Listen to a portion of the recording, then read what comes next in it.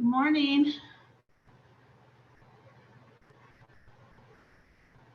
Hey, Julie, good morning. Just checking sound, making sure there's no problems. Yes, I can hear you well. Thank you. Perfect. Okay. Thank you. Right.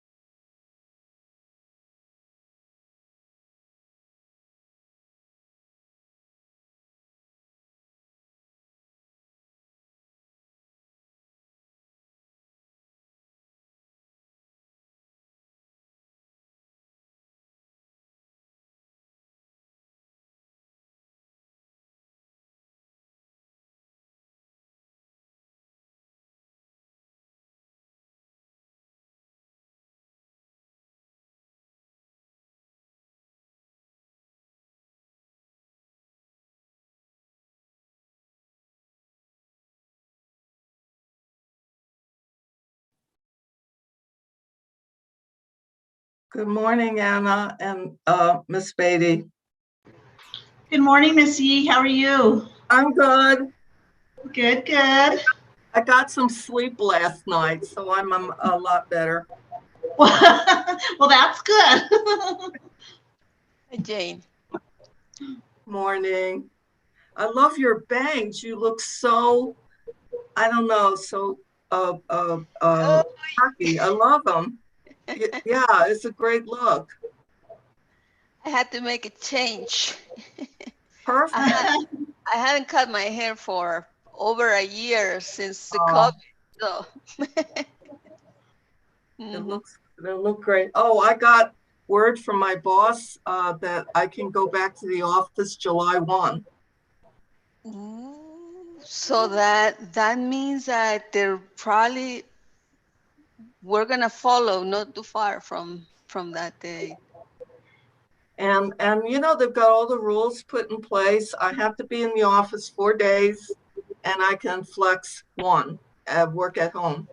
So it's not going to be willy-nilly, you know, go, you know, saunter back to the office on your own schedule. They have the schedule for us. And I'm in the first group. So legal department has about 40 lawyers.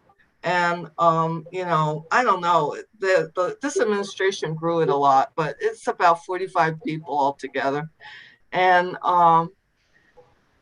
they're phasing it so that the first group has 10 people and so on.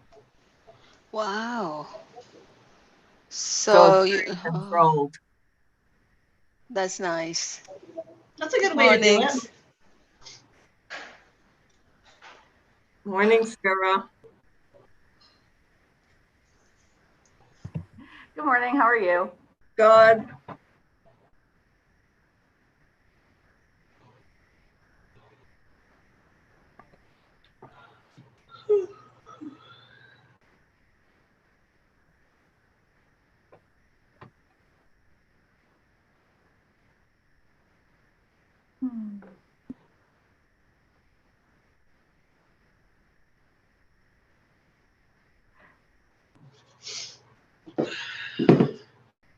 Ms. Kippenbrook, can I ask you a question?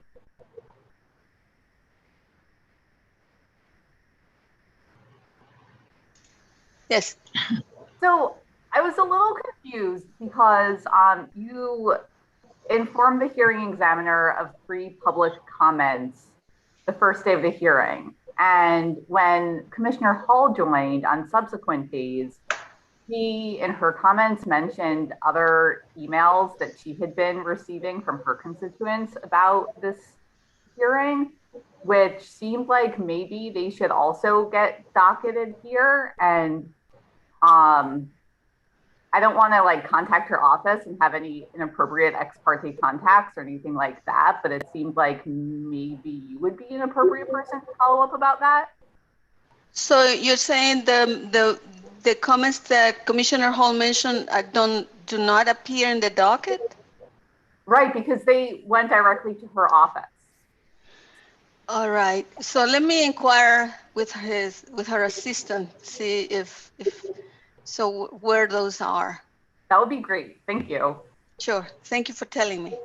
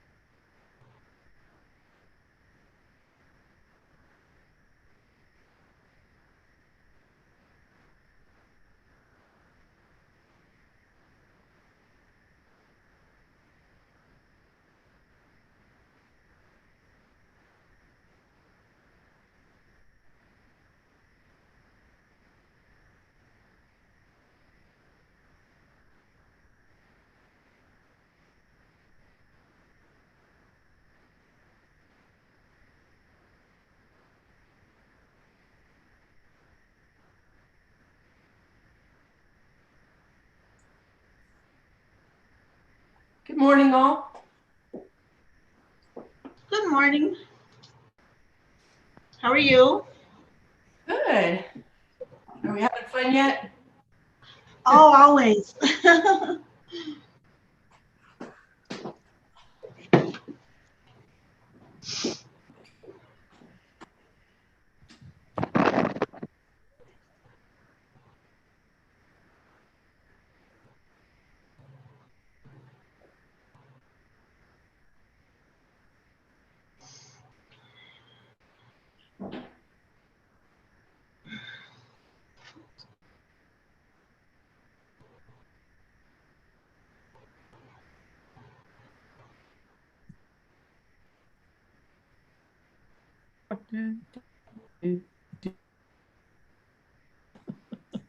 Good morning. How are you? I'm good. How are you? I'm running around. I forgot to make hummingbird food, which is like one of the most important things at Of this time course. of year. So Those little critters can get mean. Imagine if I've honestly thought at times that, if you're outside and one wisps past you, that it's like going to impale itself in your face. Yeah, when they fight with each other, it's kind of, it gets a little bit crazy. It does. Hello there, Miss Beatty. So you're back today.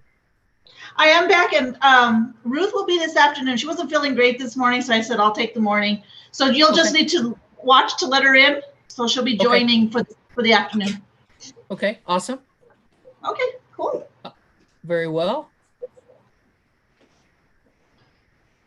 No, Anna and I speak frequently about our hummingbirds and compare who's been visiting, and so I've got one already fiercely guarding the feeder. That doesn't usually happen until later in the year when Rufus shows up. exactly. Yeah, I think maybe they're just becoming a little more possessive. I'll put up a separate feeder so that they can maybe share. Yeah, sharing would be good, but yeah, they say put them out of line of sight, but I don't really do that. I just put them at the end of the porch and let them go for it. Okay, we're about ready to start. I don't see anybody up there. Anna, I had a question about the YouTube. When the hearing is complete, is the YouTube erased? No, the videos stay there. They're public. There is a list of videos from past hearings that are still posted there. IT doesn't delete anything. Okay. All right. So we're there forever. Well, I don't know how long they are, but I know that I have been seeing videos of hearings that happened a while ago. Okay. Okay. Thank you. I appreciate it, Anna. So we're gonna begin this morning before we go on the record. Just to set the stage, I think we have a couple of procedural matters with regard to bench requests, and then I'm gonna ask a few questions of Dr. Pitts. So I believe it's 9 o'clock. So let's, looks like Miss Beatles is connecting. Excuse me, Mr. Miss Hearing France wants Examiner. in. Yes, ma'am. I hear echo in the background. Someone has their YouTube on. Okay. All right. Whoever has their YouTube on, please turn your YouTube off because we're getting an echo. Excuse me. Okay. Are you echo cleared now? No, I still hear it too. Not me, I promise. Okay. All right. Well, let's go ahead then and begin. We're returning from our recess. This is case number 20-00237. This is PNM's electrification for vehicles program. And Ms. Padilla, you made inquiry at the close of yesterday's hearing about PNM's responses to the bench requests, and you believe that PNM had either in Ms. Rowe's testimony on Monday or Mr. Babe's testimony had answered those. Is that correct? Yes, Madam Hearing Examiner. And I can review the two bench requests that you made. They were both made during your cross-examination of Ms. Rowe on Monday. Okay, first, go ahead. Sure. The first, you had a question about the source of Ms. Rowe's statement that the transportation sector in New Mexico is the second largest contributor to greenhouse gas emissions. She had cited the climate action report of the state of New Mexico in her testimony. You'd asked us to provide that.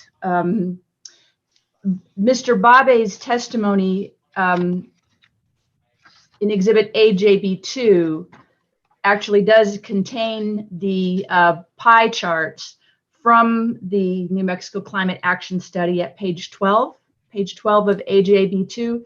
And I believe we reviewed that in Mr. Babe's examination on Monday afternoon. Okay, very well. The second bench request you made was related to Ms. Rowe's and I did it again, Rowe statement on page 10 of her supplemental testimony. There was a question about, she stated that the equivalent for an electric vehicle in the southwestern United States to a internal combustion vehicle is 63 miles per gallon equivalent. In her supplemental testimony, she did cite that to the Union of Concerned Scientists, and she included a link. That too is reviewed in Mr. Babe's Exhibit AJB2 to his direct testimony. Let me see if I can get the exact reference there. One moment.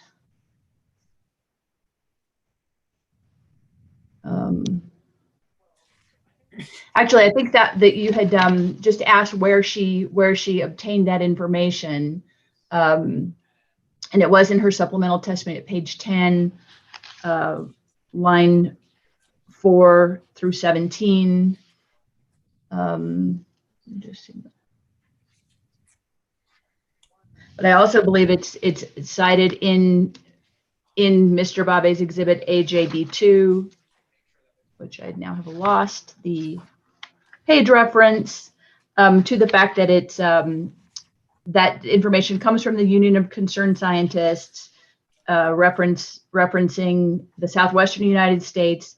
And I actually double checked the link that's in Ms. Rowe's supplemental testimony at page 10 is a live link. So anyone who clicks on that can find the data, the article that Ms. Rowe cited for that proposition. Very well. Thank you, Ms. Padilla.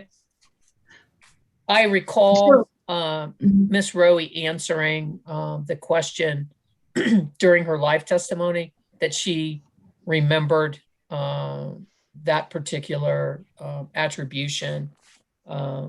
So based upon what I've heard, I do consider the bench request to have been answered. All right. Thank you, Madam Hearing Examiner. Okay, thank you. The only other procedural matter I did want to indicate that I got an email last evening from Mr. Albright, the counsel for Bernalillo County, and as he had previously offered, he was going to be at the open meeting this morning and would be unavailable and waived any examination, cross-examination that he might have that's going to occur when he's not here. So I did not hear from Ms. Kuppenbrock that we had, that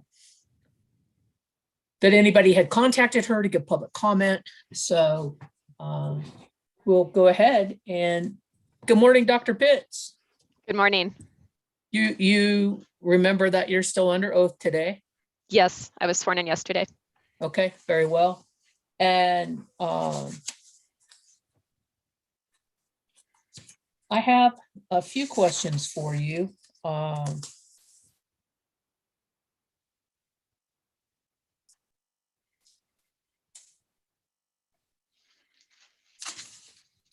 I think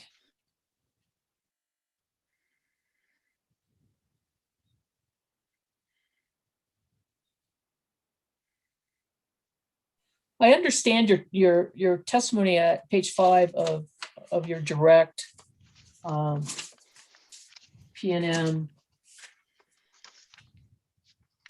exhibit number 7.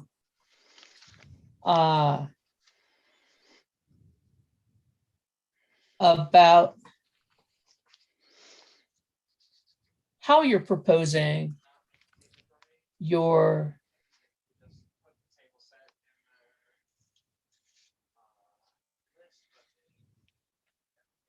plan recovery and who the plan's going to be offered to. Is there a particular reason why the lighting classes can't be included in any other programs? Or can you explain why the lighting classes are not included? They're not included because there's no opportunity for them to participate, and they're the customers who have those lights also take service under another rate schedule to which they would be paying the rider. So they would be paying under that their primary rate schedule, I guess I would say. And so that's why. Okay. Dr. Pitts, have you reviewed the testimony of any other party's witness in this case? I read Ms. Leyva Tercero and Ms. Ramey and Dr. Blanks, and I read most of Mr. Baumhoffner's testimony. I believe the other PNM witnesses, Mr. Wilson. Okay, and I already asked you yesterday about whether or not the WHEV rate,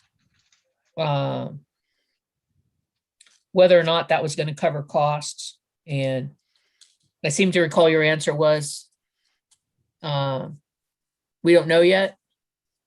Right, I said we don't know specifically, and looked at or referred to the figure in my supplemental on page 13 as one way we had sort of estimated.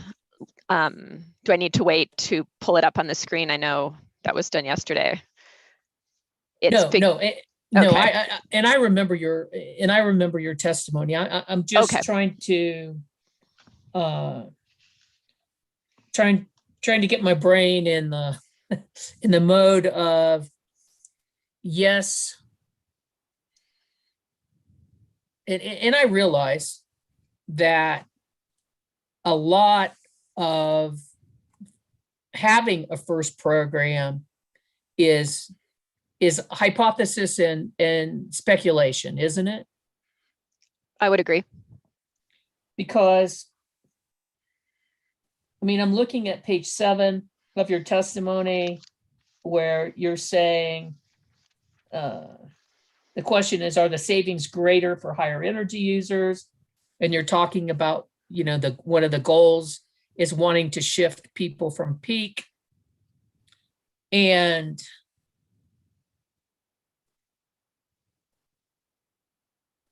we know from your background and from your testimony that you were once a member of the PRC utility division staff, correct? Yes, I was a staff economist for 5 years.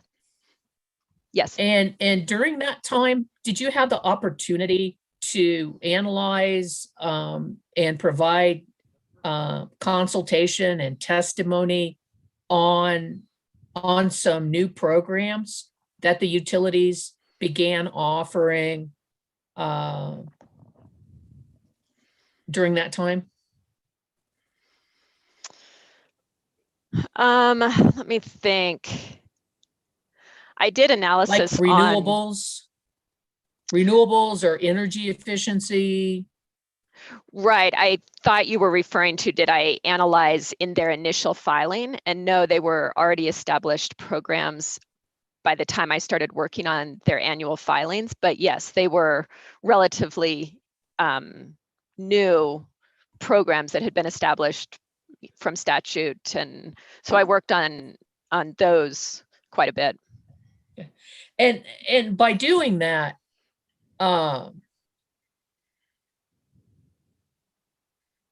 did you have did what you find was that these things are flexible and that once there might be some element of a program that works and some element of a program that doesn't work? I would say that's true about both. I remember looking into if forecast renewables were what was actually achieved at the end of the year. I think that was in the first year that I worked there, and in some instances was very different, the forecast from what was actually done, and it varied. And I would say the same for energy efficiency. Some programs were more successful.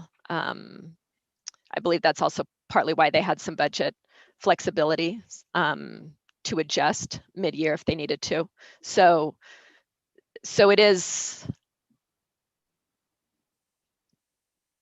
difficult, I would say, to forecast, especially with a brand new program, exactly what the uptake or participation or results will be.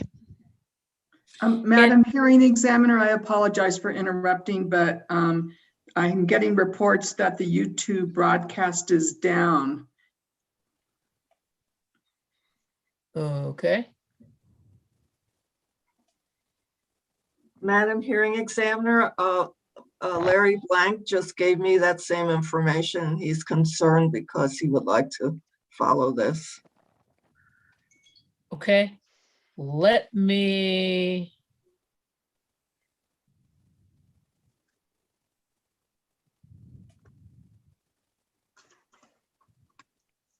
I will take a 5-minute recess and try to figure out, I'll try to contact IT. I have a question as to whether or not we will be able to stream during the commission meeting, is what I'm going to try to find out. So let's take a 5-minute recess. It's now 9:15, and see if I can get us some answers or just ask the question. The message my witness was getting was that it said the video is private.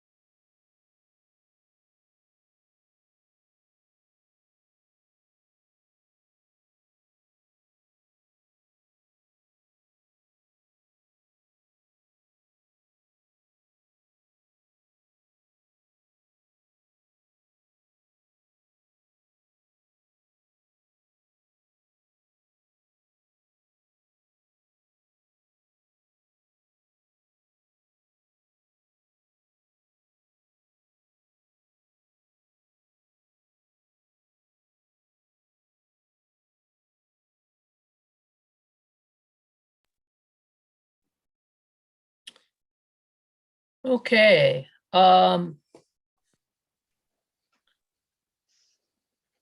message has been sent to IT,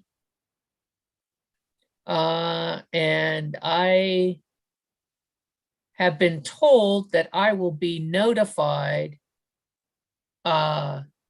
when the problem has been resolved. So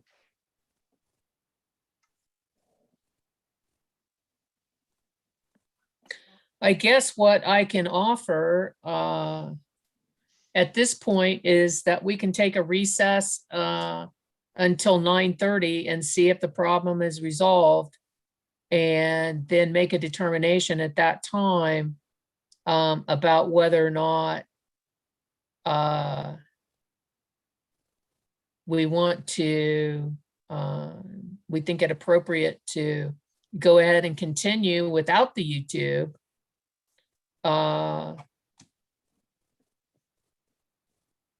Or not.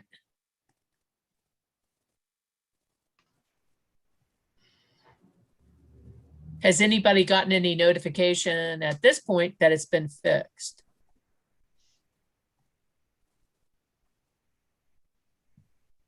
Staff has received nothing in those terms, Madam Hearing Examiner. Okay. Okay, let me do some more checking into this, and we'll stay recessed until 9:30. Okay. Okay. Thank you.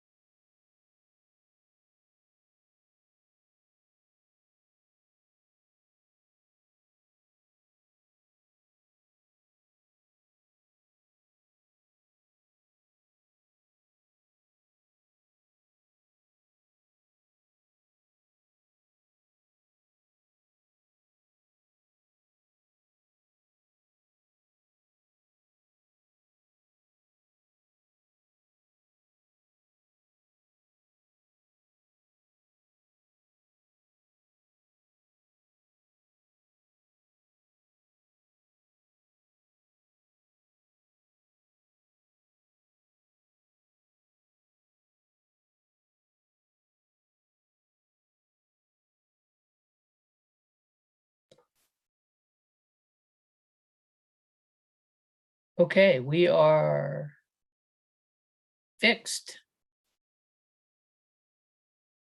But we're still recessed for 4 minutes.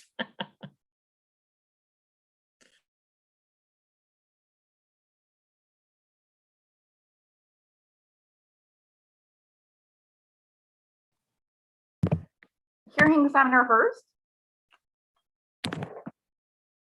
I've noticed that in your management of the hearing, when you manage recross, you've only been inviting parties who had reserved time and conducted cross of a witness.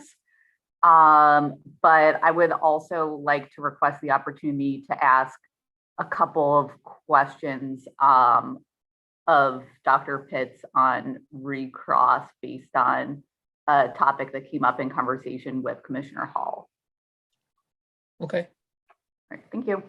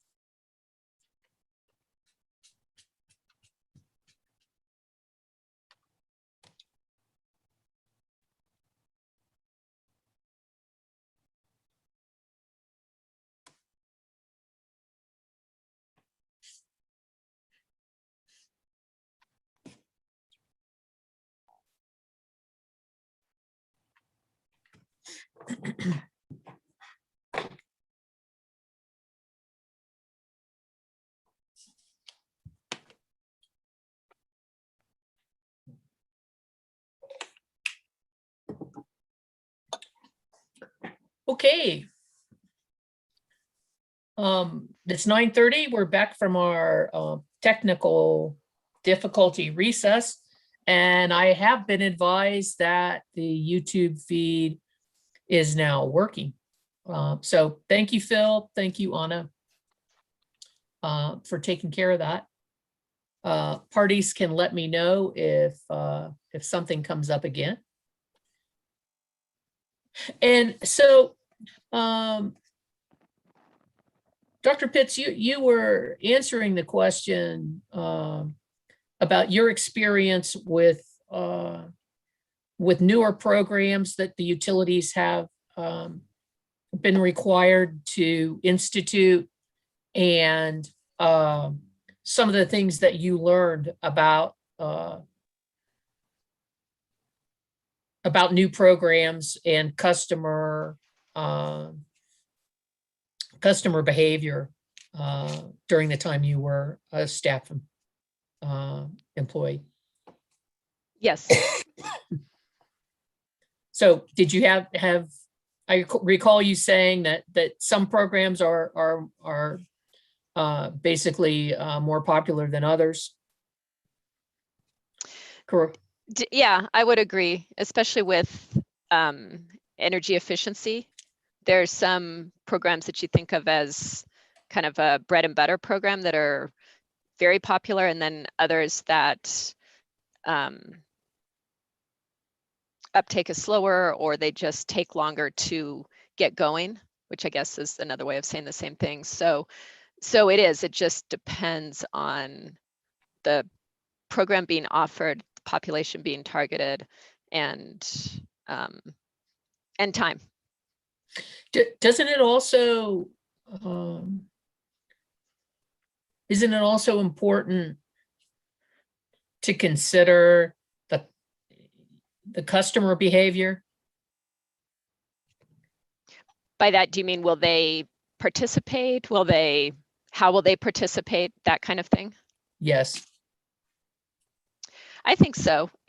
And that's why, for instance, in talking about load shifting behavior, I think it'd be presumptuous to say that a household might delay cooking till much later. Actual practical human behavior should be taken into account when estimating what might happen or what uptake there will be. And so, and also just things like, it's easier to teach a new habit than to change an old one. It takes longer to make that change. And so those are reasonable behaviors to take into account as well when thinking about program results. And there are also potential barriers, aren't they, for participation rate in any program? Customer reaction, yes. Customer behavior. Oh, for sure, because customer behavior has to be, new behaviors have to be incentivized to get the result that one hopes in anything. Doesn't matter whether it's weight loss or treating your electricity usage different, say charging behavior, since that's what we're talking about in this case, a new exercise regime, just any kind of customer behavior has to be motivated to make a change to achieve the outcome that is desired. And do you know whether or not P&M included like any type of behavioral specialist or psychological consultant to assist in designing incentives or its TEP? I'm not sure. I don't know.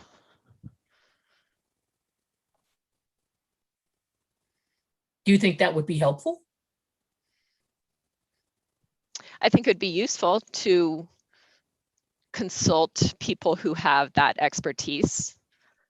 And I think a lot of times that's what looking at other utility best practices sometimes takes the place of, because one can look at how customers in another utility jurisdiction reacted to a certain program, or say time of use price differentials or things like that, that can be a proxy for having a behavioral consultant. But I think it would be useful to consult someone who knows about, say, New Mexico and habits of New Mexicans as a more precise indication, I guess I would say. So I think a combination would be useful. Okay. And based upon your knowledge and experience, there are some program incentive or rebates that are offered that either due to low or zero participation or potentially other factors that are ultimately withdrawn from the program, aren't there? In this TEP filing? No, in your knowledge and experience with other newer programs like renewables or energy efficiencies, weren't there incentives that were offered that either because of a low or zero participation rate were withdrawn? I'm trying to recall. I mean, it would be with energy efficiency, since renewables just is acquiring or contracting with sufficient renewable generation. That's not program participation, but with energy efficiency, Would it that sounds surprise you? familiar. Would it surprise you, for example, if some of the energy efficient measures offered to non-residential customers were not popular and were No. withdrawn? It wouldn't surprise me. Yeah, and that comes back to your testimony on page 7 about the savings and what PNM is trying to accomplish. And I'm just trying to get a gauge from you because of your past knowledge and experience about how realistic you think that the program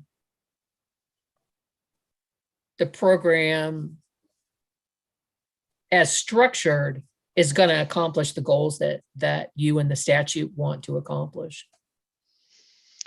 That's a good question. I think that for the new EV owners that will get the rebate and sign up, and they will have a chance to start from scratch, I think there is a very high chance that they will charge overnight. This is what will be promoted to them from the beginning of their usage, their ownership, leasage of the electric vehicle. And so that habit will be easier to ingrain. And then because they are thinking about the 10 p.m. to 5 a.m. time frame, it is more likely that some of the other behaviors that we talked about, where I described the dishwashing or laundry, would also be included in those timeframes because they would be more aware.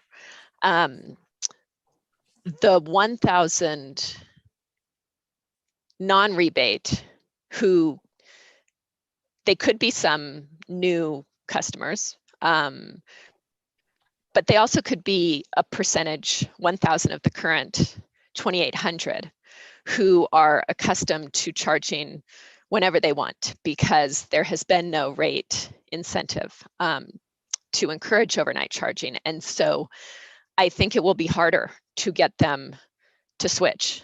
They're set in their ways. They may or they may not respond as well to the price signal. I think, and that's one thing we looked at, because admittedly, they could sign up and not change their behavior at all and still have a savings of some sort because the refrigerator runs all night. And so there will still be some level of energy usage for those hours. And that's a concern, admittedly, and that's one reason to limit the non-rebate participants also to 1,000 to study their reaction, because I think it is more unknown how they will respond. Because, I mean, there are some people, no matter what price you offer the rate at, they're not going to take it, right? Right. They're not sensitive to price changes. For whatever reason. Their behavior or their inability because of external factors like, you know, employment or you know, something else that they're going. In other words, there are going to be some that choose to change their behavior, some that choose not to change their behavior, either voluntarily or involuntarily, correct? Right. I would agree. And my understanding of your testimony is that that's part of the reason that you're calling this a pilot rate. Yes. And so pilot meaning temporary, temporary program. Well, I believe the program by statute is filed every couple of years, is my interpretation of the statute. So I didn't interpret that the TEP would go away after a couple of years, that it would be like energy efficiency or RPS and right. Constantly updated. However, the rates and the components of the program might change. Right, would likely change based on customer participation, which programs are popular, which are not, what kind of EV adoption there are. And then with the rate design, we called this a pilot because it's for these 2 years. It's a chance to study, and which is why, because it's a pilot, we felt it's reasonable also to put limits on it, because this is a study opportunity to see reactions to a brand new program, an emerging technology, and how we can accommodate it best and incentivize the behaviors that will make integrating into the grid smoother. So the components of rate design are constantly going to be reevaluated as we learn more about how customers respond, and do they have some of the behavior changes that would best follow the policy goals of the statute, of moving load to when the system is underutilized, things like that. Okay.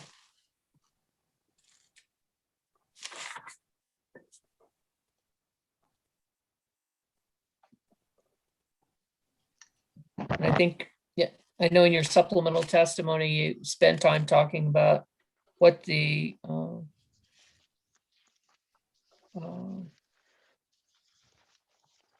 advanced meter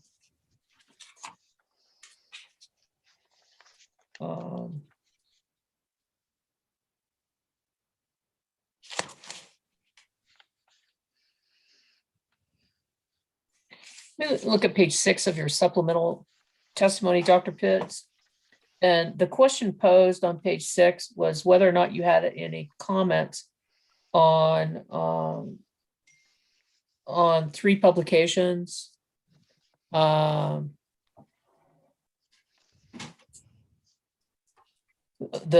NARUC, and that's NARUC ''S, electric vehicles, key trends, issues and considerations for state regulators. The second one was vehicle electrification, federal and state issues affecting deployment, or the transportation electrification framework prepared by the Energy Division of the staff of the California Public Utility Commission. And you did comment, I guess just generally, you read those three documents? I did. Did you find them persuasive or informative? I do, because they're coming in particular, say the California Energy Division staff, they have a lot of experience with electric vehicles. And so their comments on rate design and how to integrate the load that EVs bring with the grid were informative and persuasive, I would say. This is where I have that quote about the potential impact of certain levels of EV penetration on local feeder circuits. And I think the persuasive part from all of them was just the importance of integrating EVs into the grid and the various rate designs that can be used. And so I found them useful.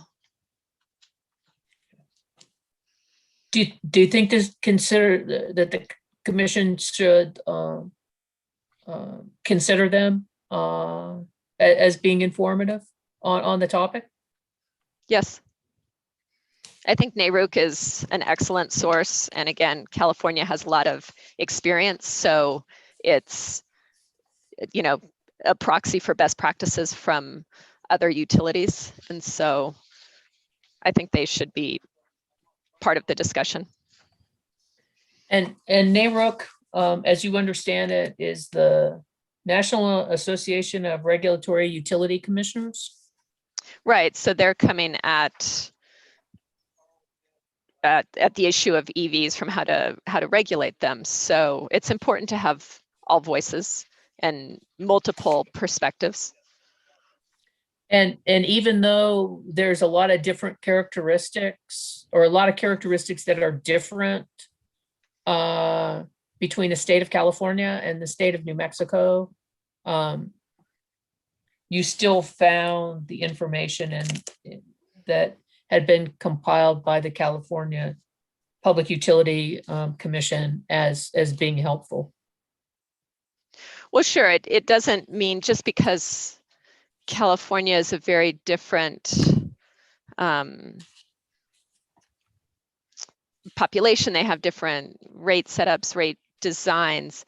It's still useful to understand lessons they may have learned along the way, things that did or didn't work, and then knowing New Mexico's population and state characteristics, the rural nature,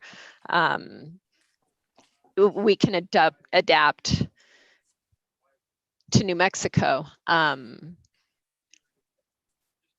again, with this being a new program, new rate design for this, since it's a pilot, we're able to look at whether this works and incentivizes these overnight charging behaviors, say, and then we can also get ideas from these publications or other states as to where we might want to go next.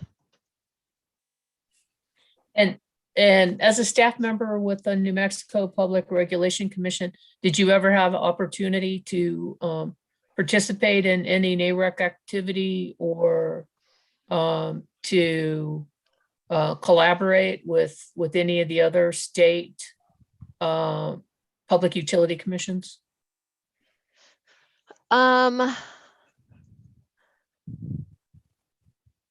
I'm trying to think. I don't think so. I didn't go to their rate class. I read a lot of their publications, but did not work directly with any other utility commission through NARUC, no. In reading the publications, did you find them helpful or informative? Yeah, I always found NARUC to be an informative source. So yeah, it was something in my toolbox. And I'm just trying to gauge, it would seem that collaborative efforts between similarly situated entities can have not only positive networking potential, but also can help as far as subject matter in not having to reinvent the wheel. Do you think that's correct? Because I keep hearing a lot, in the testimony. I think of Ms. Rowe, particularly about collaboration between members of associations of IOUs. Other utilities. Right. And that those things have been helpful. And so I'm just wondering, if you would agree that a similar association of Public Utility Commission activity collaboration would be similarly helpful. I think it would. While I didn't do collaboration through NARUC when I represented New Mexico on the cost allocation working group at the Southwest Power Pool that New Mexico is, or SPS, Southwestern Public Service, is a member of. And there were typically, but not always, someone from the regulatory staff that was on this working group for each state that was part of the Southwest Power Pool. And so I saw collaboration there and how it was useful to talk to other staff there, and then having made those connections could reach out and ask them a question about their state if I needed to, or had, a question, I guess I would say. So I do think collaboration is useful. Okay, very well. Dr. Pitts, I also wanted to ask you about, I guess, two things. If you look at page 22 of your direct testimony, and you're talking about the question posed at lines 15 and 16, will there be a review process of the expenses accruing in the regulatory asset prior to the filing of the first rider? And you answer yes. We propose a quarterly informational filing. That's correct? Yes.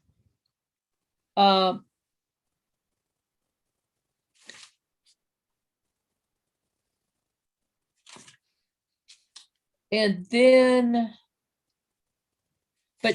but you see that as more of a rote process, that P&M just files it and then people are just supposed to look at that? Well, in terms of the informational filing, yes, I did sort of envision it like the filings that energy efficiency makes, or something to give an update on how much money has been spent in various categories, which would indicate participation or uptake. It would inform on how much of the budget had been spent, what the cumulative balance at that moment in the reg asset would be. And so, yes, when I wrote this question, that was what I had in mind. And did your position change in your rebuttal testimony? With regards to this informational filing, Yes. no, no, I didn't address it at all. So in terms of the actual review process, because it says, well, will this be the question says, will this be a review process? It's not going to really be a review process, is it? If all you're required to do is make a filing. So where is the review part of P&M makes an informational filing? I see what you're saying. No, I guess you're right. For there to be a review, even a question and answer session, like a presentation or something, would require more of an in-person meeting where people could, the interested stakeholders could ask questions to understand how the program is going and be more of a discussion among everyone who's interested. So just to make a filing is not a participatory review among stakeholders. That's true. Okay. So basically what you're just talking about is making an informational filing. In this question, yes. Okay. But I can see, go ahead. I'm sorry. I was going to say, but I can see that, especially in light of the discussion about how it is hard to forecast, especially for a brand new program where there is, where it's less known what participation or uptake will be, then a more participatory discussion may be appropriate. Okay. And then ultimately, in order to close out that particular program year, how is it you envision the commission would do that? Very similarly to how energy efficiency does it, whereby by late February, by the end of February, we would file the rider for the upcoming May through April cycle, and it would detail, it would include a report on how the TEP had done the previous 12 months, the expenses that had been made in the various categories, the revenues that had come in, although that wouldn't be applicable for the very first filing because there's no rider in effect, but subsequent filings would have that balance of, we're recording expenses, but then also the revenues as they come in collected through the rider. And so, let me just stop you there for a second. Would that rider information be the same as your informational filing quarterly, or would it be the same, or would it be something different? no, it would be the same, because the quarterly informational filing would be an update on the state of the regulatory asset, so that the expenses and ultimately revenues from rider collections would be recorded, and that would be part of the regulatory filing, or the true up process of filing for the rider to set the rider 53 for the upcoming year. And in this process, would you envision some type of notice?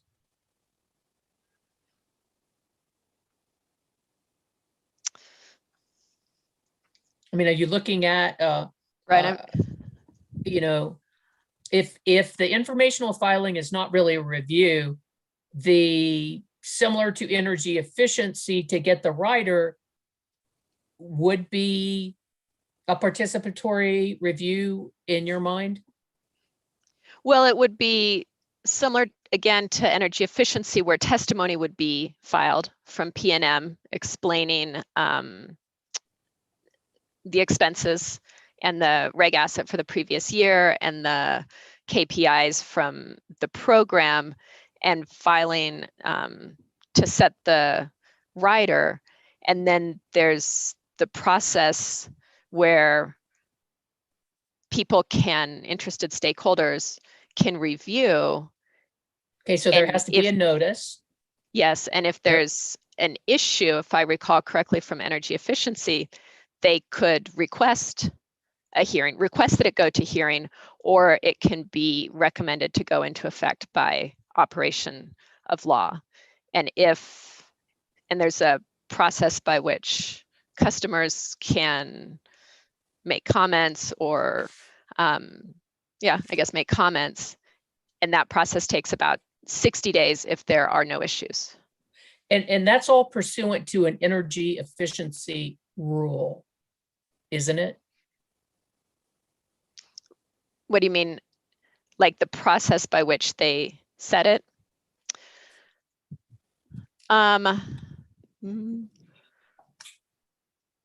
don't recall if all that process is laid out in the energy efficiency rule. I don't recall. Okay. Is there a transportation electrification rule? No, there's just the statute. Okay. So how is it that you think that we can go from zero to established process without a rule?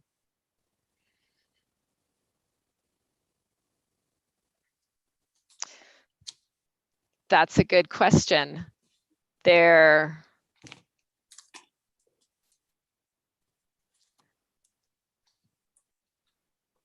is no rulemaking at the moment for the TE statute that I'm aware of, but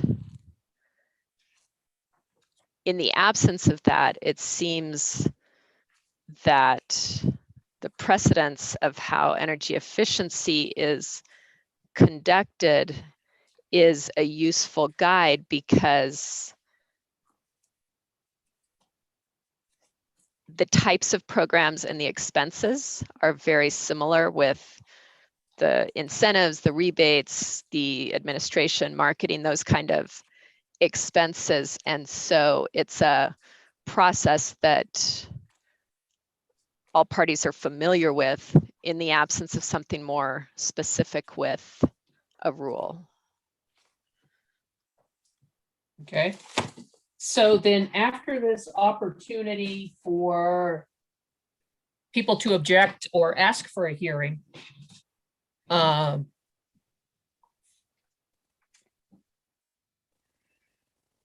notice having gone out to P&M customers that P&M's asking to impose this rate on them,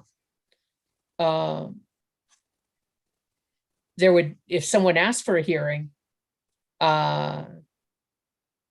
then P&M believes that the whole process of going from the filing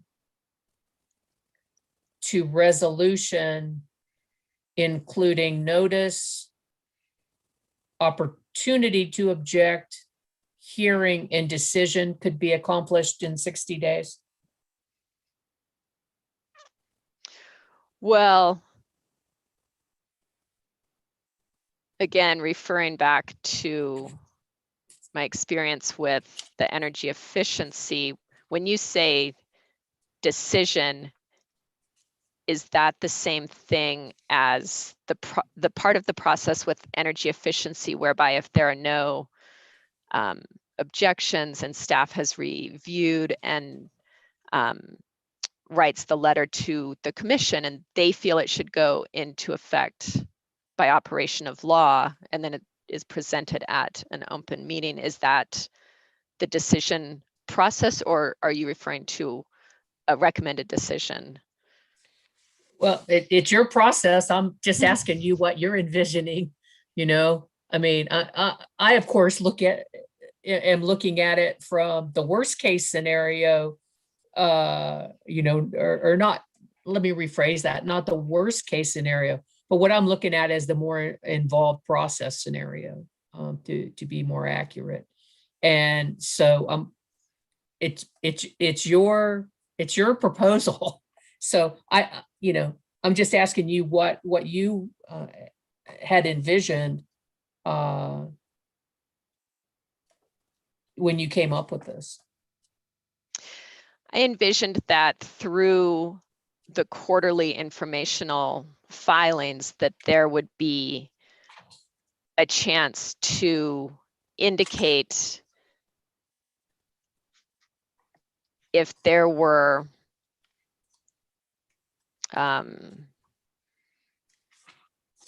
concerns or issues with a program not having had any subscribers, or which again, I guess comes back to there needs to be a more interactive process with the informational filings where issues were dealt with more in real time as the program is occurring. So then what I hear you saying is that your informational filing can't just be an informational filing if what you're trying to accomplish is not only providing the information to the other interested, the commission, its staff, the other interested parties, not just providing that information, but also potentially providing the opportunity to discuss any issues that might be going on. I think that's more appropriate and gets issues dealt with in more real time than at the end of, say, 1 year in a filing regulatory process that could last for 6 months, say, with a formal regulatory process. And meanwhile, the program's still going on and maybe changes aren't addressed in real time until the issuance of a final order. So more real-time feedback and discussion, I think, is useful with a new program.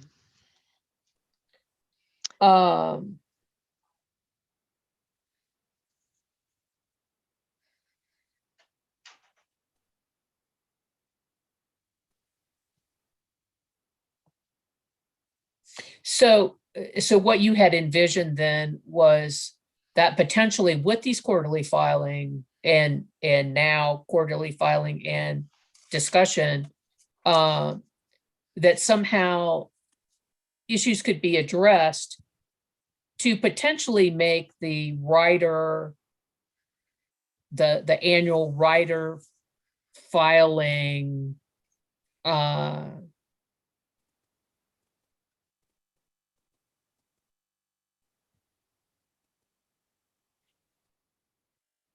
for lack of a better term, case, go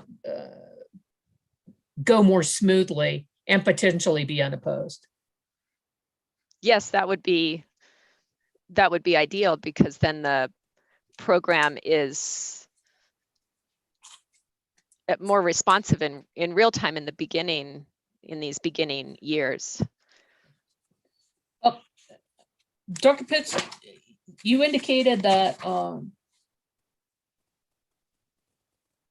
I add one more cost question. Your supplemental testimony on page 17, in question posed at lines 1 through 3, in reference to your testimony at page 21, will P&M try to put in the expenses for the instant case into the regulatory asset? Your answer was yes, filing costs are part of the program administration portion of the TEP budget. That's your testimony?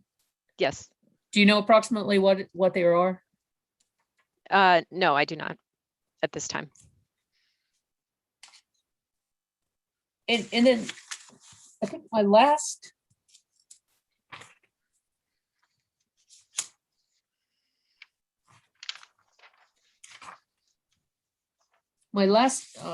question has to do with the difference between what you're proposing and what Dr. Blank is proposing. In terms of the regulatory filing schedule. And yeah, the treatment of regulatory assets. Well, so not Both. his file. Okay, both. So I believe that, or my interpretation of his testimony is that he's proposing the more formal regulatory review, whereby the approval in this case would not constitute a determination of just and reasonable, and so that the expenses would be just and reasonable. The program could be approved, but the determination of just and reasonable would come in the formal filing with the formal process, the say 6 months of testimony and discovery and responsive testimony and public hearing and all that. And then the rider would go into effect, say October 1st, or the first billing cycle of October. And so that's my interpretation of his timeline. And the regulatory asset, one suggestion he made was that it be amortized over multiple years, possibly, not just one. And I disagree with that because of the possibility, well, not possibility, but what I would see as the pancaking of cost recovery, whereby the first year it may be beneficial because only, say, just for illustrative examples, 25% of the costs would be, of the first year costs would be recovered, but then in the second year, you'd have 25% of the first year program and 25% of the second year program. And that's where the pancaking starts to occur, where multiple years are pancaked on top of each other. And at that point, I don't think the rider is using a rider as cost recovery is useful at all, because it's not an indication in real time of what was spent the previous year and what is being recovered. And that's one of the reasons I believe a rider is useful for customers, because it indicates the cost of a program. But when costs are pancaked, you don't know it.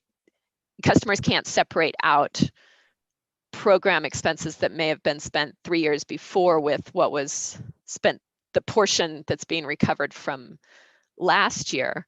And as a program evolves, a component, as we discussed earlier, may be reduced or eliminated because of lack of participation in another program substituted, or component substituted in its place, or expanded or something.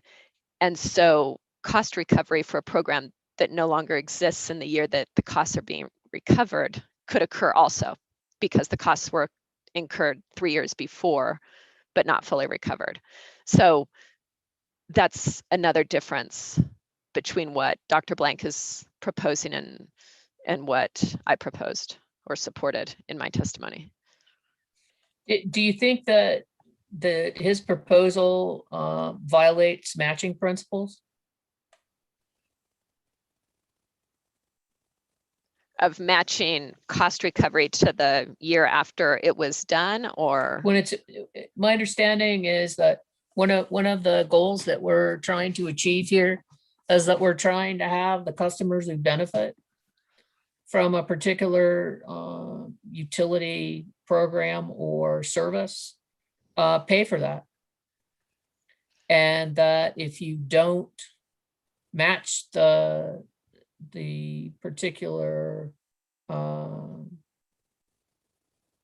the time periods are not aligned, then you violate some principle of matching, that you have people paying for services or benefits that they never receive, or other people paying for some people paying for what they have received.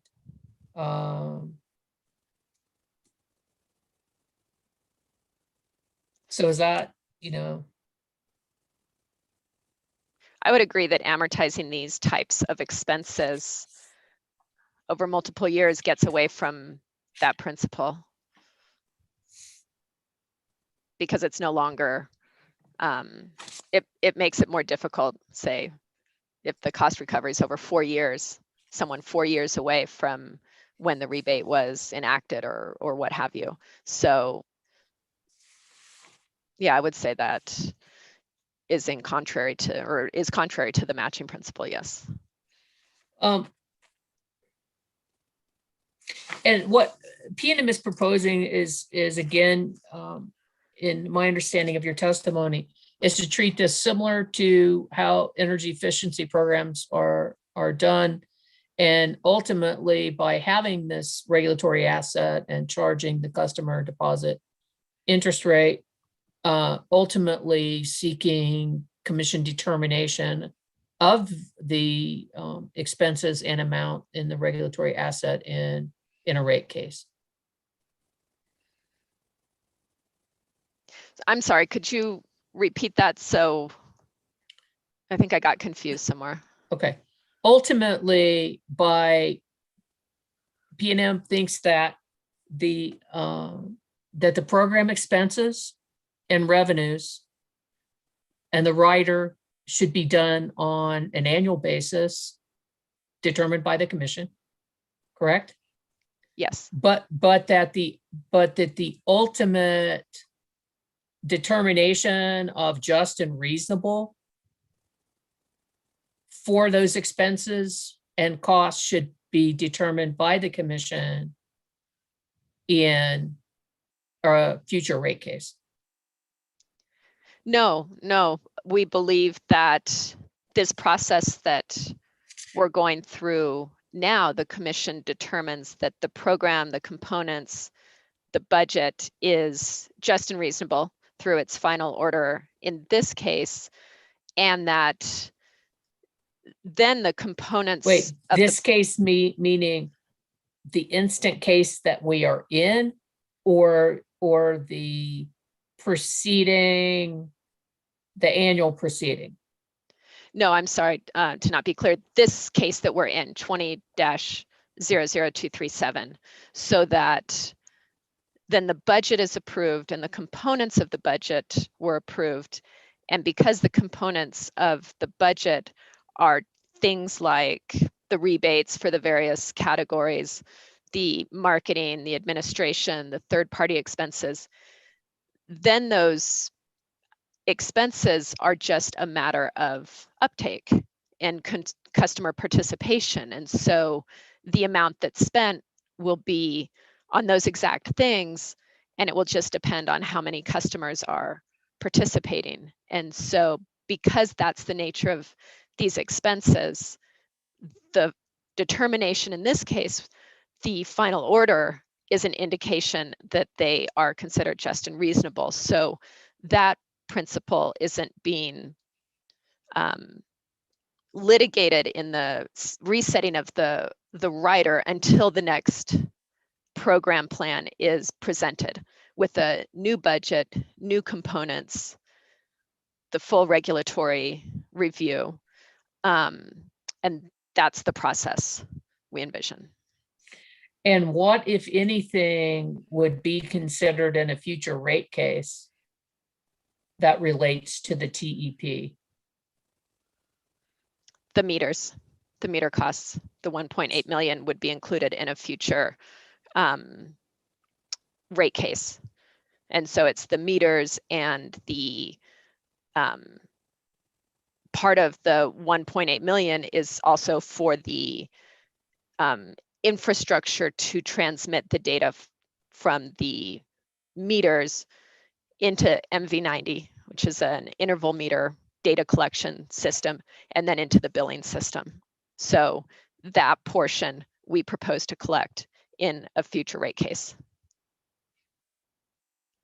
Okay, so the case that we're in right now and subsequent annual TEP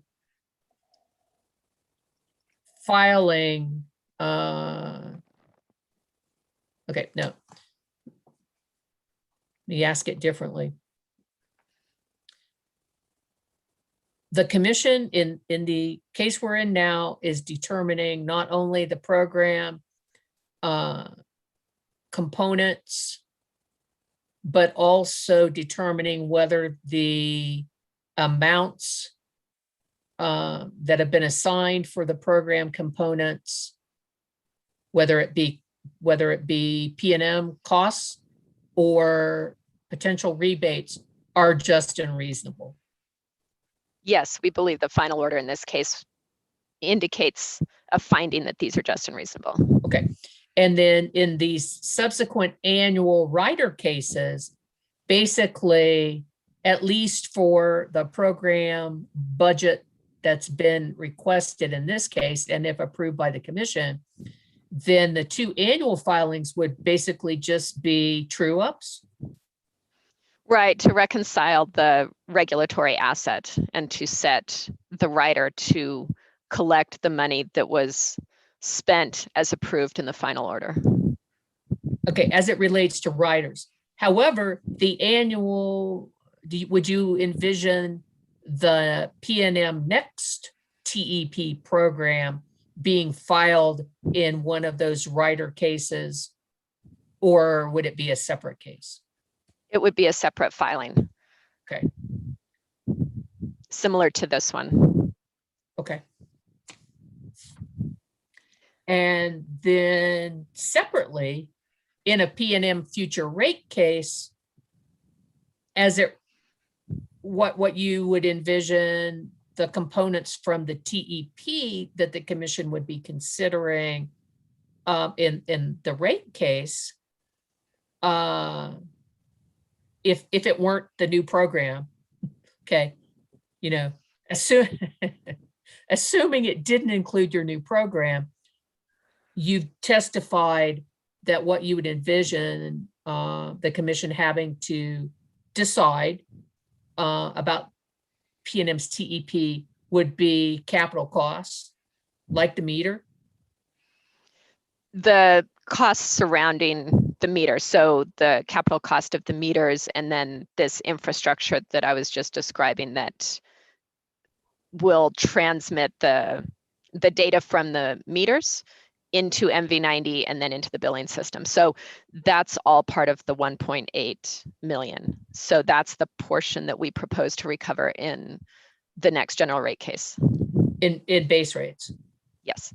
Okay, so how much did you just say? 1.8 million approximately. Okay, so it would be your budget, the 8.5? It's slightly over 8.4 million. Okay, 8.4 minus the 1.8 is what you believe the commission's considering in this case? No, the 8.4 million listed in Mr. Babe's testimony is the complete budget for all the various rebates and the everything, but not the meters. We didn't include the meters in the okay. In the budget because we're not proposing to collect it through the rider. And so we kept it separate and it wasn't included. And the 25% flexibility was not the meters either. Okay, so it's the total requested budget plus 25% flexibility that the commission is considering in this case. Yes. Okay. I said that was the last one, but I found one more.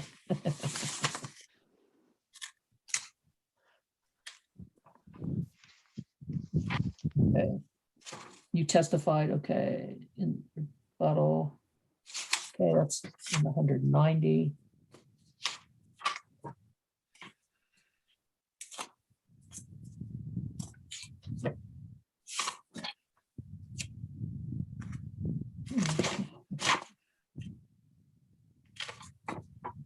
Actually, I think I asked him.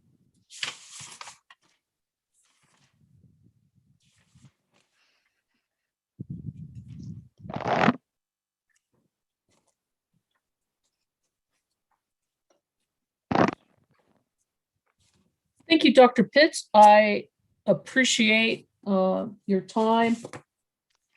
Thank you, Madam Hearing Examiner. And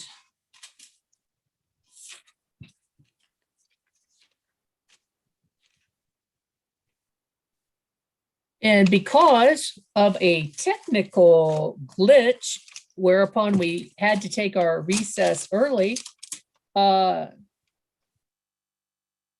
Albright, you're back. So you didn't miss your turn. Just a fortuitous set of circumstances. And if you have any questions based upon my questions or Commissioner Hall's questions, now is your opportunity to ask them. I would request that you try to keep it under 5 minutes if you can. Yes, Madam Hearing Examiner, I do have a few questions. Good morning again, Dr. Pitts. Good morning, Mr. Albright. Oh, wait a second. Whoa. I'm getting ahead of myself. Oh, Ms. Padilla may have some. She might have some redirect, mightn't she? Yeah, boy, I'm trying to speed this train, aren't I? All right. I apologize, Ms. Padilla. You have redirect for Dr. Pitts. I do have several questions, and I would have been happy to let Mr. Albright go before me, but all right, I have just a probably about 10 minutes worth. Let's see. Dr. Pitts, Ms. Beatles and Ms. Jur both had questions for you about expanding the whole home EV rate beyond the 4,000 customers that PNM is proposing. Do you recall those questions yesterday? Yes, I think so. Okay. Let me just get back to mine. And actually, in your discussion with the hearing examiner this morning, you talked about one basis for PNM's proposal that only 1,000 existing EV drivers be eligible for that whole home rate. Do you recall that just now? Yes. I just wanted to clarify that a bit. You said that if and this was in the context of discussing behavior change with the hearing examiner, I think you said that by allowing existing EV drivers to participate in the whole home energy rate, there was a risk that they may not change their behavior. And is it your testimony then that they would end up being eligible and actually getting a discount for electricity use that they're already incurring? Is that right? Well, they're eligible if they have a qualifying EV. That's the at their registered with the New Mexico Motor Vehicle Division. That's at the same residential address as their PNM service. I mean, that's what qualifies them for this rate if there is space, right? Since this is a pilot with limits. And it's true. I mean, they can, if somebody has a qualifying EV, they can sign up for the rate, and I would take it as an indication that they intend to take advantage of it and shift at the minimum their EV charging to overnight. I believe that that is a reasonable assumption, that they mean to take advantage of it, but it's true that they could not. And there is electricity usage overnight minimal, you know, you think about, say, the refrigerator or other things that might be plugged in. So it's possible. And that's why this is a pilot, and we study what the response is to this rate. And in the context of the behavioral response to new programs or new ideas, I was saying that it is easier to create a new habit from scratch than change an old one. And so it is possible that it will be harder to change the current EV owners who have established patterns for how they charge. That's what I meant. But again, if they sign up for the rate, I would assume they intend to take advantage of, say, overnight charging at the minimum. But if they don't do that, whether due to established behavior patterns or whatever, PNM is concerned that there would be a risk that existing EV drivers might not actually shift their charging behavior, but their whole home off-peak rate, their off-peak usage would then get them a 50% discount for the off-peak hours on their existing electricity use, correct? It's not necessarily a 50% discount. It comes off of whatever block they are in. The rate was set up as a 50% discount, or 50% of the existing 1B time of use rate. But the savings that someone would realize depends on what the highest block their usage is in. So the customer would get some type of savings, even though they may not shift their electric vehicle charging, correct? Yes, it's important that we're aware of that. Okay. And by limiting existing customers to the 1,000 as PNM has proposed, is that also related to PNM's interest in the program really incentivizing the growth of electric vehicles in PNM service territory? Well, the rate as a whole was designed to be an aid in incentivizing electric vehicle growth, that this is something that can be an attractive addition if you're acquiring an EV, but it's not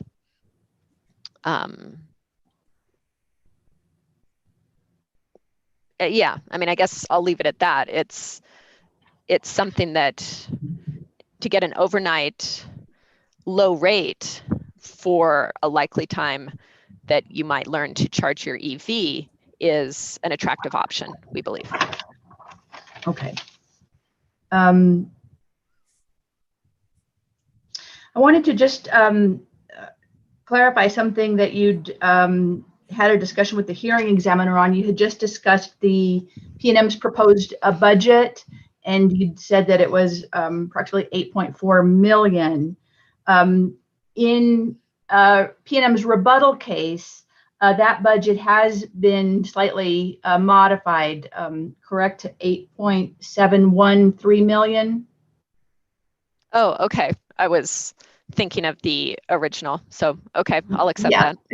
I just wanted to clarify that as it stands right now with PNM's rebuttal, the budget is approximately $300,000 more than it was in our initial proposal, correct? I'll accept that. Okay. Let's see. In your discussion just now with the hearing examiner about Dr. Blank's approach, wanted to ask you sort of the Dr. Blank's approach starts with his proposal that the commission not approve a budget at all. Is that right? That's my understanding, yes. That it would instead just be a not to exceed amount, yes. Right? And kind of the issues that you were talking about with the hearing examiner in terms of how the reconciliation work kind of stem from what Dr. Blank's main proposal is, or one of the key element of it, that it would be this not to exceed amount, and then everything would be examined and scrutinized later, correct? Well, Mr. Babe addressed that recommendation, I was looking at the regulatory schedule and the filing of how to true up the rider. Okay, exactly. Let's see.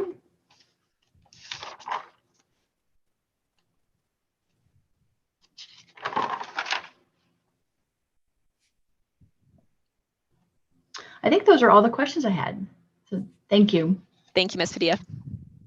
Thank you. All right, Mr. Albright. Go ahead, sir. I needed to unmute myself there. So again, Jeff Albright representing Bernalillo County. Good morning, Dr. Pitts. Good morning, Mr. Albright. I do have some questions as follow-up to questions you were asked by the hearing examiner in particular.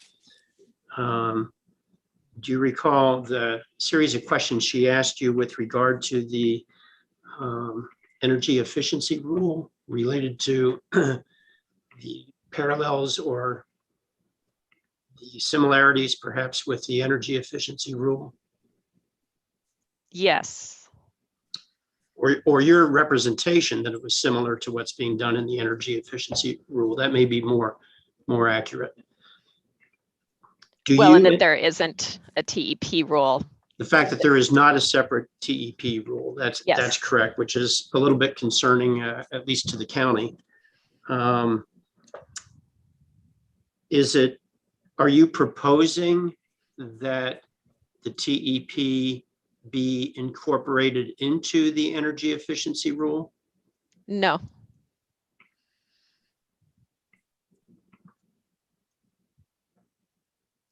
Do you believe that there's merit in having a rulemaking process that would establish a separate rule?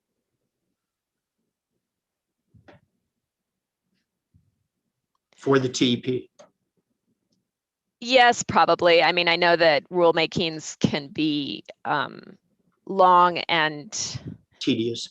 Yeah, that word.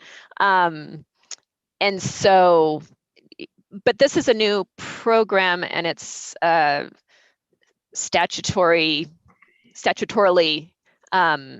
set forth, and therefore it is useful to have a rule, a commission rule, that outlines how to implement the statute, so that, I mean, otherwise, then there is a tendency to rely on precedents from other rules that may be similar in some ways, but not others.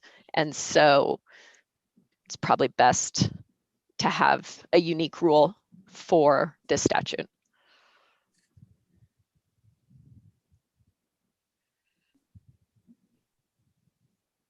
And you're aware that the energy efficiency rule is the subject of current litigation in another case in this before the commission now, correct? Just vaguely. I don't know many particulars about it. So again, just broadly aware.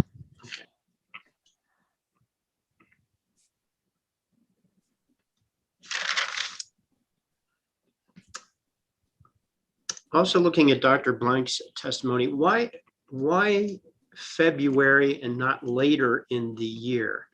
And let me just preface it by the additional information that was seen that you would have more time to collect and analyze the data through December. So why February and not later in the year? Like why file the reconciliation for setting Rider 53? Correct.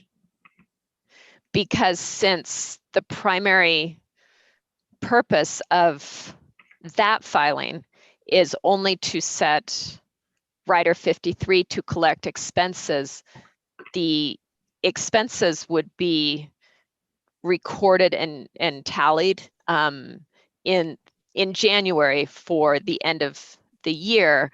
And at that point, there wouldn't be any more changes to it. And the program components or the components wouldn't be I don't want to say relitigated, but the purpose of that wouldn't be to change the components or introduce them or introduce a new component or get rid of a component that may have a lack of desired participation level or something like that. It would strictly be to report on the regulatory asset, the amount in it, set the rider for the following year. And so that's why a month to get the final amount for the regulatory asset can occur in January, and then we can file it by the end of February. So, Well, what piece of this program, and I thought I had it sorted out, but I'm not sure I do now. What piece of this program would be part of a rate case? the meter costs would be included in a future rate case. Just the meter cost? Yes, the budget, the 8.7 million and the 25% flexibility, if it were used, would be what is recovered in a rider, in Rider 53. And that's what the regulatory asset would record. And then once the first rider went into effect and revenues started being collected through the rider, the regulatory asset would have a monthly running cumulative total. Okay, well, how would that be done with respect to, just go ahead and strike that, I'll rephrase the question. In most rate cases that PNM has recently had, isn't it true that PNM has looked at future test years?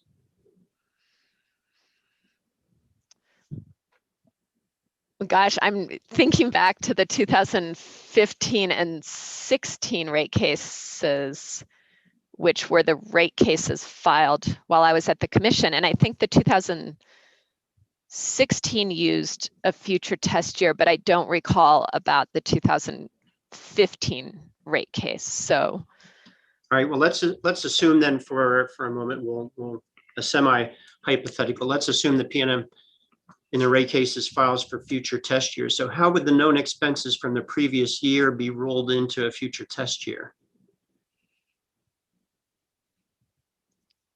it would just be the meters. It wouldn't be the expenses from the program, which would be collected through the rider.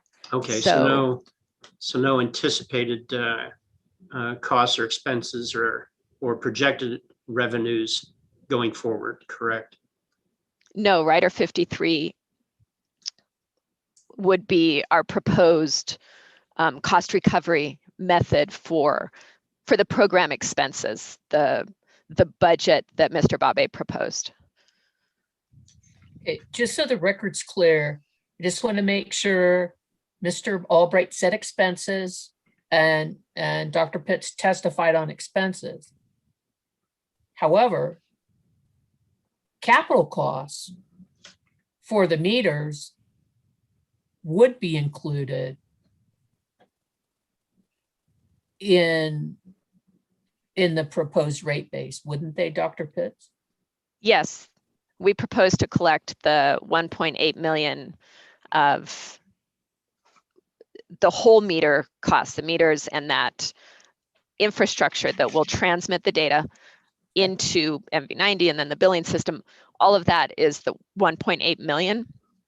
We propose to recover that in a future rate case. Okay. Go ahead, Mr. Albright. Anything further? And thank you, Madam Hearing Examiner. That clarified the difference between the expense and the capital cost that I certainly was not clear on or about.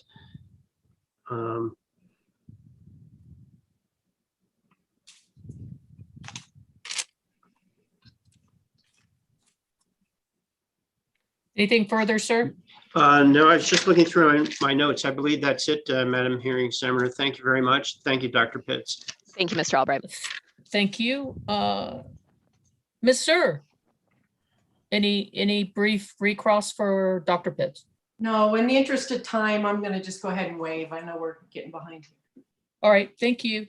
Ms. Beatles, any recross for you? unmute. Yeah, I was just trying to click the mute button in my window and that wasn't working. I'd like to ask a few questions on recross that follow up on testimony you gave in response to questions from your counsel on redirect and also to the bench. My first are about customer behavior. You're not saying, Dr. Pitts, are you, that PNM is concerned that EV owners would sign up in order to take advantage of lower rates for all home energy uses but for their EV? Is that right?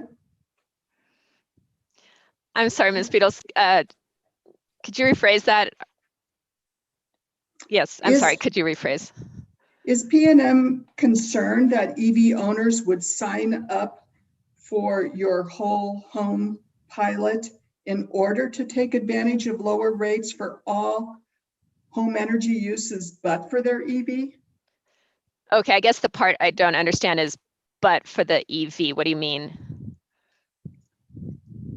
Is PNM concerned that customers who already own an electric vehicle would sign up for your whole home pilot in order to take advantage of the lower rates at night for all home uses except for charging their EV?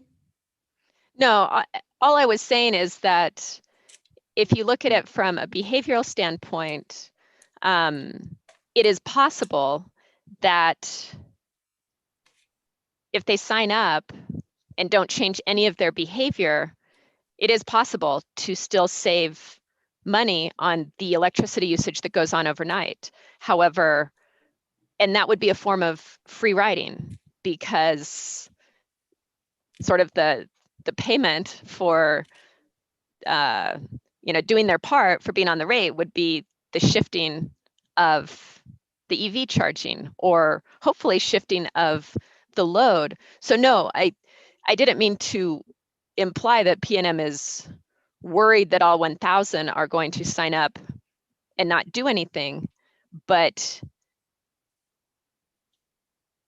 it is a possibility. And so it's just something to watch and be aware of, in the sense of it would indicate just a different rate design might be needed, or so that's what a pilot is for, to see how different groups of customers respond and behave and the incentives they follow. But I would fully expect that anybody who signs up for this rate does it for the incentive to save money and the intention to change their behavior. That's what I expect to see. Okay, isn't it more likely that limits on participation in this program in the beginning could create confusion and conditioning that affects the future growth of the program? I would disagree. I think people are used to pilot programs. They understand what that means, and that if they didn't sign up in time to be part of the pilot, that pilots end and circumstances and limits change, and there are future opportunities. So no, I wouldn't agree with that.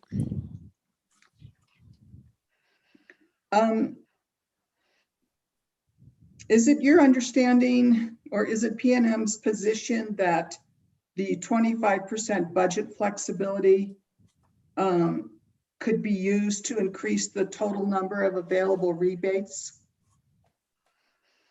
I'm sorry, that's a question more for Mr. Bave, who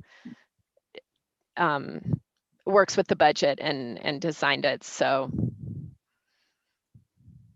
I don't know. I don't have experience with that. And with respect to routine utility rate regulation, every new or change in a rater rate must be filed, right? Yes. So that also applies to your proposed rider rate 53, that every, like the new one when it is first implemented or a change in future, rate 53 riders must be filed. Is that right? Right, where we filed the proposed original rider rate, and then when we file the first trip, it would be the first revised, canceling the original. That process, that's what you're referring to, correct? Right. Yes. And your transportation rate or right 53, that is going to be designed to recover expenses already incurred, right? Correct, the previous calendar year. But not forecasted expenses, right? No, we are not forecasting, because we don't forecast participation levels. So we will collect looking backwards. If treated analogously to energy efficiency programs, those new or changed rider rates would go into effect unless suspended by the commission, right? Yes.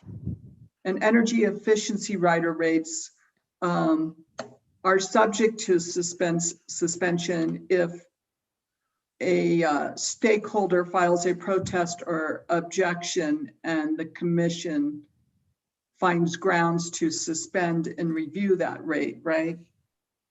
That's my understanding and what I saw during my time working at the commission.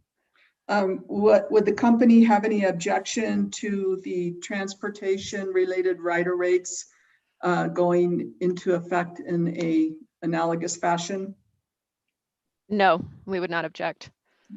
Analogous fashion to what, Ms. Beatles? Energy efficiency program cost rider recovery. And that was the procedure that she was talking about, the 60 days and objection, et cetera, pursuant to the rule? I was referring to energy efficiency rule 17.7.2.13 C3. Those tariff riders go into effect 30 days after filing unless suspended by the commission for a period not to exceed 6 months. I'm not sure what the source of the 60-day reference is. Dr. Pitts?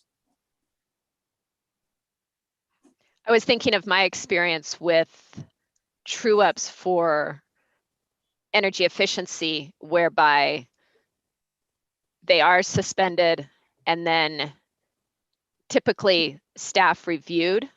And in my experience, every year or every filing of the rider for the major IOUs, then the staff wrote a letter to the commission recommending they go into effect by operation of law, which happened 30 days later. So that was my experience with the implementation of the Rider 16 collection or true up reconciliation process. So basically then what I've heard so far is that there are at least four different proposals potentially for how the rider could be accomplished. I believe what you had indicated in your testimony, Dr. Pitts, was a 60-day proceeding similar to energy efficiency. Correct? Right. Yeah, I had said that. And then there's a potential of filing the rate and have it be treated under a rate suspension. Correct? Right. In terms of listening to Ms. Beadle's proposal. And I'm just trying to, for the record, trying to get all what I have heard are 4 different proposals. So was treating it like a filing of a rate and then having that advice notice filed with the commission and then potentially suspended and subject to a proceeding, is that also a potential way to treat this?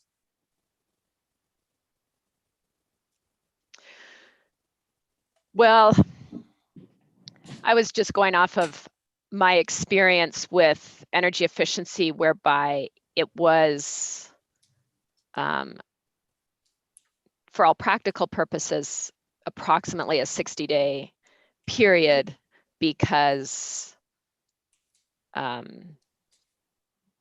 mean, Ms. Beatles is right, they would be suspended, and then if somebody had objected, I guess it would go to the more formal hearing. And so it never did, that I saw, that I experienced in those 5 years. Maybe it did in the initial years of a program. I don't know. And so. Okay, you're not answering my question. I know, Okay. You're right, I'm not. So if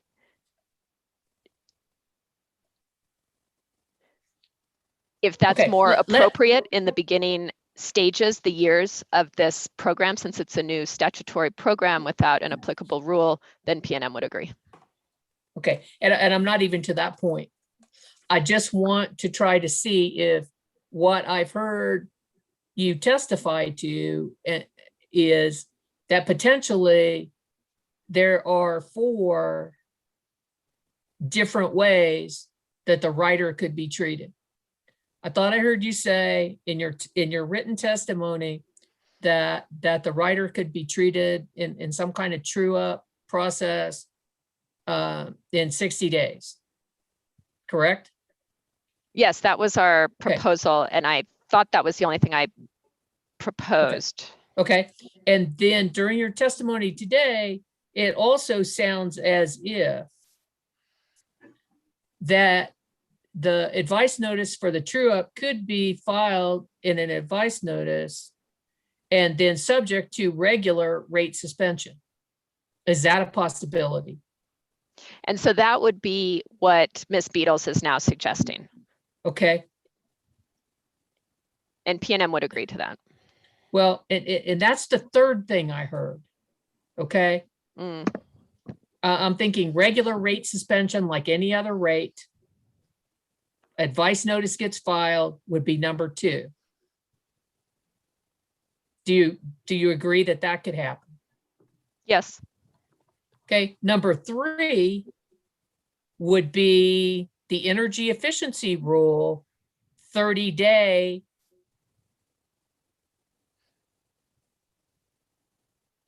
treatment that Ms. Beatles just asked you about. Is that a possibility? Yes. And then 4th would be Dr. Blank's proposal that it could all get treated in a rate case. No, we wouldn't support that. Again, and I'm not asking you your opinion yet. I'm just asking you, is that the 4th way that this writer could be treated? I see what you're asking. Yes, that's a 4th distinct description of the process. Okay, now the question is, of the 4 ways, your initial 60-day, the regular rate suspension, the 30-day, or the rate case, which of those 4 ways does PNM think is most appropriate? Well, we prefer the 60 days, sending a notice to customers, of course, but because of the informational filings and if there is a participatory meeting so that there are no surprises, it is a true up or a calculation of the rate using the cumulative balance at the end of December. So we believe a 60-day process, sending notice to the customers, is our preferred method. I hear a but. No, I'm sorry. Okay, I mean, that's your preferred method? Right, Okay. right. We have to say one that we prefer. Okay, all right. Thank you. Anything further, Ms. Beatles? No, I have no further recross. However, Madam Hearing Examiner, I would request that you consider a request from the bench of the company spelling out their cost recovery proposal and maybe offering an alternative. That might be more than what you're willing to consider at this point. I just feel like we need some clarity about what the company is proposing for cost recovery and what an acceptable alternative is. Well, I mean, I don't think Dr. Pitts has changed her testimony of what regarding the true up preceding Ms. Beatles. I believe that Dr. Pitts has changed her position and testimony on the quarterly information filings. Is that correct, Dr. Pitts? Yes. So, I mean, so the actual cost recovery, Ms. Beatles, PNM has not changed its position on. Okay. I guess I meant rate processing, rate recovery process. So, but I can just refer back to the record. I, withdraw my suggestion. Okay, very well. Thank you, Ms. Beatles. Any recross, Mr. Dunbar? No, thank you, Your Honor. Okay, very well. Mr. Harris, any recross? No, Your Honor. Very well, thank you. And Ms. Gerson, I believe that you wanted a brief recross? Yes, thank you, Okay. Your Honor. And this should be well under 5 minutes. Okay, please go ahead. Good morning, Dr. Pitts. My name is Sarah Gerson, and I am representing Prosperity Works today. Hello, Ms. Gerson. And do you recall discussing with Commissioner Hall yesterday the different capabilities of smart meters versus the advanced meters you plan to install for participants in the whole house EV rate? Yes. And I'd like to make sure I understand yesterday's testimony correctly.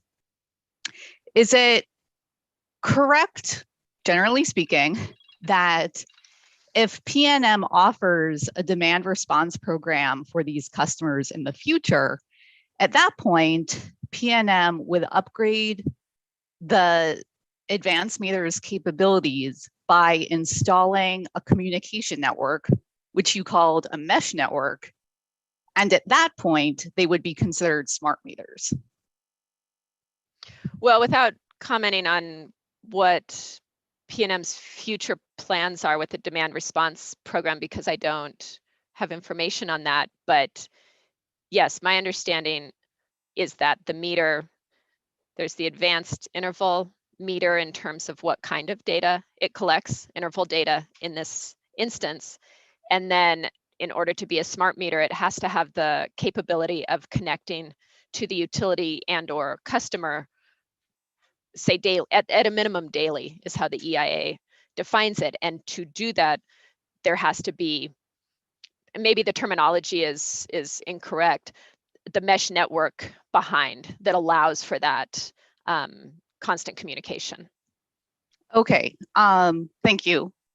And to follow up on that, would the mesh network be capable, after the installation of the mesh network, would PNM be capable of communicating with the customer's smart chargers via these smart meters? I don't know. I don't have any information on that. Okay. So essentially you don't know whether after the installation of the mesh network, it would still be necessary for customers to provide internet connectivity for their smart chargers in order for those smart chargers to communicate with PNM. I'm Do you sorry. have any insight into this at all? I do not. I'm sorry.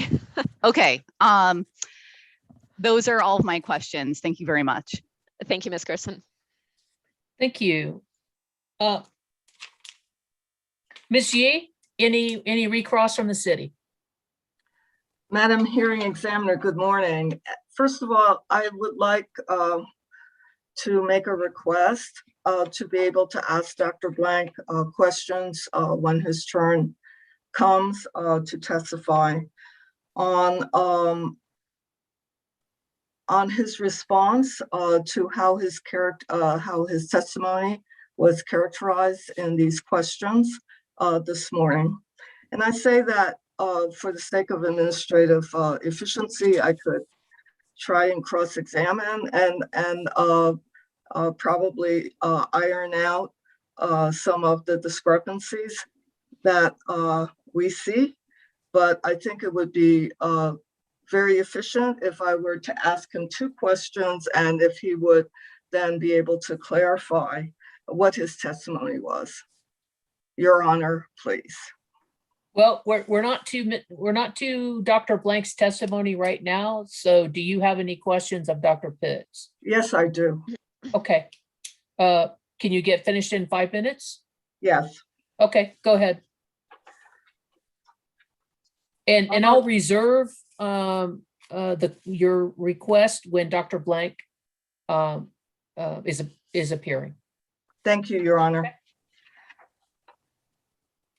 Okay, so I have a couple of simple questions. And when you were testifying about, I'm sorry, good morning, Dr. Pitts. When you were testifying from your supplemental testimony from some of the technical insight that you received from NARUC, you talked about that technical input supporting or helping you come up with the position that PNM now proposes to keep the rates closed to only 4,000 participants in the WHEV rate, right?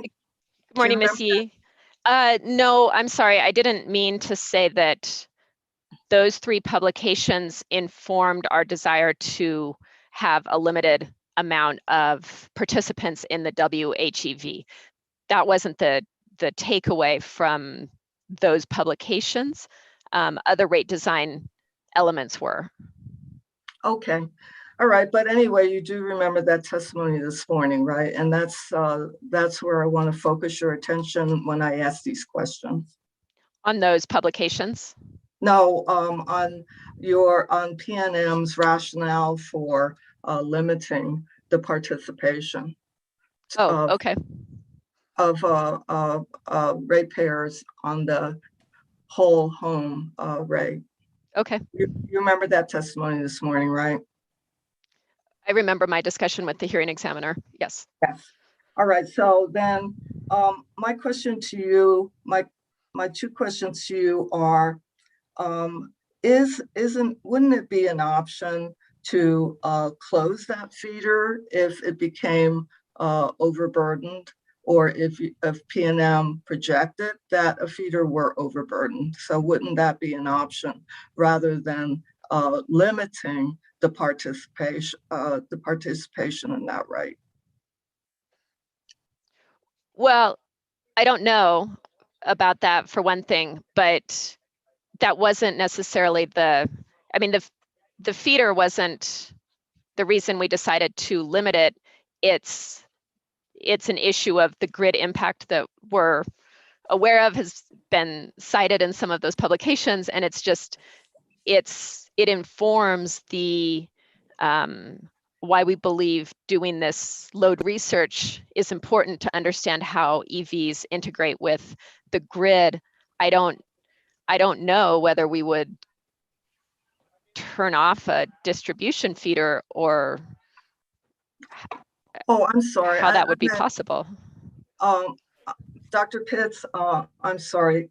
I should have just skipped this question, but what I meant was close the feeder to new EV customers, like the way P&M closes a feeder to DG, new DG customers.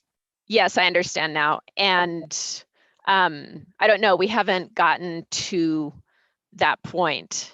This is very similar to the beginning years of DG, when the utility didn't know what the uptake of DG would be, or where they would be located, or how many would be on a particular feeder. But so we haven't thought that far down the road. And one of the initial steps is to understand how the load charging profiles of EV drivers are, and the impact of EV charging, how it impacts the grid. So that's the portion of kind of the EV charging right now that we're focused on, is learning about the charging profiles and the response to the rate and things like that. So I suppose this goes along with your testimony that P&M has to be flexible in developing this new program, right? Right. I mean, that's exactly why there are many options for the future. And as we see how EV drivers respond to a rate incentive, or where they're located, do they geographically cluster, et cetera, then we can look at the next stage and the next options, and flexibility is important. Okay, so now I want to focus your attention on your testimony this morning about the energy efficiency program and the comparison. Sure. And I don't have, I would like to ask the hearing examiner to allow the administrative notice of rule of the energy efficiency rule, which is 17.7.2.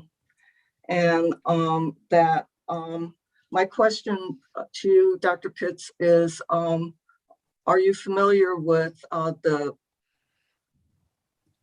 portion of this rule that addresses the filing requirements, which is 17.7.2.13?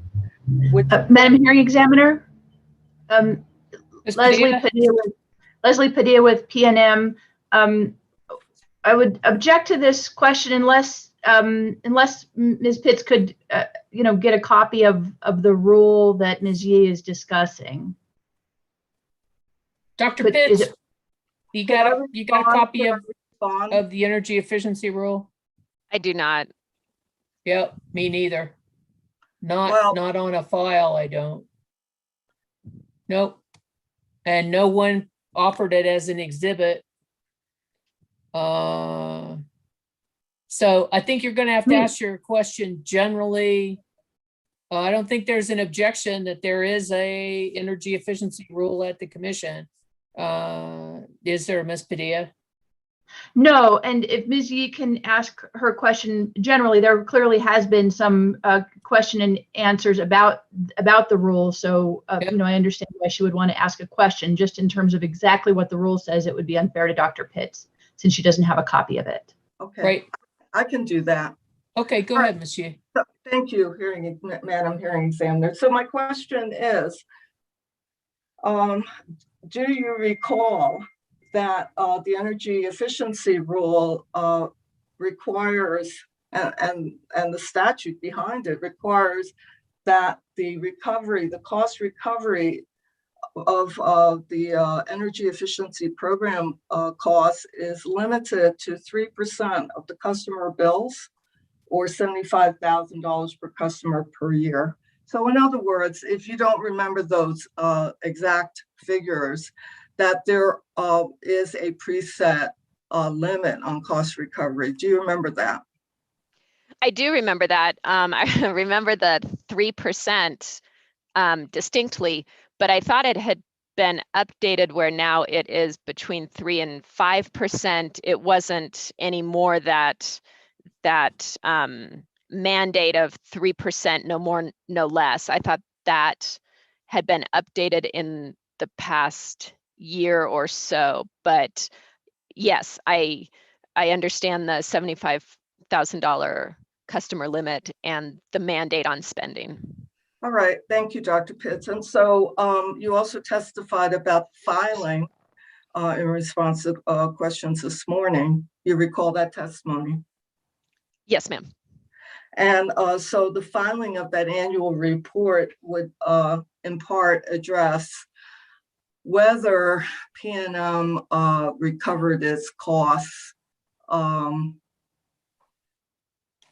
sorry, would report, first of all, what the actual revenues were during that year that the energy efficiency program costs were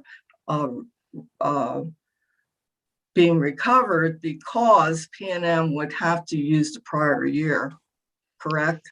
Right. So the quarterly informational filings with stakeholder participation would lay out the status of the regulatory asset in which the expenses that were recorded as they are incurred were there. And then there would also be, once a rider is filed for the first time with a rate, then every month after that, there would also be a corresponding data entry for the revenues collected under the rider. So it would be a real-time reconciliation every month of incoming revenues collected under the rider and expenses made through whichever components were being spent. And then that would be the information in the informational filing every quarter for everyone to look at. And if we have the participatory meetings, there could be discussion about that. Thank you, Dr. Pitts, for that detailed answer. So that P&M, my understanding is that P&M does maintain a regulatory asset that then it trues up with the amount collected, correct, Dr. Pitts? Through the 3% metric, correct? You mean in the energy efficiency case? Yes, yes. Yes, they track their incoming revenues and their expenses in a regulatory asset.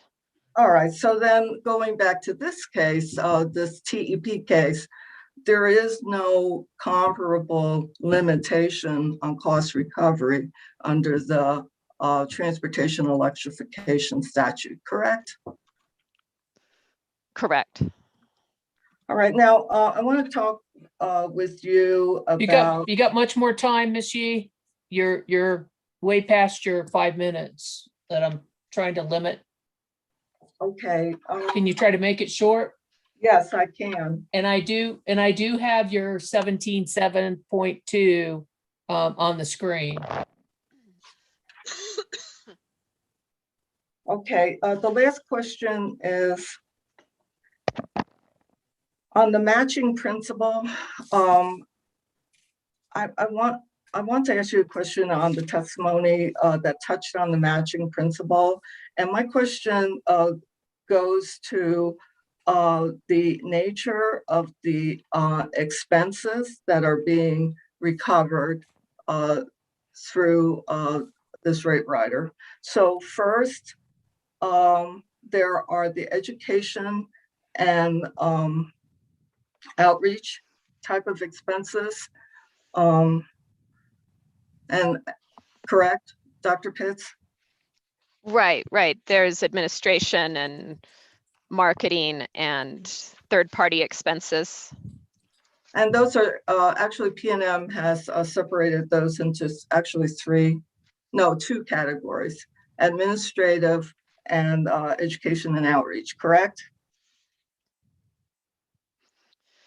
Yes, there's program administration. I'm looking at the budget in the P&M exhibit AJB2. So yes, there's program administration, and then there's a separate category, marketing, education, and outreach. And the third component is the rebates for the charging stations, which are more akin to capital expense, correct? No, because we don't own the charging stations. Well, I'm saying it's just a rebate, so it's not a capital expense. And the third category broadly would be rebates, but there are rebates for charging stations for residential chargers and workplace charging. So there are many kinds of rebates, is what I was trying to say. Okay, thank you, Dr. Pitts.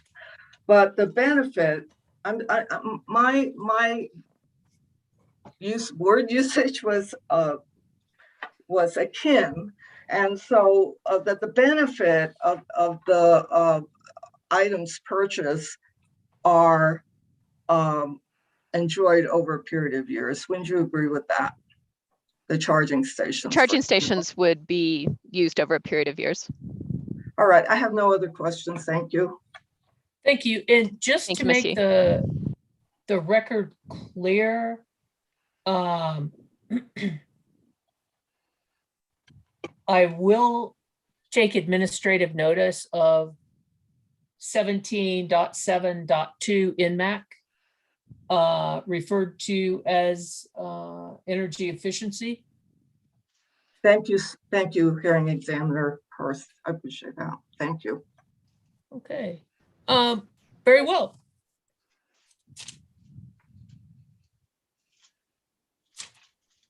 Dr. Pitts, thank you, and you're excused. Thank you, Madam Hearing Examiner. Ms. Padilla, anything further from P&M? No, Madam Hearing Examiner, we presented our three witnesses in this case. Thank you. Okay. Well, then we have an option at this point. We can go ahead and take our hour for lunch and come back at 12:30 and begin with Dr. Blank, or we can go ahead and begin Dr. Blank now. Any preference, Ms. Beatty?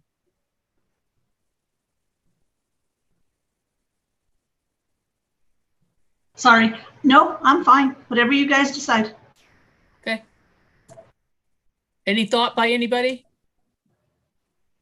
No. Madam Hearing Examiner? Ms. Padilla. Yes, if possible, P&M would prefer taking a break for lunch at this point and reconvening for Dr. Blank after lunch. Is that acceptable to you, Ms. Yee and Dr. Blank?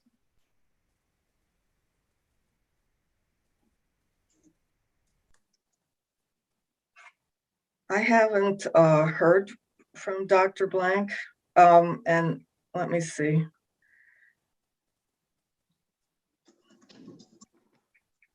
And he should be watching on the YouTube. Okay. And I don't hear anything from him. I paused because he is on a travel schedule, but I don't hear anything. Oh, wait. Oh, he says he doesn't have a preference. Okay, let's go ahead. We'll take our lunch and recess. We'll come back at 12:30 and we'll begin, Ms. Yee, with Dr. Blank's testimony. Okay. Great. Thank you all. Thank you. We are recessed.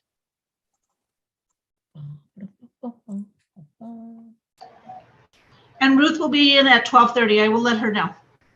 Okay, thank you. Thank you. Would you like me to email you the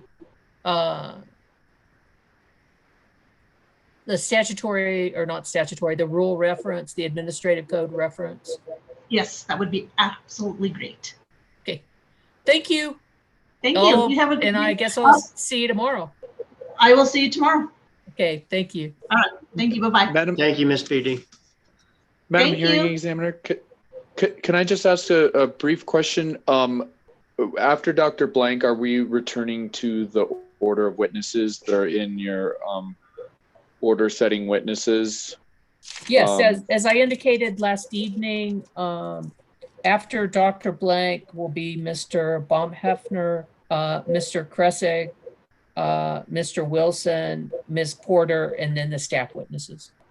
Okay, that's what I thought. Thank you so much for confirming. You're welcome. And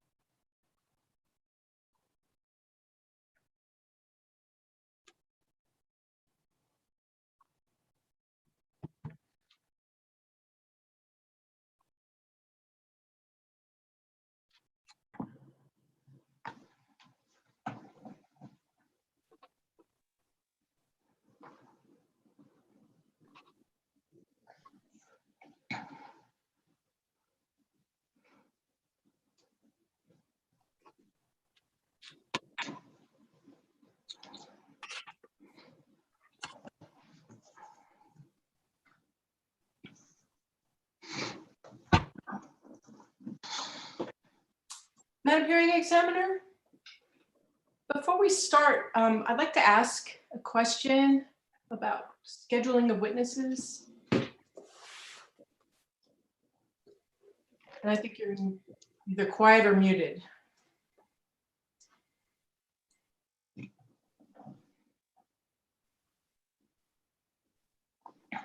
Okay. Had to mute the dog snoring again. Hello, Miss Elwell. How are you feeling? Hi, I'm good. Thank you. How are you? Awesome. Well, we're proceeding along. Good. Is how we are. Hi, Anna.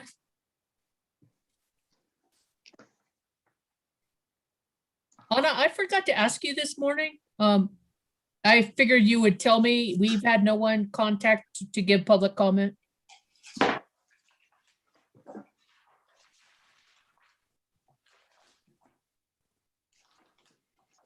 Right. Anna doesn't have her headset on like she usually does. I wonder if she's hearing me. Yeah. She's just eyeballing me. Okay. Well, before we go back on the record, Ms. Zerr, what would you like to know about scheduling of the witnesses? Well, actually, it may be a request. So Max Baumhefner was originally going to go after the P&M witnesses, but then Larry Blank is going before him. Right. And he thought he would be testifying yesterday or at least this morning. And he's going to have to be gone for a half an hour this afternoon. And I was wondering if it ended up being a conflict, if we could switch WRA's witness, Mr. Cressing, to go first. And acceptable. I don't have a problem with that. Anybody else have an issue with that? Not hearing that anybody has an issue. No one's waving at me. At least the faces I can see. Like the new background photo there, Ms. Lynch. It's nice. Very, very foresty. Although, you know, I like Miss Elwell's also, you know. Thanks. You know. That's where I'd like to be. Is that Golden Gate or is that Bay Bridge? Golden. I think it's the Golden. It's just one of my virtual backgrounds. Okay. I guess we should be asking Ms. Gerson. You're in San Francisco? Oh, is she? Ms. Hurst, I'm actually based in Los Angeles, but I can confirm that it is the Golden Gate Bridge. Okay, thank you.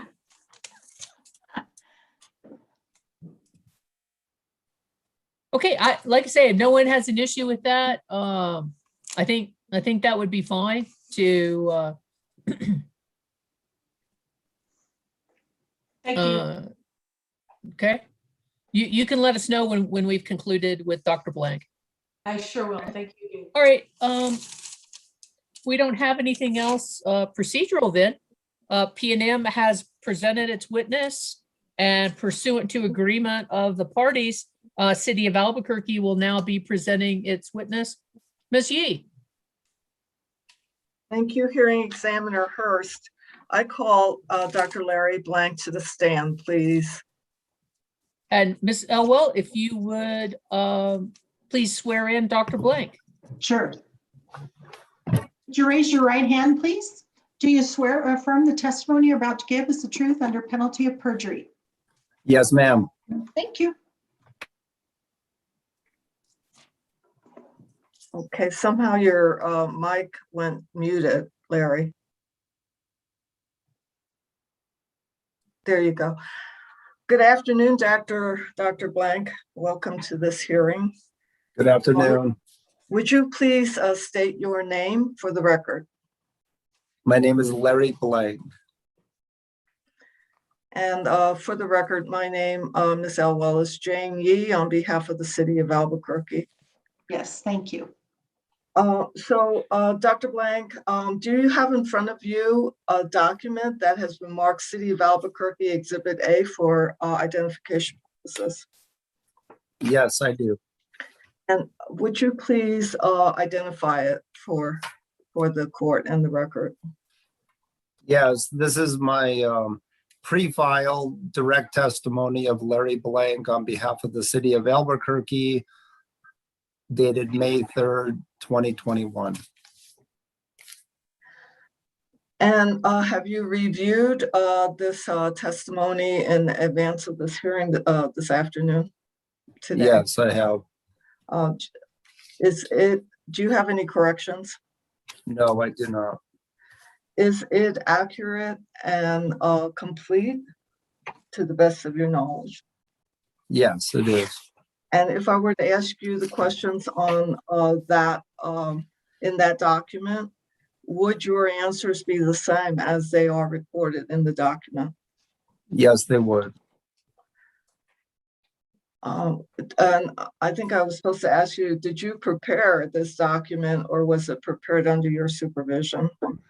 Yes, I prepared this document. Your Honor, at this point, I would tender City of Albuquerque Exhibit A for the evidentiary record for the evidence of this case.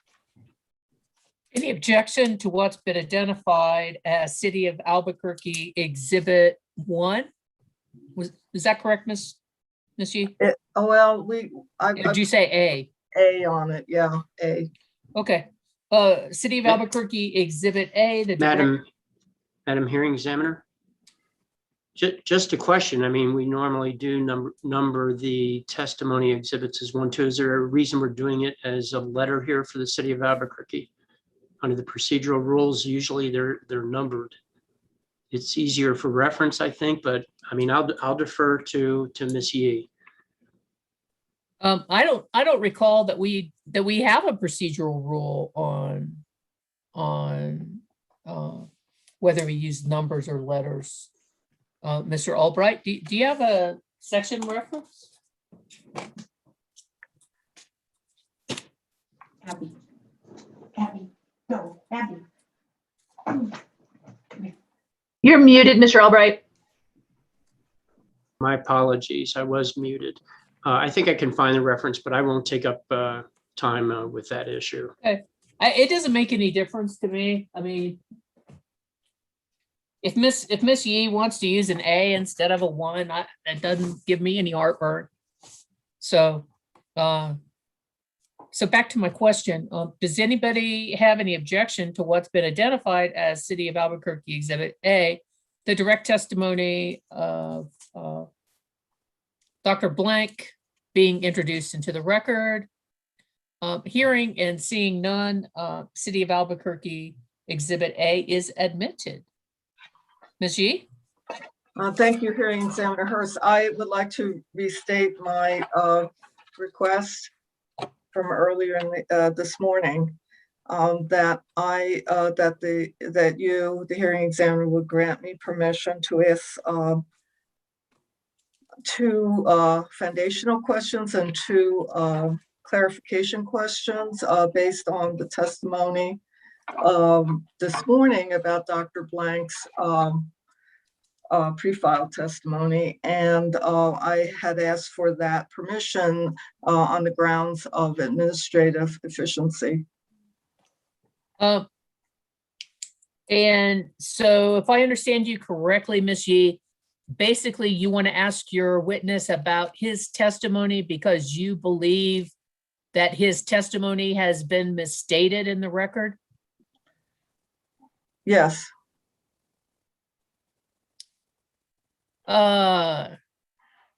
Okay, you can go ahead and try this, and I guess if Ms. Padilla has an objection, she can make it.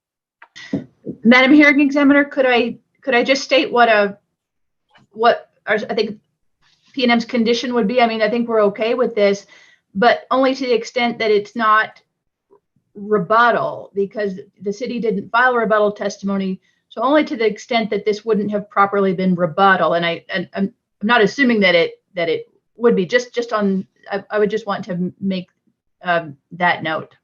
Okay, Ms. Yee, go ahead. Thank you.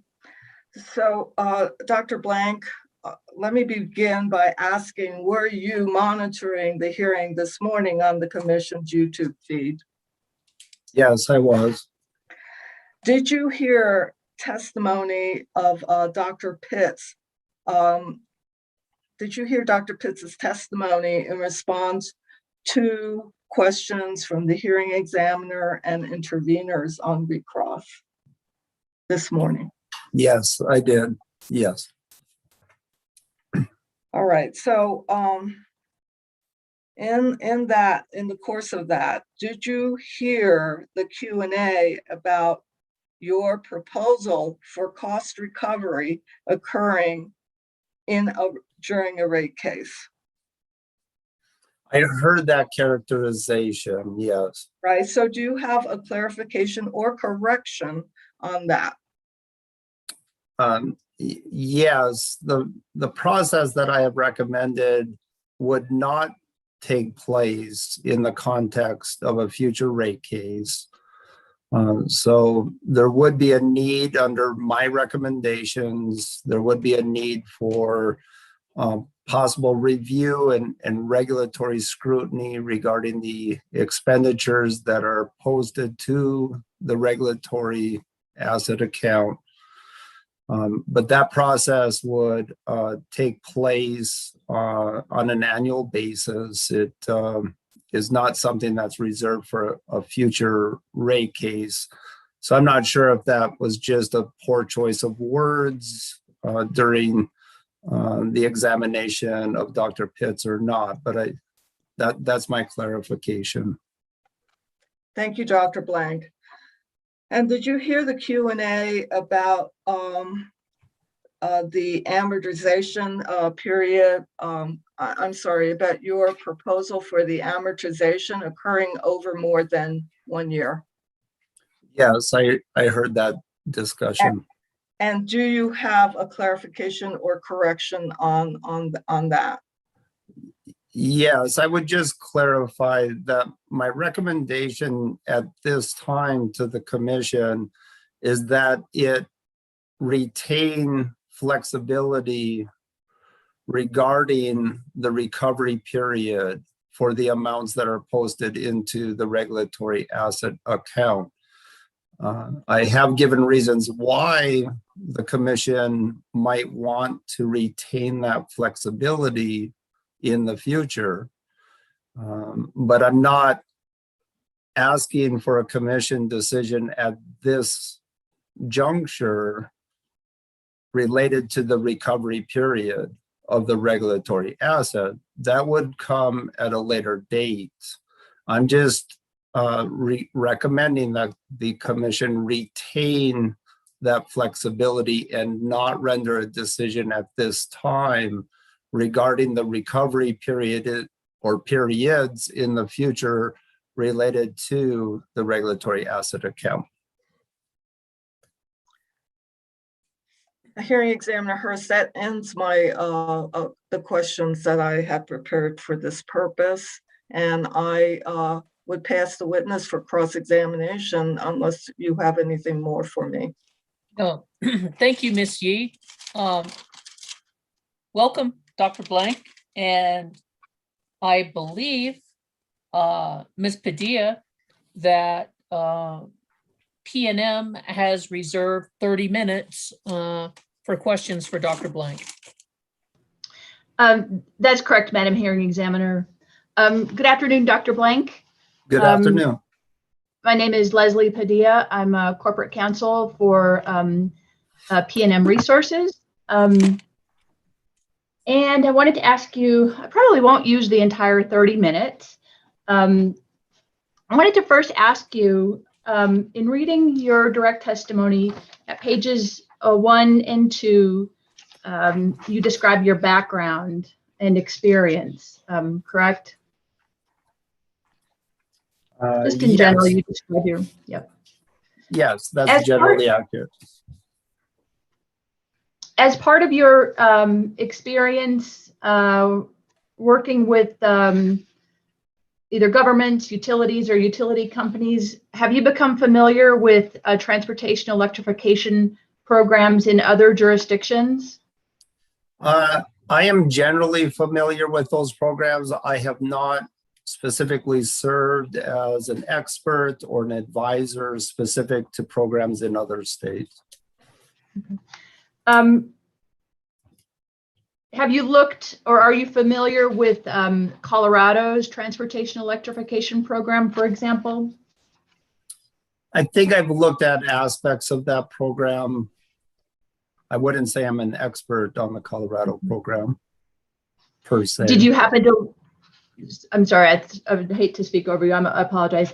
Did you happen to look at the cost recovery mechanisms for the transportation electrification programs that the Colorado utilities have proposed and have recently been approved by the Colorado Public Utilities Commission? No. Okay.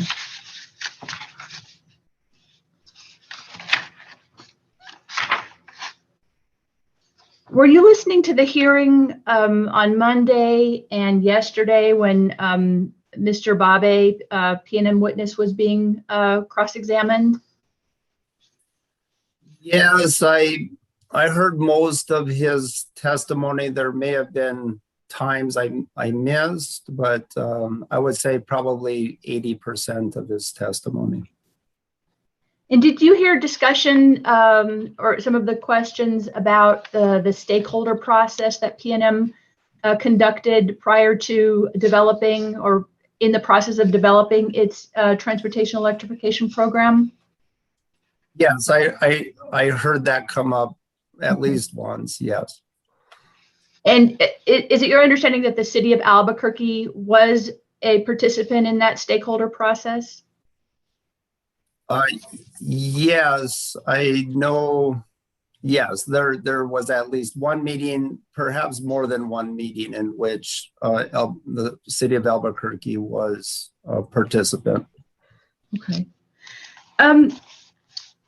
So with that, I actually wanted to ask you a question about whether you're aware of the city of Albuquerque's current efforts, if there are any, to expand transportation electrification in the city, whether that's for city fleet, promoting EVs to city residents, that kind of thing. There certainly are, of course, that's not my area of responsibility to the city, just to be clear, but I am generally aware of an interest by the city of Albuquerque to expand electrification for buses and possibly other city vehicles. Okay. Would you know then if the city has plans to or would like to participate in PNM's programs? I don't know if certainly if the program, if they were eligible to participate in the program and if the timing fits the budget timing for the city and all of the planning that goes into such a program from the city side, if the timing and availability were there, I'm sure the city would participate. Okay. I wanted to ask you about your first main recommendation in your rebuttal testimony, and that is that the commission should, instead of approving a budget in this case, set a not to exceed amount. So if you could you look at page 4 of your testimony, please?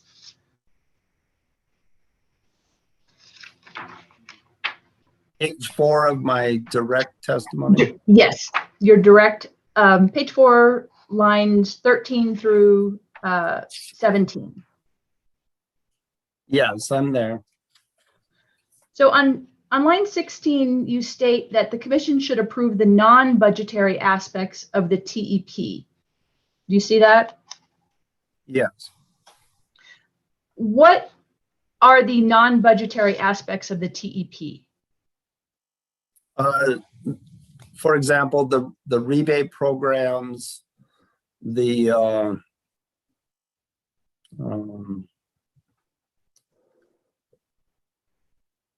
all of the activities that have been listed in PNM's application outside of approval or pre-approval of the budget. Okay, I In think other that, words, yeah. So non-budgetary items, yeah. I think I may still be confused then. So I asked, what are the non-budgetary aspects of the TEP? And you said rebates would be a non-budgetary aspect. Is that right? Yes, for example, the definitions regarding who's allowed to participate, the number of participants in a particular rebate program, the amounts of the rebates that would be provided, those aspects of the program. So the residential rebate, the proposed residential rebate as an example, PNM is proposing a $500 rebate to residential customers who install a level 2 charger. That's your understanding, correct? Yes. So if, say for example, that 1,000 customers took those rebates the first year of the program, so I'm ashamed to admit I can't hardly do math. Okay, that's 500,000. Yes. So would that amount be a non-budgetary aspect, or is it just the fact of the rebate that you're explaining as a non-budgetary aspect? The $500 would be approved. Okay. That's a non-budgetary aspect. Yes. So all of the rebates then, because there are a number of rebates that PNM has proposed in the program, correct? Correct. So am I correct in understanding then anything that is any amount that is attributable to payment of a rebate would be considered what you're calling a non-budgetary aspect? That's correct. The individual amounts that were specified, yes, that would be included in the approval I'm supporting, yes. So let me flip it around then. What are the budgetary aspects of the TEP that you believe the commission should not approve at this time? The budget would be the total amount. Okay, so the total amount as specified in Mr. Babe's rebuttal testimony, the table including the 25% cushion or flexibility that's been requested. I'm suggesting that the commission not deem that approved at this time, and certainly not in terms of prudency. I guess I'm still a little confused about how that would work, though. If the commission should approve, actually, let's look at Mr. Babe's, the table that you were just referring to in Mr. Babe's rebuttal testimony. That kind of lays out in the categories of where the money, if I can flip to it real quick.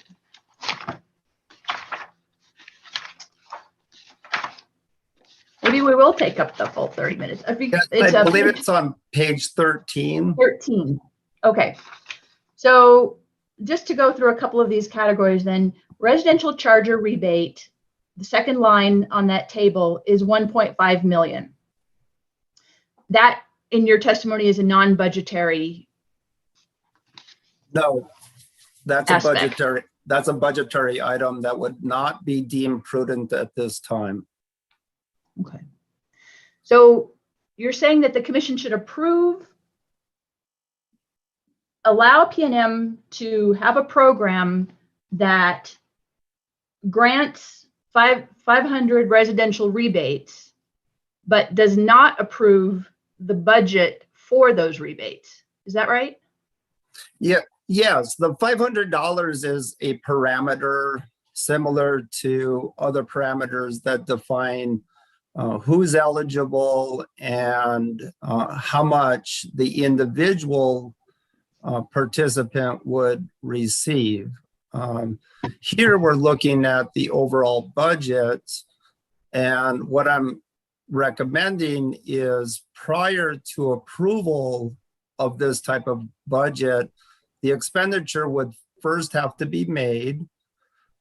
Second, it should be subject to audit, an audit confirmation that the expenditure was actually used for the program that was approved by the commission.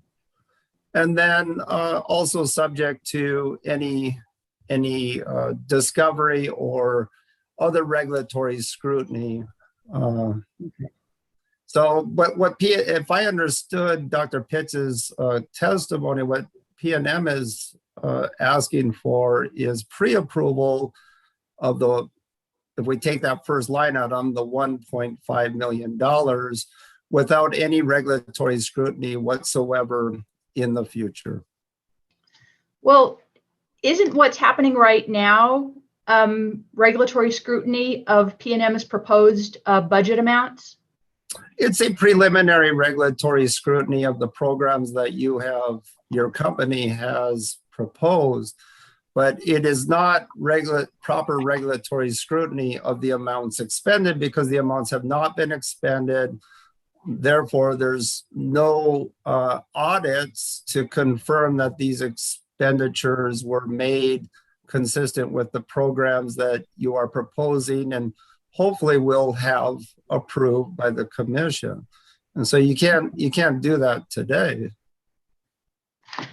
Have you participated in any of the investor-owned utility energy efficiency cases in New Mexico?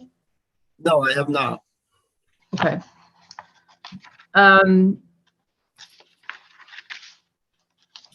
Were you listening to Dr. Pitt's testimony this morning? Yes, I was. Okay. There were a number of questions about the process by which PNM's energy efficiency expenditures are, sorry, I'm just switching, reviewed when PNM files a reconciliation, correct? Yes, I heard that line of questioning, yes.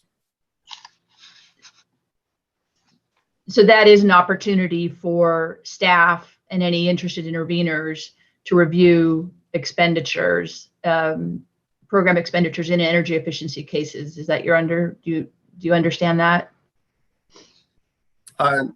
That's what I heard, and that's what I'm recommending here. Okay. On page 5 of your testimony, you explain the basis for this proposal that the commission not approve a budget. And on line 7, at the end of that line, you say the PRC should not approve budgets for utility proposed and controlled programs because it suggests that any expenditures within that budget are deemed to be prudent and reasonable. Did I read that correctly? It's lines 7 through 10 on page 5.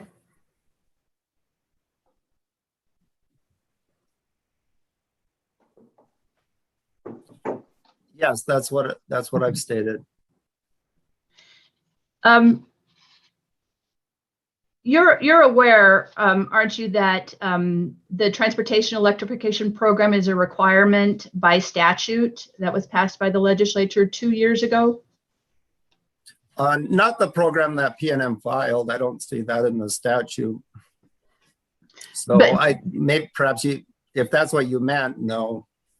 Okay, I meant actually just a little more generally that the legislature, through the transportation electrification statute, directed investor-owned utilities to develop transportation electrification programs. Is that a better statement of the legislature's? Yes, no later than January 1st of this year, as PNM filed its proposal. Yes. So while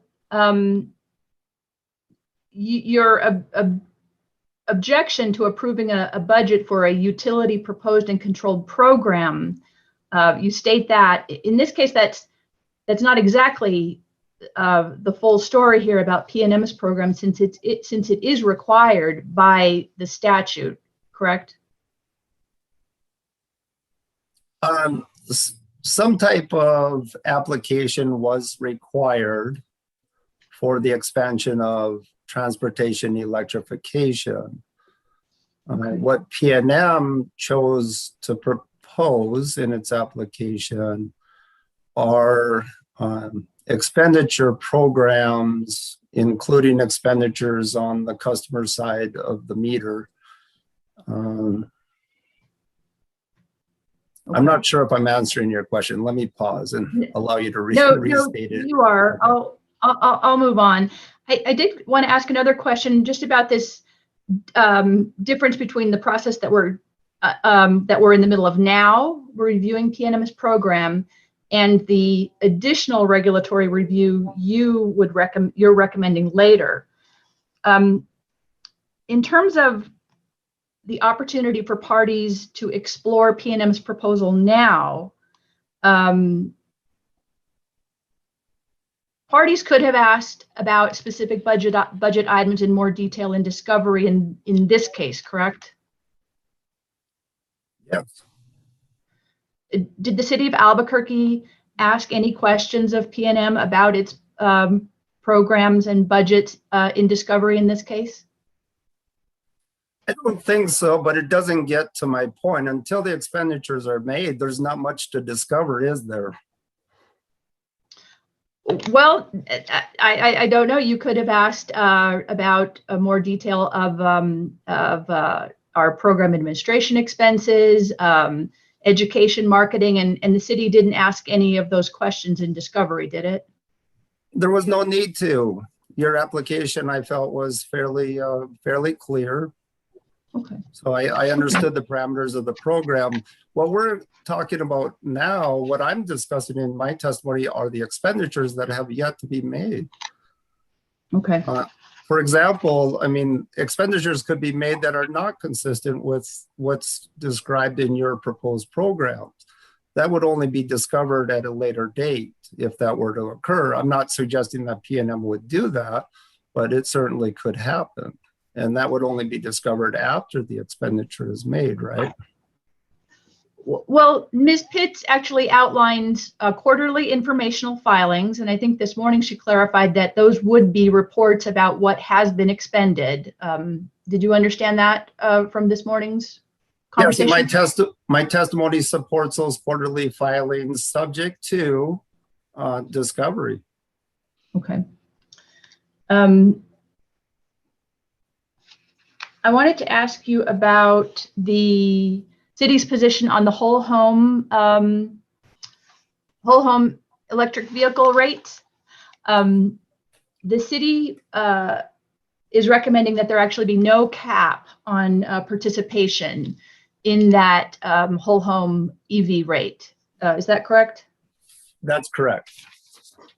Have you reviewed staff witness Leba Tercero's direct testimony? You know, actually, I don't think I have. I'm sorry. Okay. Are you aware, even if you haven't reviewed her testimony, are you aware that staff recommends that the cap, agrees with the city of Albuquerque that there should be no cap on the whole home rate, but only if the meter charge is passed on to the customer? I have heard that, yes. Even if I didn't read it directly, I have heard that, yes. Would you agree with staff on that? If that the cap on the rate should be lifted as long as the cost of the meter be passed to the customer? No, I would not.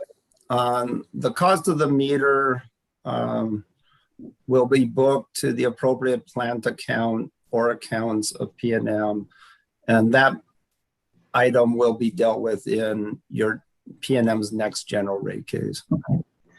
And do you think that's an appropriate regulatory treatment of the meter, the cost of the interval meters? Appropriate regulatory treatment is most appropriately addressed in the next general rate case, in my opinion, and I don't think it needs to be addressed here or included in the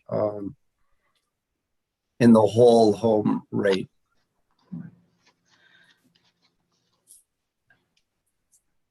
It's although the city does recommend that the whole home rate not have a cap, it's not the city's position that the number of residential rebates be increased, is it?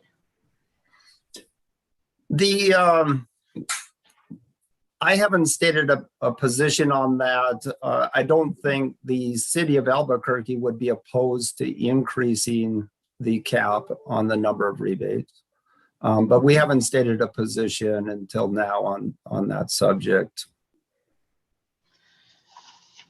If the cap on the whole home rate were lifted and made available to more current electric vehicle drivers, those drivers would currently, for the most part, be taking service under rate 1A, correct? My understanding is the whole home rate is only available to those customers under 1A. So if the customer currently is taking service under 1B, I think they would have to switch to 1A, and then that might become available to them. That's right. And my question was not very good, because that is correct. The 1B customers are not eligible, I believe. So to the extent existing EV drivers are able to switch to the whole home energy rate, that would not achieve the goal of the TEP program of incentivizing new electric vehicles in PNM service territory, would it? In the interim, I would agree with you. However, it would encourage more efficient use of the grid. It would encourage more efficient charging by existing customers. And I think those are objectives of the legislation as well. So in terms of encouraging those households that already have electric vehicles, perhaps they would now be encouraged to purchase another electric vehicle. But in terms of of course, the existing electric vehicles exist today, so we're not reproducing those same vehicles. Right. Okay. I think that's all the questions I have for you, Dr. Blank. Thank you so much. Yes, thank you, ma'am.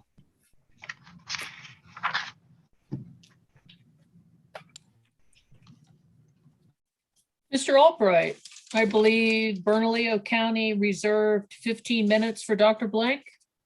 Yes, Your Honor, that's true. I can get to my right page here.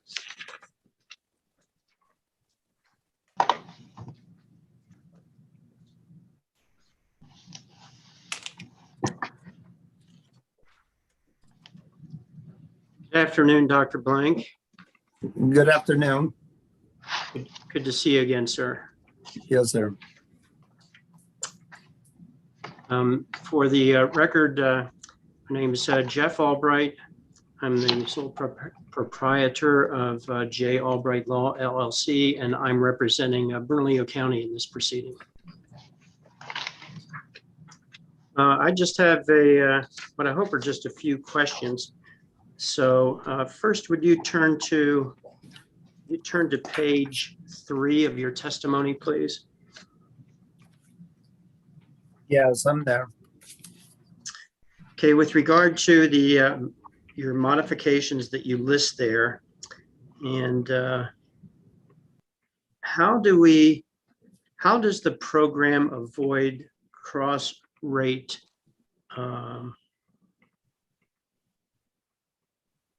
contributions?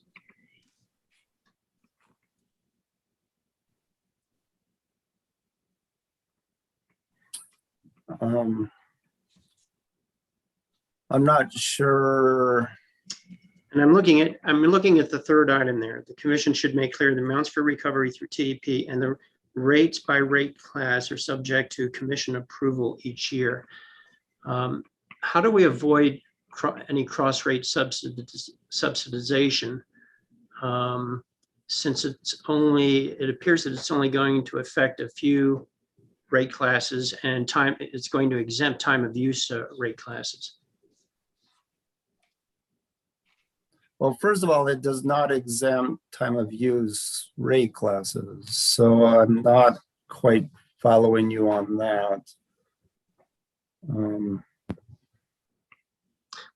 let me just ask it another way. Under my recommendation, that determination on the recovery, the design of the recovery mechanism and the level of the recovery, again, that would be decided by the commission once the total amounts are known.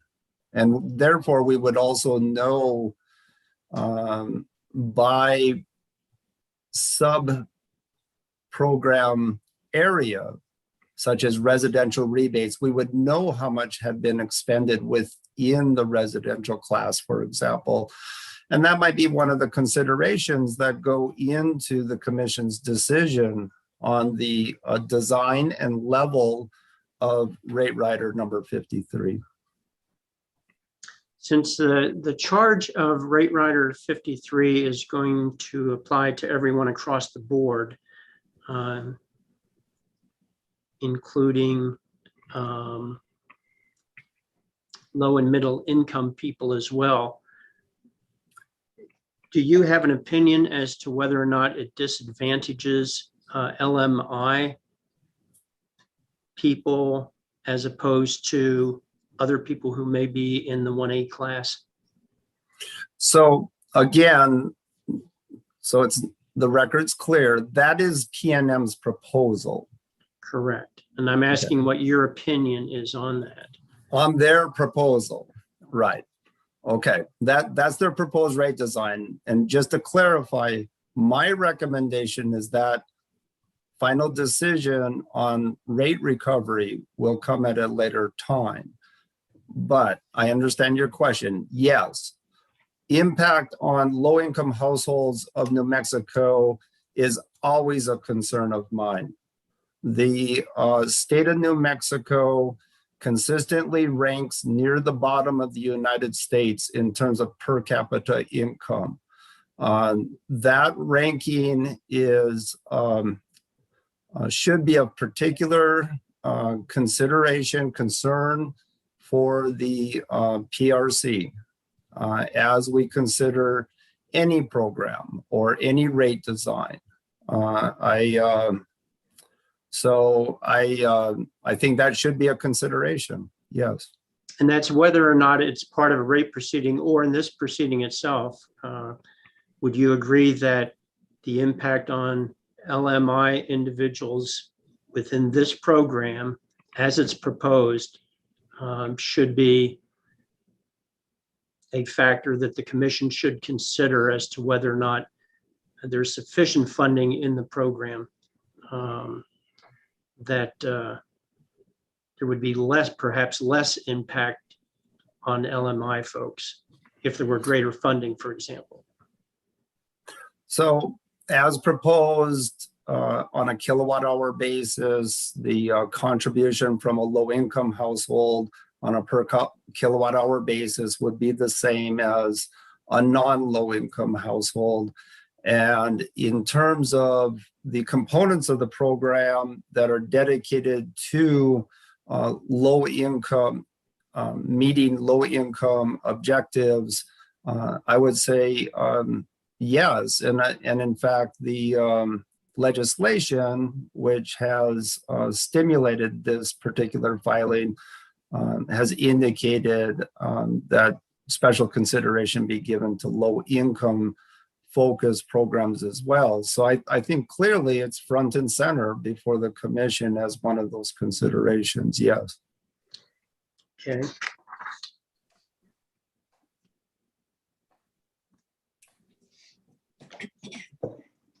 On page 4 of your testimony, Dr. Blank, Yeah, that there should be no limit on the number of households eligible to participate in this rate option. That's at lines 4 to 5. Do you see that? Yes. To be complete, as far as the whole sentence, it reads, there should be no limit on the number of households eligible to participate in this rate option. To encourage participation, enhance data collection important to the resetting of rates in the next rate case. Okay, did I read that correctly? Yes. Okay, so is that statement that you made irrespective of any budget considerations, or is that recommendation, would that recommendation have an impact on the budget? This recommend, I'm sorry, were you done? I'm done. Yep. Okay, thank you. This recommendation has no impact on the budget we were looking at earlier from Mr. Bombay's rebuttal testimony, because this is referring to the whole home EV rate, and it's not, it does not have an impact on the budget that P&M has presented for approval. However, it will have an impact on the number of meters that will be needed, that will be installed if the participation goes above the 4,000 that they have stated. So it will have an impact on the meter capital investments. As I testified earlier, those will be addressed or should be addressed in the next general rate case. Okay, thank you, Dr. Blank.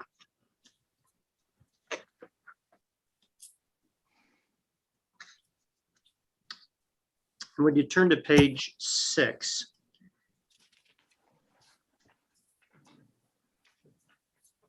Yes, on the Okay, and at line 10, beginning at line 10, running through the beginning of line 12, you discuss the review of audited costs take place to ensure transparency and accountability. Do you see that?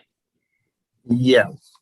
Okay, and I may have missed it in your testimony. I've gone through all of these, but what is your recommendation with regard to the frequency of the audits and when these should be done? So I've given this some thought. This would be an activity that takes place on an annual basis, in my opinion. It could also be an ongoing audit process if a firm was contracted sometime soon.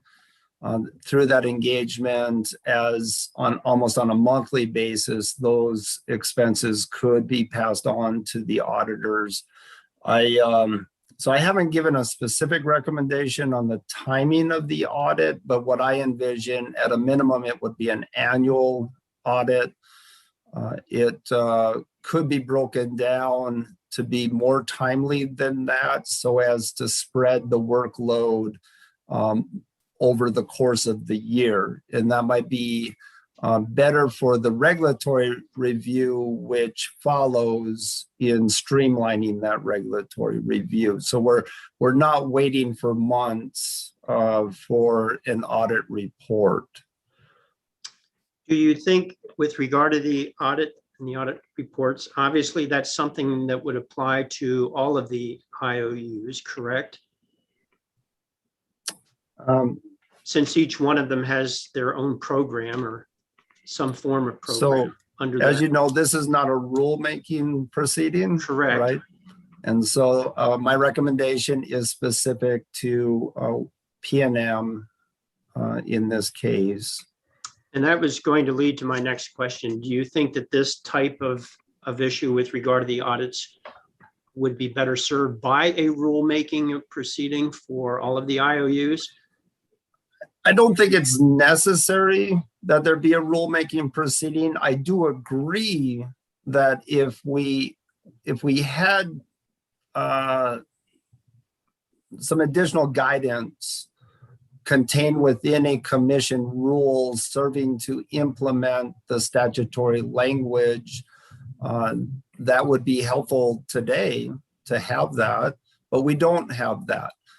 Should that hold up progress for the implementation of an electric vehicle program? No, I don't think it's necessary to have the rulemaking ahead of time. The legislature decided when it did, when they wanted to see these filings made. It was a fairly short time frame, okay? And I saw no indication in that legislation requiring a rulemaking, because sometimes you will see that in statutory language. You will see a specific requirement, even with a deadline on the commission to complete a rulemaking proceeding. In this case, we didn't have that. So again, is it necessary? No, I don't think it's necessary. It just makes the commission's work perhaps a little more difficult at this time to work its way through things like process. Some of the issues we've heard this week perhaps could have been limited or avoided if we already had that commission rule. Okay. Thank you for your opinion and insight on that.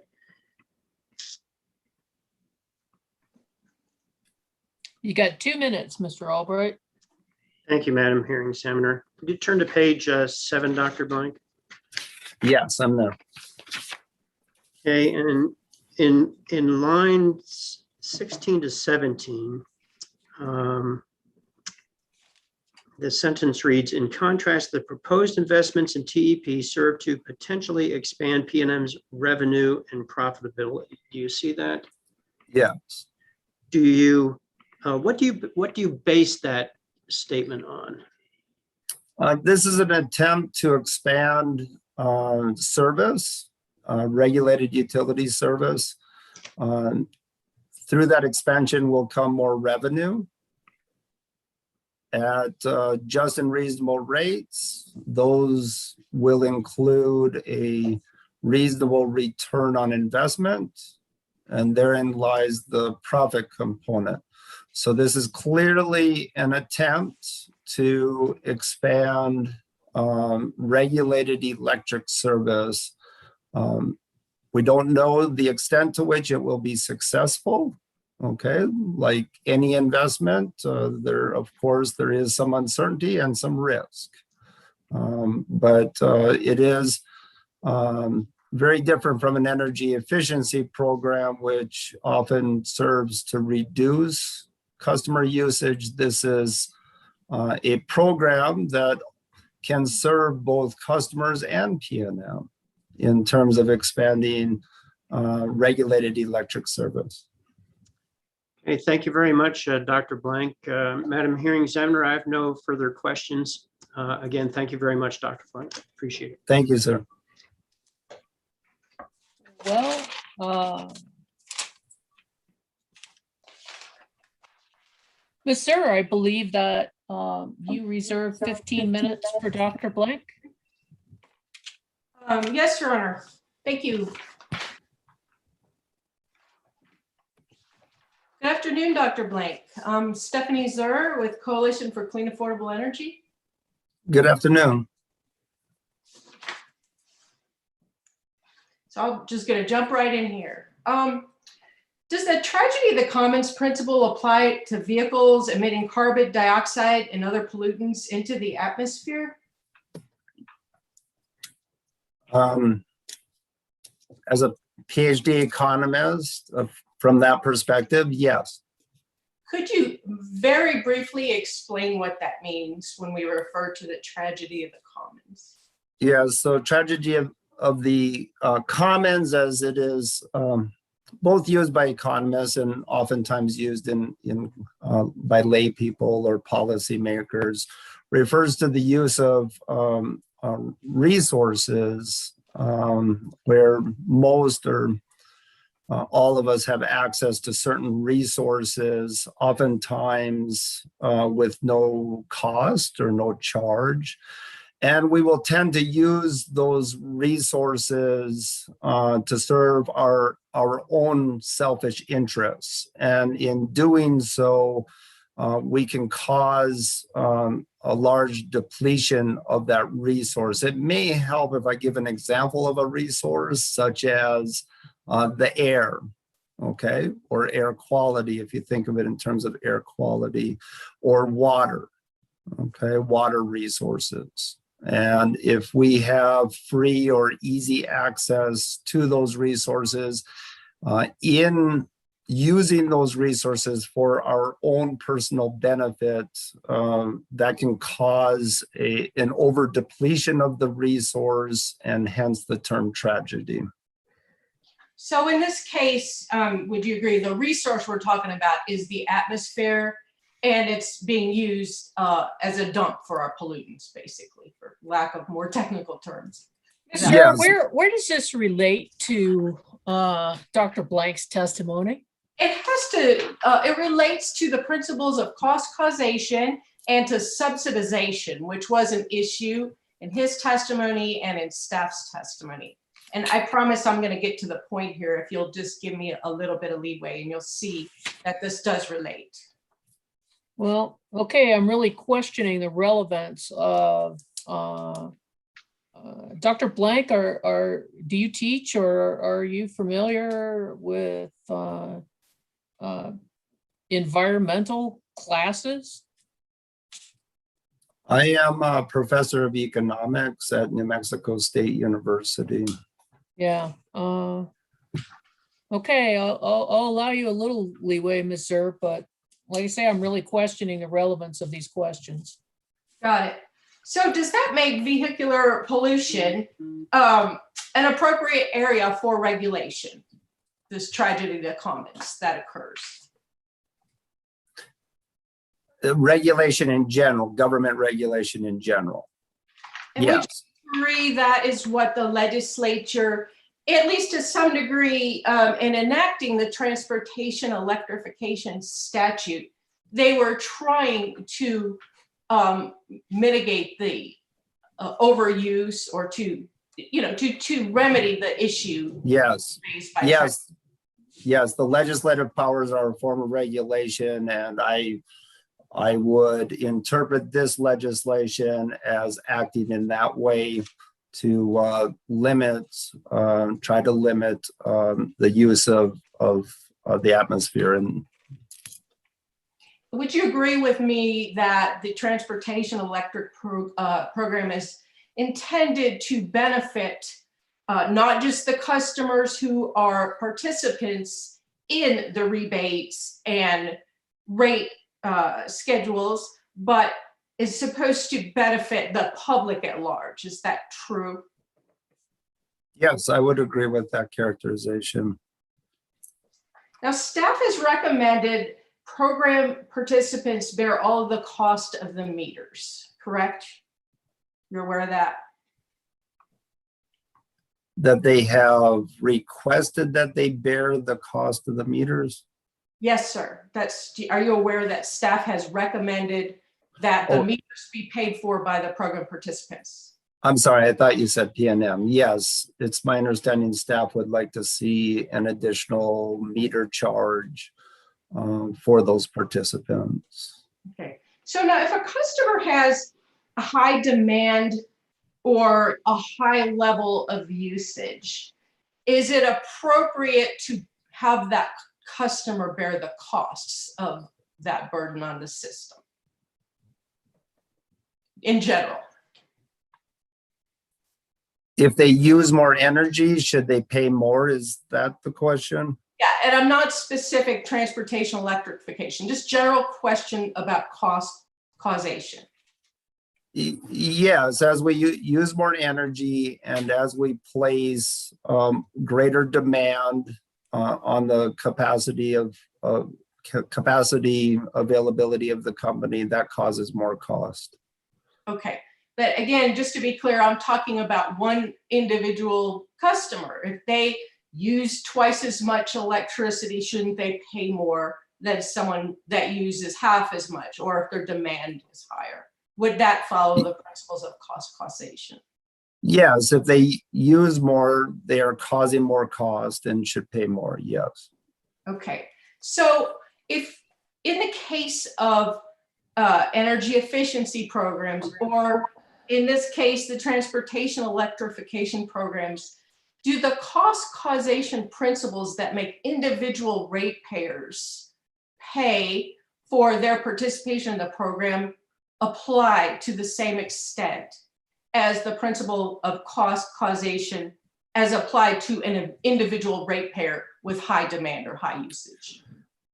I think there are certain public purpose programs that the cost of which should be spread across a wider amount of customers. So the same thing, with, you said energy efficiency. So if a particular household is the recipient of some energy efficiency benefits, direct benefits because of a program sponsored by the utility company, that does not imply that they should pay more in their electricity rates because it's a public purpose program. And similarly with the electrification of vehicle programs, those recipients of direct recipients of certain benefits, again, I would not expect them to bear 100% of the costs associated with those programs. Again, because it's a public purpose type program that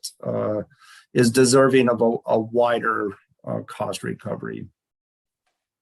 Okay, so as to the question about the meters, the advanced meters that PNM is requesting to use, isn't this just a cost that should be attributable more widely and spread out more widely rather than simply collected from program participants? My testimony on that has been that it would be best to address that question in the next general rate case. And so those costs will be booked to the appropriate plant and service accounts. In the next general rate case, PNM will request that those be placed into the rate base and ultimately into rates. At that point in time, we can assess all of the metering costs of PNM. I would only add that I think depending on the rate designs that PNM may propose in their next general rate case, the need for more advanced metering may also become more widespread. So in other words, it's not just the electric vehicle customers. There has been a movement nationally toward more advanced metering. Many electric utilities have already rolled out advanced metering infrastructure for all of their residential and small commercial customers. And so I think that's the direction we're headed. And for that reason, I think also it would be best to wait until the next general rate case. Okay, so this will be my last question. For the hearing examiner's benefit, I'm wrapping up here. So based on your recommendation to recover those costs in base rates in a rate case, can I conclude from that you are not recommending that the meter costs be recovered from the specific customers in whose homes those meters are being installed, correct? Correct. I am not recommending an additional metering cost at this time in the proposed electric vehicle rate design. All right. Thank you, sir. Thank you.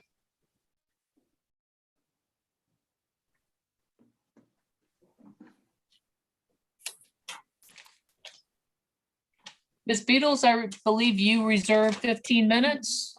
Yes, thank you, Madam Hearing Examiner. Good afternoon, Dr. Blank. Good afternoon. I'm going to use my time to clear up potential confusion. It's my understanding that you do not oppose pre-approval of the individual rebate amounts. Is that correct? That's correct. That I would consider that obviously a very important parameter to or characteristic of that particular program. Correct. But do you oppose pre-approval of the total number of rebates that the company must make available? I oppose what the company has proposed, which is a total budget.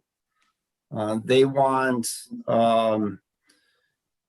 a clear indication. They're asking for a clear indication from the commission that any expenditures made under these total amounts be not scrutinized in the future and will be recovered from ratepayers. That's what the company's requesting, and that's what I'm opposed to. Mm-hmm. And so I have, as part of that opposition, I've recommended an audit of those expenditures to ensure that these expenditures have been made consistent with the program that's been approved by the commission, and then any further regulatory review that might be necessary before the commission approves cost recovery. Madam Hearing Examiner? Madam Hearing Examiner? Go ahead, sorry. Well, Ms. Padilla?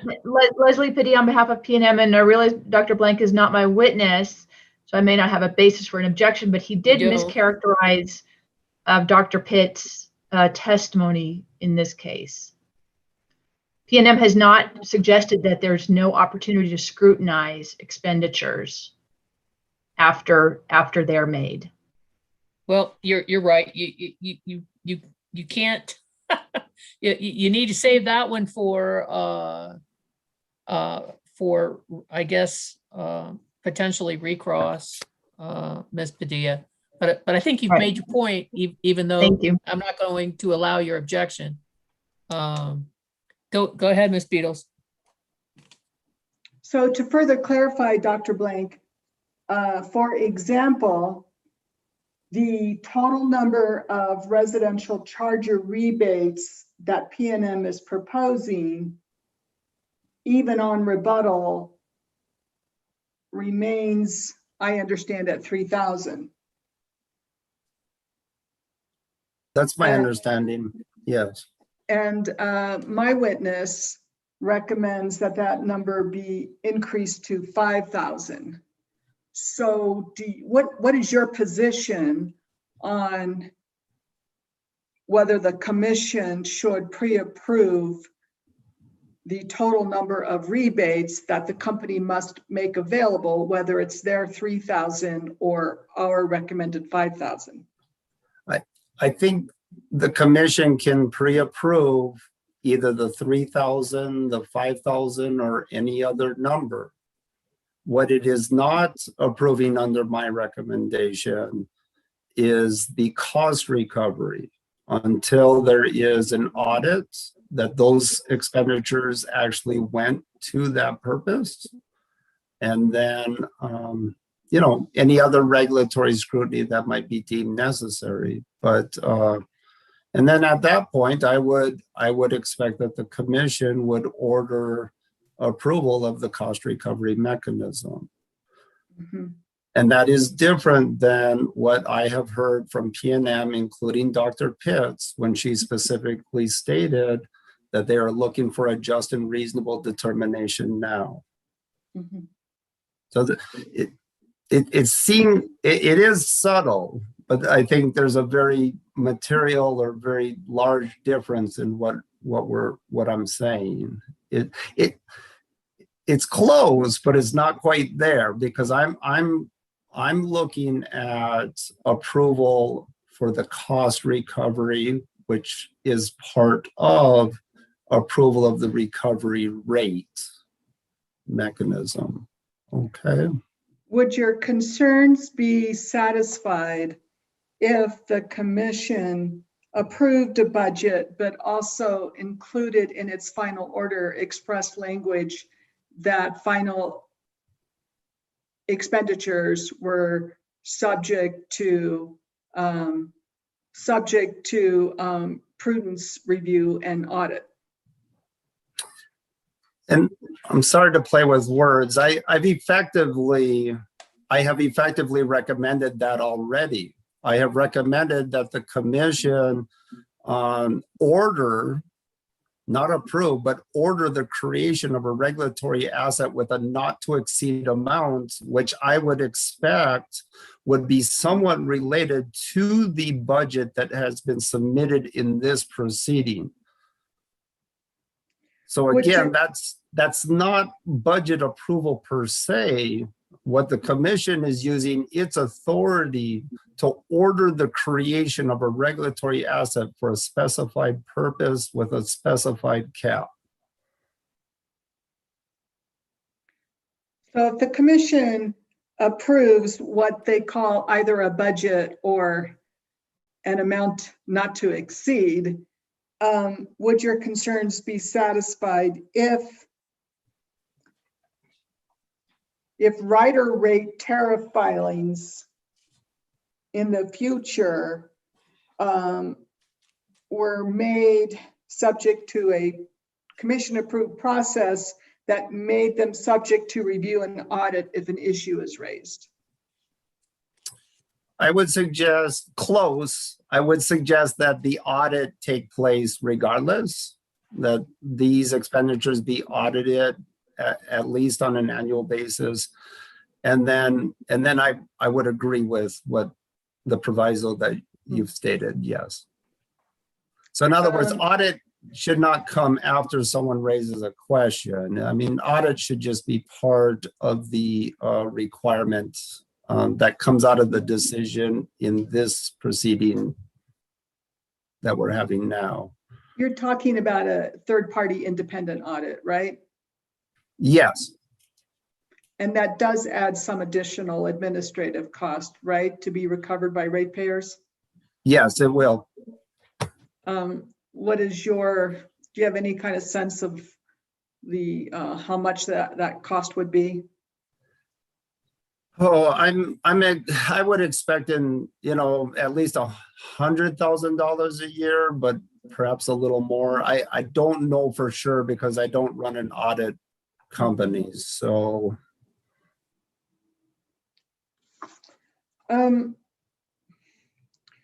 would you agree that a budget is also a management tool? So that would provide the commission some assurance that PNM is carrying out their plan as was proposed and approved? I think the programs that they have described in their application are sufficiently detailed to serve that purpose. In terms of monitoring going forward, that they are adhering to the parameters and the details that have been described in their application, or as might be modified by the commission. On the the budget is what it is. I think it's very informative to the commission at this time.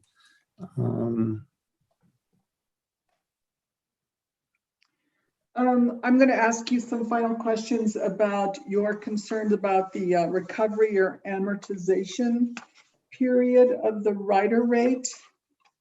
Do you know, in your opinion, is rate rider 53 as it is currently proposed and worded, does it give you any concerns as to unduly limiting the amortization period? I don't have that open right now, but my recollection is at least the intent stated by PNM was that the recovery period for 1 year of expenditure, the recovery period would be 1 year. I'd have to pull up the tariff language to fully check your question. Hold on, if you want me to do that. I do have it in front of me, and I will read to you the one sentence that is contained in the paragraph labeled description. And it states, this rider collects commission-approved expenses that were incurred during the previous calendar year for PNM's transportation electrification program. So would you agree that it does not expressly provide for rider recovery only during a single year? However, it could be implied.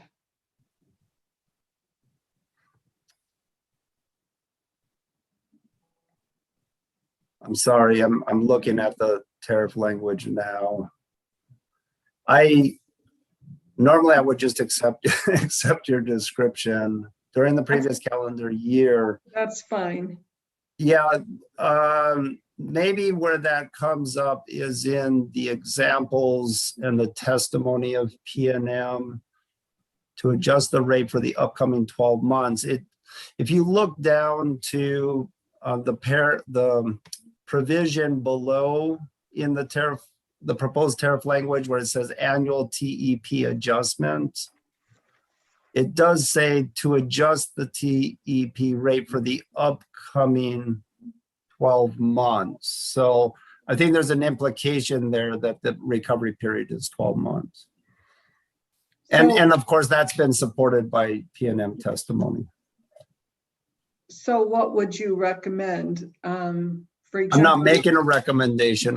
Well, my recommendation is that the commission at this point in time make it clear that it retains the flexibility each year to decide the recovery period. That's really my recommendation. I'm not suggesting that they should or should not at this time. I've given some reasons why in the future the commission might want to utilize a longer recovery period, but I'm just suggesting to the commission that it retain that flexibility in the future when they approve the recovery mechanism. Yes, so I understood that to be your opinion that you don't, and I wasn't asking for your recommendation for a particular recovery period, just your recommendation as how the commission should make sure that it retains full discretion to set that recovery period. And so I guess based on what you just said, you would recommend that the commission expressly retain and recognize that discretionary authority in this final order and potentially also in the tariff language? Yes, that would be a good modification to the tariff language, yes. Mm-hmm. As approved by the commission, Mm-hmm. yes.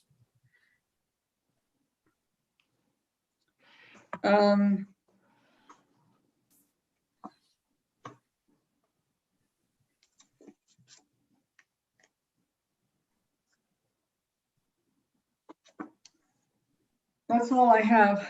Thank you, Dr. Blank. Thank you, ma'am.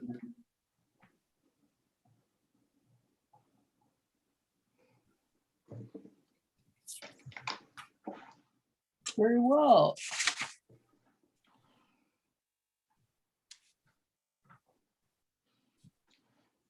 I believe Albuquerque Bernalillo Water Utility Authority reserved 15 minutes for Dr. Blank. That's Mr. correct. Harris, do you have questions for Dr. Blank? I do, Madam Hearing Examiner. Okay. Good afternoon, Dr. Blank. Good afternoon, sir. My name is Dal Harris, and I, as stated by the Hearing Examiner, I'm representing the Bernalillo, Albuquerque Bernalillo County Water Utility Authority. I have a couple follow-up questions. The first is to follow up on something touched upon by Mr. Albright relating to cross subsidizations. You mentioned that you had listened to Dr. Pitts and her testimony today. Is yes. that correct? Okay. Yeah. And I believe she stated in her testimony, if not orally today, that her recommendation was to charge all parties that had an opportunity to participate in a program should apparently pay the same rate. And my question goes to, does that raise a cross subsidization issue? My client is not is not eligible for any residential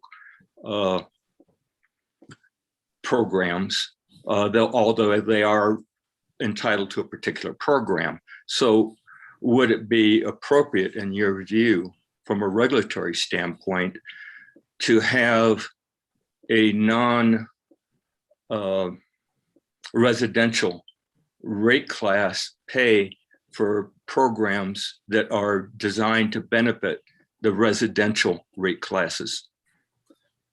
So I understand the question, and I think that some consideration should be given to what you described. I would note that as proposed, the residential rebate program is limited to 3,000, and there are 450 some thousand residential households. Clearly, those 3,000 households who directly benefit from the rebate program are receiving a subsidy.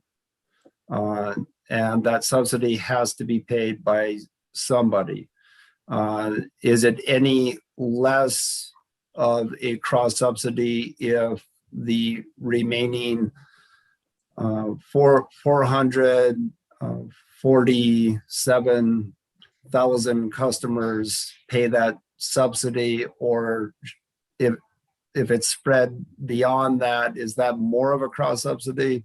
The subsidy amount is still the same. The subsidy remains the same. Not all 450,000 residential customers will have opportunity to participate in this particular program. But should it be a consideration? I think it's a worthy consideration. I just, again, would like to emphasize this is more of a public purpose program. It's a public purpose program with benefits that extend to other customers and other customer classes. If PNM is successful in expanding their regulated electric service, that will help to spread the fixed cost recovery across all the PNM customers. The environmental benefits that we've heard some testimony on is another consideration. Again, this is all part of more of a public purpose type program in which the customers share in that cost. I apologize for the very long answer, but and again, I think that's a consideration that could come up again under my recommendation that the commission reserve full consideration of the rate and rate design on the cost recovery until the expenditures have actually been incurred. Of course, once we see those numbers, then, Mr. Harris, we will have a better idea as to which particular rate classes benefited the most. And that's a good lead into my next question on a subsequent review. I liken it to what the commission does with approving a proposed generation plant and then reserving the right to see how it works out, because it occurs to me that, would you agree with me that one of the pillars of regulation of a monopoly is that the commission is a surrogate for the marketplace and risk must remain in order to have an efficient service? Would you agree with that? Yes, that's part of it. Your analogy to I think a certificate of public convenience and necessity, I forget exactly what it's called in New Mexico, but that certificate on large plant additions like a power plant, that allows the company to move forward with that investment without any guarantee for cost recovery. There's some remaining regulatory risk. They will, at in the future, when they try to get it into rates, they have to prove that up, to prove that the expenditures made were prudent in nature, and then they get cost recovery, right? And that's where I was going. For who bears the risk if somehow they mismatch the software necessary to read meters, or they purchase defective meters, or the meters are installed improperly? All of those things are risks that should remain in my, well, would you agree that that risk should remain with the service provider or the utility?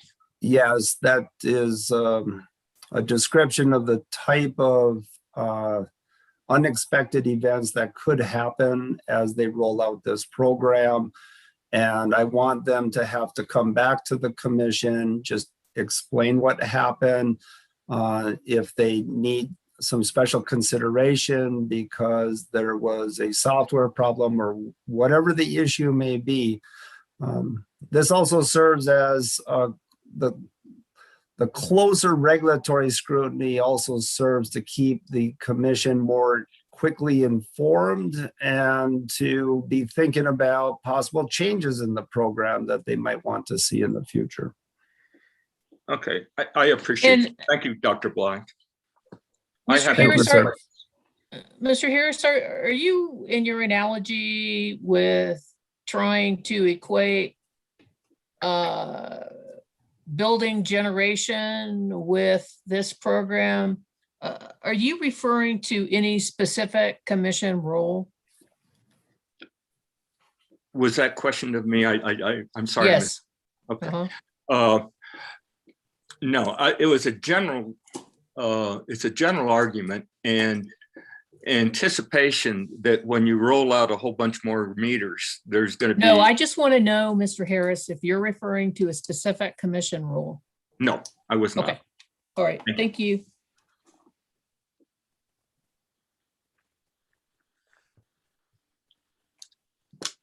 Okay. That brings us to Prosperity Works, who reserved 40 minutes. And who's going to take the 40 minutes? Ms. Lynch. Good afternoon, Dr. Blank. I'm Kara Lynch, the counsel for Prosperity Works. Good afternoon. Nice to meet you. I'm wanting to ask you a few clarifying questions related to your testimony that might shed some light on the impact of the TEP for low and moderate income families in PNM's territory. Before I actually dive into the set of questions that I've prepared, I'm wanting to just clear up some broader general questions related to the TEP that have come up. And first of all, I'd like to touch upon this question of subsidization. I think in your most recent questioning, you were able to clarify some issues related to who is subsidizing whom, which rate classes perhaps carry the greatest burden. I am wondering, from your professional experience and knowledge, do you have any recommendations you can make that might offset the effect of the current proposition on LMI communities? So households. So for example, in Mr. Bogatko's questioning of Babe, he raised the issue that the WHEV is LMI households subsidizing higher income participants. I'm wondering, could PNM implement some specific ways to offset this effect in the TEP? Okay, so I recognize the issue with the whole household EV rate because those are focused on mostly single family residents, perhaps duplexes, or at least rentals where the customer has a location for a charging station, right, at that address. So, and for apartment dwellers, most of them, they're not going to be eligible because of the property characteristics. Is there a way in which that particular rate incentive could be modified to help or better serve low-income multifamily dwellers? I'm not sure. I don't think that's a subsidy per se. I don't view that as a subsidy. It's just what it is it's an inability to participate. But there's no, other than the meter costs, there's no costs that are being shifted onto others because of the whole home EV rate. So I'm sorry, that was a long way of saying that I'm not quite sure what your question is. I'm trying to be helpful, Yeah, I understand. And I am just came out of the gate swinging, but the overall, you're familiar with the concept of energy burden? Yes, you might want to be a little more specific. So within the context of this hearing, energy burden has come up. It's energy burden broadly is. I'm not going to let you testify, so ask him the question. I'll move on. Thank you. Okay. The second. I would like a clip. Hold on just a second. Let me pause your time here a minute. Dr. Blank, I just want to be sure that I'm understanding you. At first, in your answers to some of the questions with Mr. Albright, and I believe also some questions with Ms. Beadle, you seem very specific about what your testimony was and what your testimony wasn't. Okay. And you seem to say that a lot of the things that ought to be analyzed when the commission was considering whether or not to approve the budget were things that should be done in the future. Correct? The final regulatory review of the expenditures and the approval of the rate will come in the future.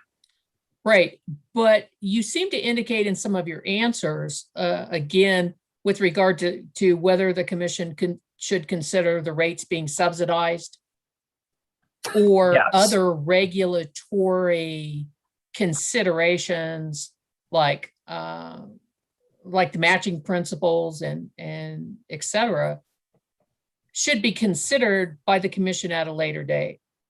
Yes, at the time that the commission approves the rate recovery rate, just like the commission when it approves other rates. Okay. And so now when you're being asked to opine on these subjects, are you changing that testimony? No, I'm not changing that testimony. I think I've been consistent that those might be worthy considerations, those topics. But again, and certainly they could be raised now for the commission to be thinking about, but ultimately when the commission approves the recovery mechanism, at that time, things like rate design, recovery period, etc. Once we have more data in terms of the expenditures and where the expenditures, who was served specifically by the expenditures, I think the commission would have more information to properly entertain those type of considerations. Okay, thank you, sir. Yes, Go ahead, ma'am. Ms. Lynch. Okay, so this is the last sort of cleanup question before I move into my set of questions. So do you recall the conversation yesterday between hearing examiner Hurst and Babe? Probably. Like I said earlier, I think I caught about 80% of his testimony this week. So go ahead. So yeah, the portion I'm referring to specifically is the area where hearing examiner Hurst asked Babe if he was familiar with various modeling programs that PNM already uses. I heard that. Okay. I'm not sure I was clear on what modeling programs they were referring to. A lot of them were, you know, well, so Yeah. to your knowledge, was the economic modeling done for this program adequate? Meaning, is it what's normally practiced in the industry when designing a program like this TEP? You know, my testimony has been focused on the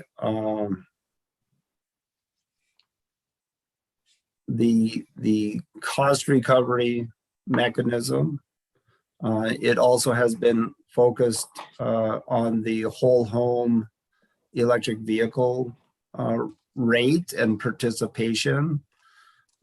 My analysis did not go deep enough to properly answer that question. Okay. I should say my review and analysis. So I'm sorry, but I'm not able to give an assessment. Okay, and I think I'm asking some questions about, you know, whether the transportation electrification plans have the opportunity to generate revenue for PNM. Oh, in that context, in terms of regulated electric service, I do believe that the promotion of more electric vehicles and charging of those electric vehicles clearly does present an opportunity for potential revenue, additional revenue generation by PNM.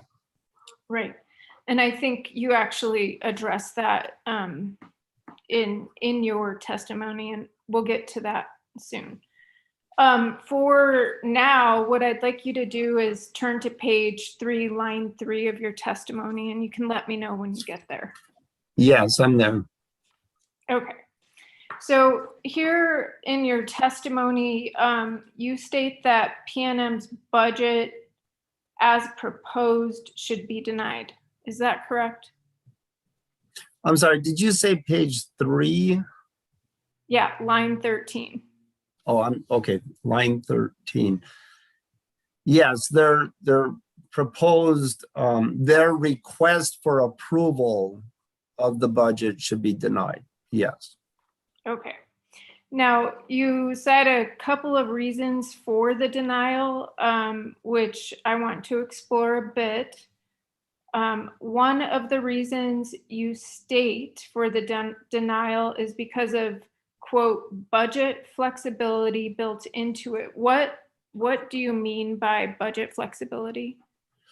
Yes, the budget flexibility is the 25% additional amount on top of their estimated or proposed budget.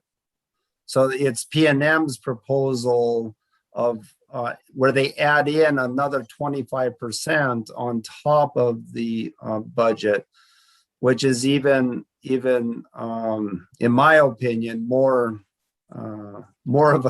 questionable than asking for approval of the budget as being prudent at this point in time. In addition, they're asking for this flexibility to exceed the budget. So you also state that the request of the for the approval should be denied because you believe the TEP should be categorized as a regulatory asset. What do you mean by a regulatory asset? Yes, thank you. So the record's clear. P&M also has recognized the need for a regulatory asset. A regulatory asset can only be created by order from a regulatory authority. That's pursuant to the accounting rules. And if I'd have to go back, probably securities, either direct or indirectly, part of Securities and Exchange Commission regulation. And so that authority rests, in this particular case, that authority rests with the PRC. So the PRC can order the creation of a regulatory asset with specified purpose. But P&M has also requested regulatory asset. What I'm suggesting is we limit it to the ordering of the creation of that regulatory asset for this TEP purpose. Okay. So from your perspective as an economist, how do these two classifications affect ratepayers differently? So, I'm sorry, which two? Can you clarify how classifying this as a regulatory asset would affect ratepayers versus P&M maintaining the original proposed structure? The primary difference between P&M's request and my recommendation is, if I have heard their testimony correctly, that they are asking that the budget not only be approved, but that it be deemed prudent at this time. I'm suggesting that the commission hold off, wait on a final determination of prudency until such time as these expenditures have been audited and verified for the purposes intended. And then the regulatory review and final approval from the commission for the rate recovery from the customers. But again, the primary difference, the P&M's proposal, my recommendation, they seem to be very similar, but there is a difference in terms of when they have been deemed appropriate for recovery from the customers. Great. So it's a timing difference, and I've given reasons for my difference in opinion. Right. Because of our interest in representing LMI households, I am wondering if you, from your perspective, could more LMI households participate in the TEP if your recommendation is accepted? I think under my recommendation, there will be greater assurance that the amounts designated for low income purposes will actually go to serving that purpose. and not possibly be shifted to other purposes. So the audit of these expenditures, that would be part of that audit to be certain that amounts that they have proposed and are part of the LMI segment of the program, as I expect will be approved by this commission, that going forward, that PNM actually has followed through on those expenditures targeted. The question on whether it could be increased or decreased, I haven't given an opinion on that, but certainly if the commission decides that a greater amount should be designated for low income, again, what I have offered in my recommendation is greater regulatory oversight to be certain that PNM follows through on whatever programs and sub-programs this commission ultimately approves. Okay, so I think we can transition now to page 5, line 17. Yes, I'm there. You state that the PRC should not approve budgets for the utility proposed and controlled program because it suggests that any expenditures within that budget are deemed to be prudent and reasonable. Can you just clarify what you meant by that statement? And I apologize, Council. I thought I had the page in reference right. Could you say the page in line number again? Page 5, line 7. 7. Yes, and your question was again, I apologize. You state the PRC should not approve budgets for utility proposed and controlled program because it suggests that any expenditures within that budget are deemed to be prudent and reasonable. Yes, I say that. That's the implication. And if I've heard the testimony from PNM correctly, they've confirmed that that's their view as well. Okay.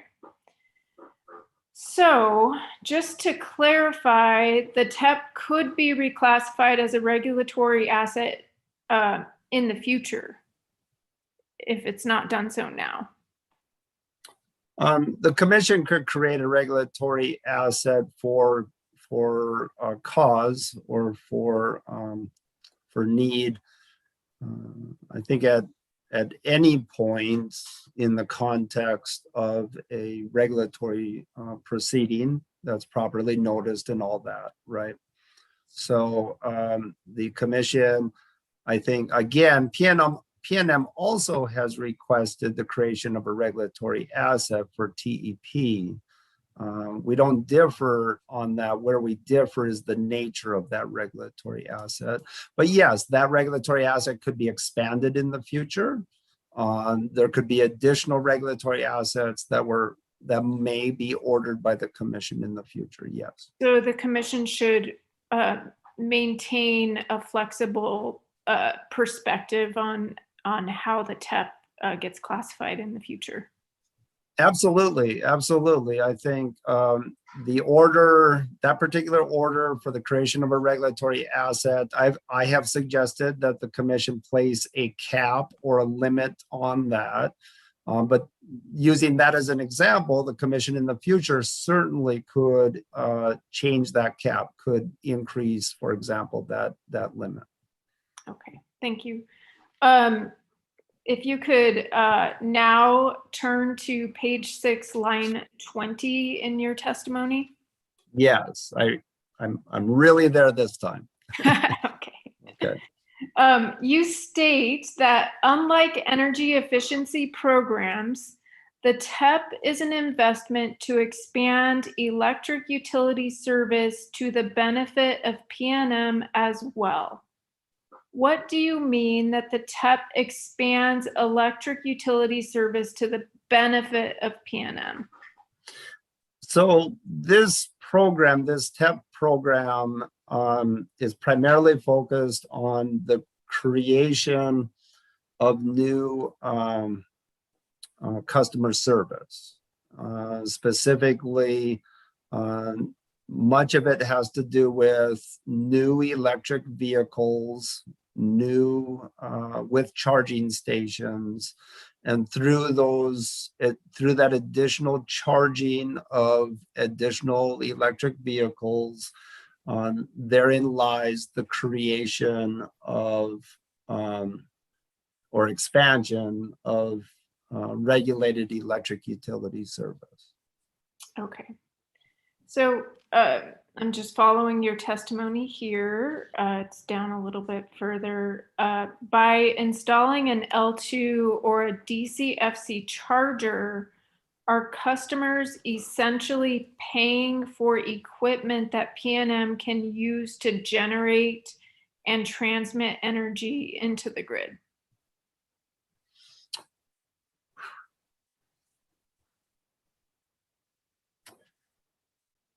That's not part of the PNM program that's been proposed at this time. I'm not quite sure, but I believe there would be some additional investments required to be able to move power from a battery into the PNM grid. But as far as I know, that's not part of the proposal that PNM has made at this time. Okay. You don't have to, if you don't know the answer to this next question, just let me know. But based on your knowledge and expertise, how have other utilities and other states classified their TEPs? I'm not sure what you mean by classification. Have they created regulatory assets like you're proposing?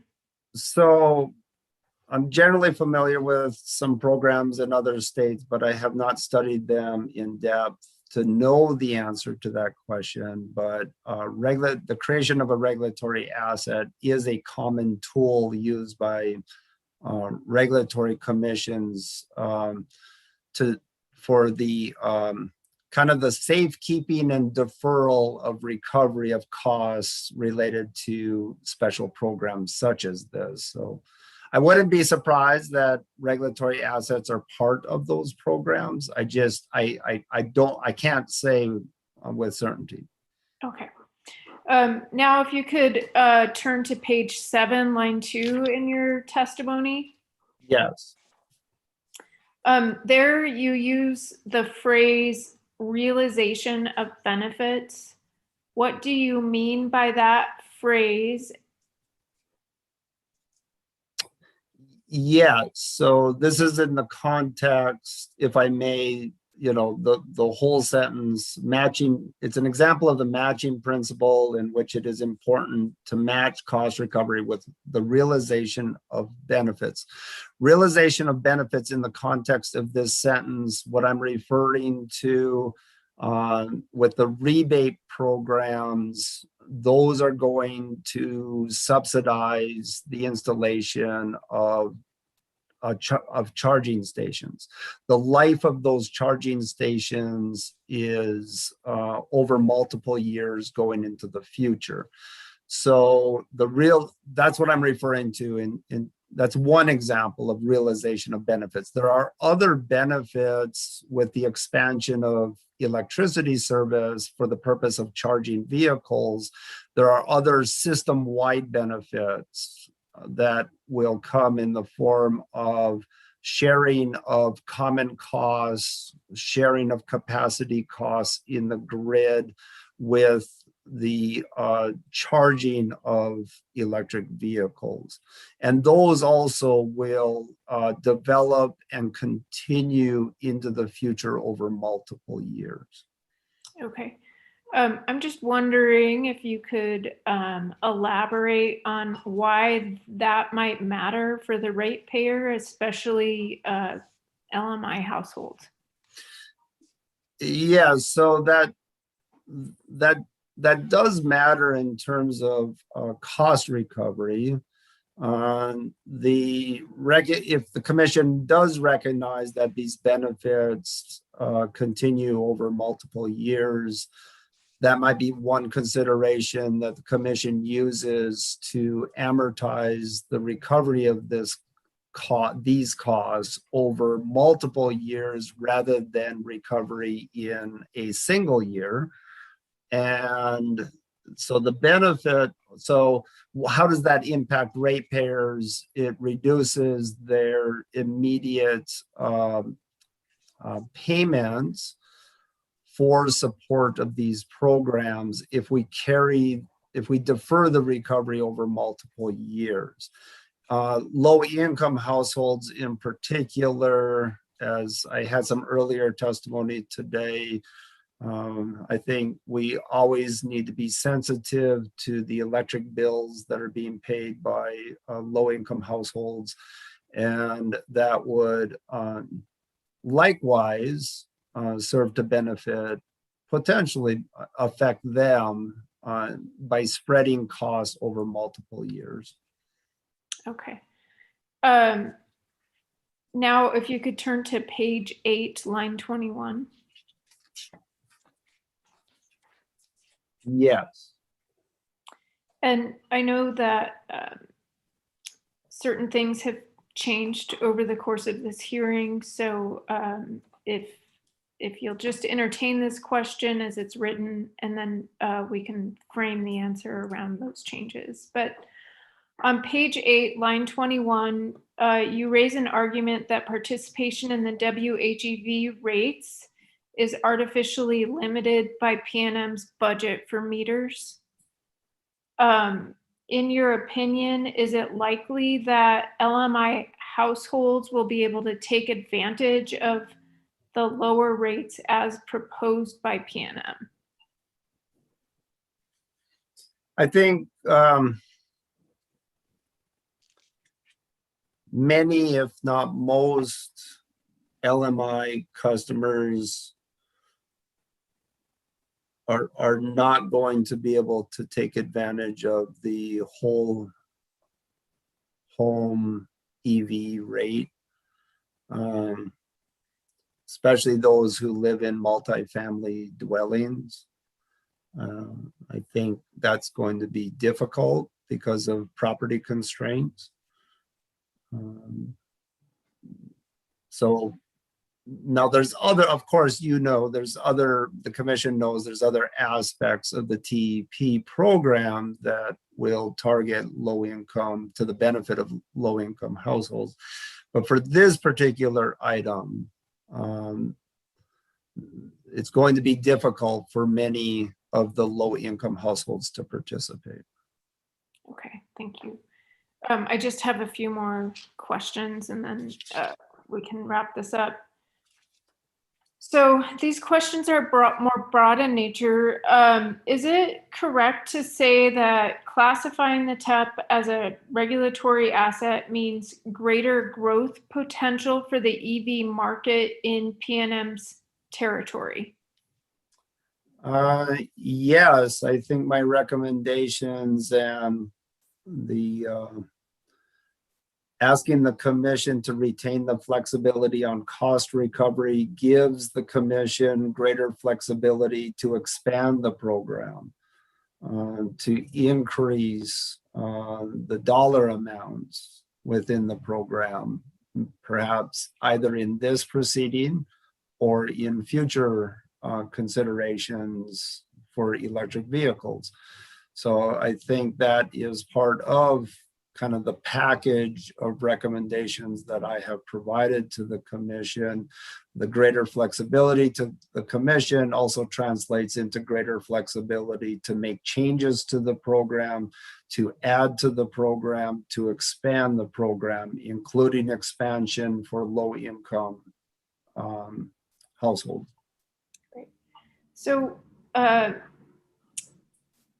next, I'd like to spend some time just exploring the EV market and the economics of the EV market. I was wondering if you can contextualize the forecasts that have been provided in this hearing for EV growth in PNM's territory? In other words, what does the EV market in PNM's territory look like in the short term and the long term, if you're able to answer?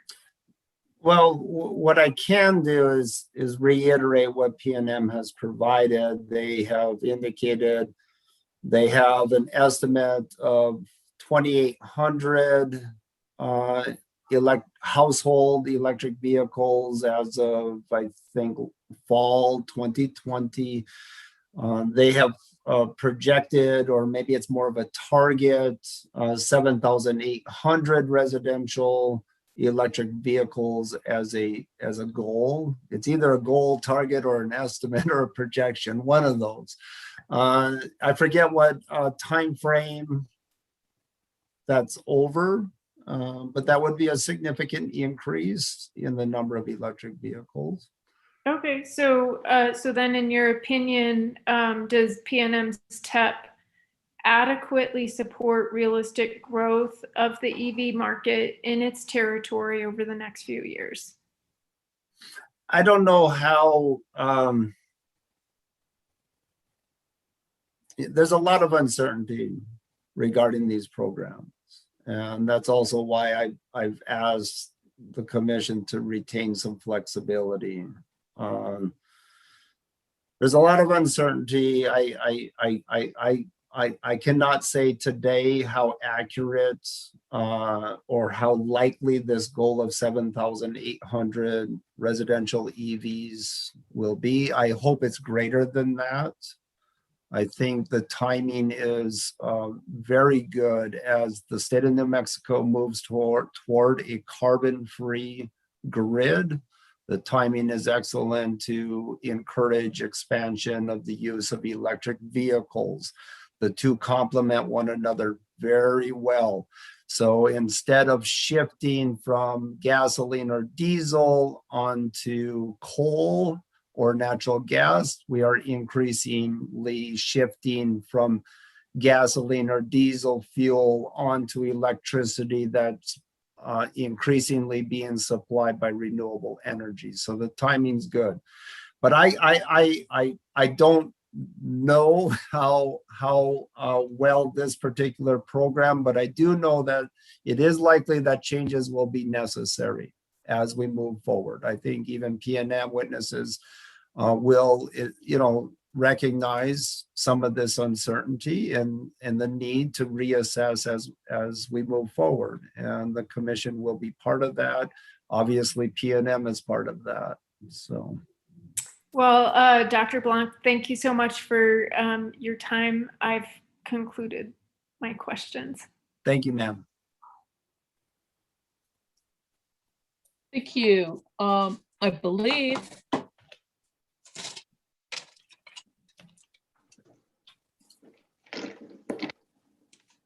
Mr. Bagatko. Madam Hearing Examiner, thank you. I believe you reserved 15 minutes? That's correct. We did reserve 15 minutes for Dr. Blank, but it's no longer necessary. But we certainly thank Dr. Blank for his attendance and his participation in this proceeding today. Thank you, Doctor. Thank you, sir. So no questions from staff? Not for Dr. Blank, but thank you. Okay, very well.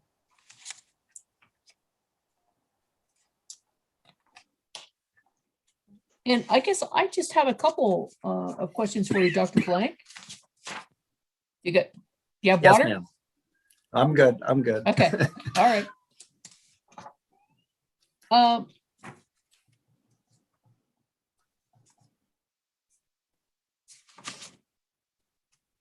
don't recall, Dr. Blank, have you testified before the commission before? Yes, I have several times, but not before you, ma'am. Well, you must have liked it because you came back. Well, somebody seems to invite me once in a while.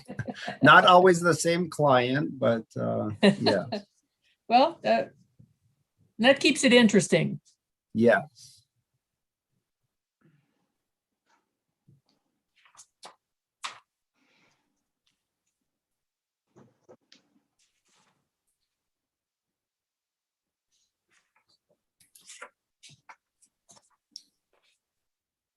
And I already asked you the question about the difference between your specific recommendations and the time periods that they should be done. But I also wanted to ask you about your testimony on page 7. And you're answering the question posed at page 6.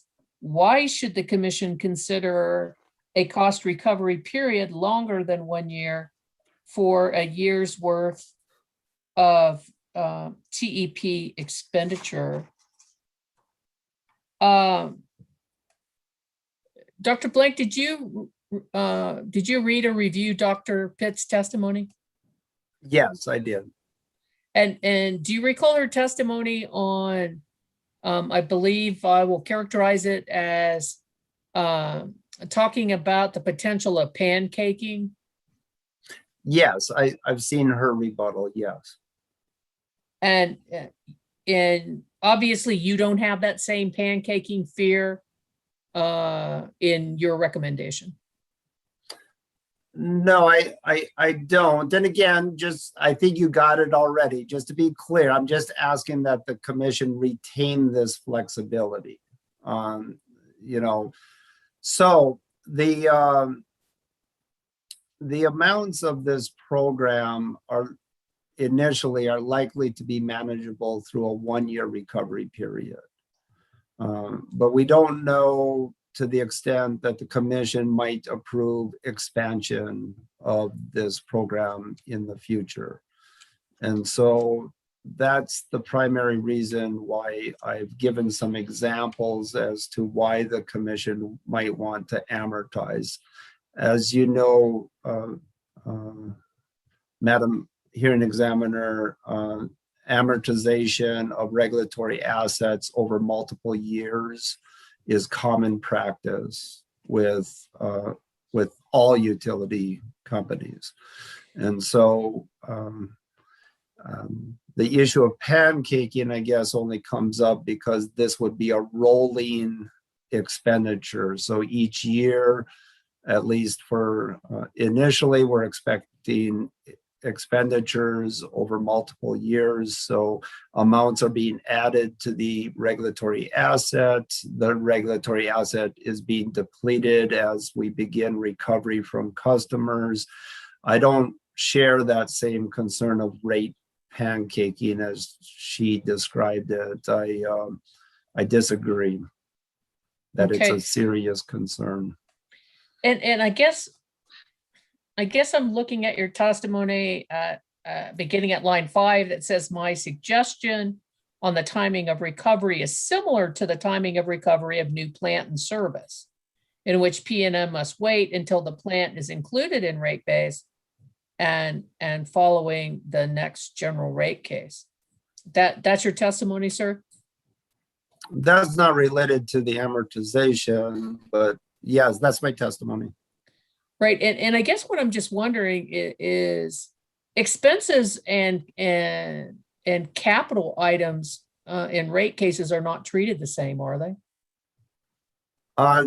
This is an expenditure on long-lived assets called battery chargers, right? So a portion of the expenditures are going into assets. The difference is that these assets are wait.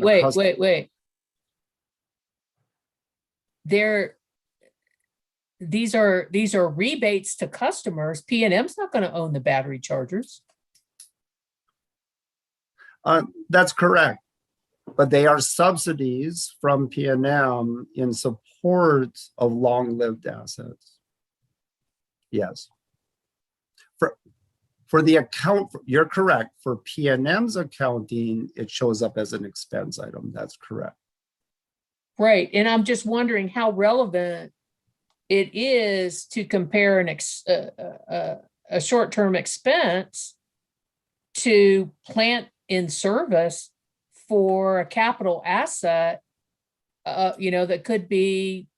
owned by the company for 40 years. The similarity rests with the benefits, whether it's a capital investment or an expense item. the benefits will accrue to the system over multiple years going forward. That's the similarity. It's an application of the matching principle, in that the expenses made this year, but the benefits accrue over multiple years. And that's why the commission might want to consider, if the program were to grow large enough, they might want to consider recovery over a longer period of time. And in viewing the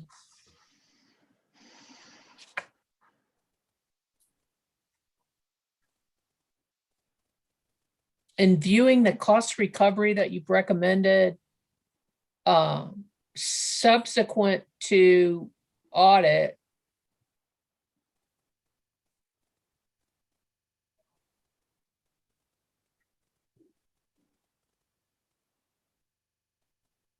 you have recommended that the proposed budget amount be the ceiling for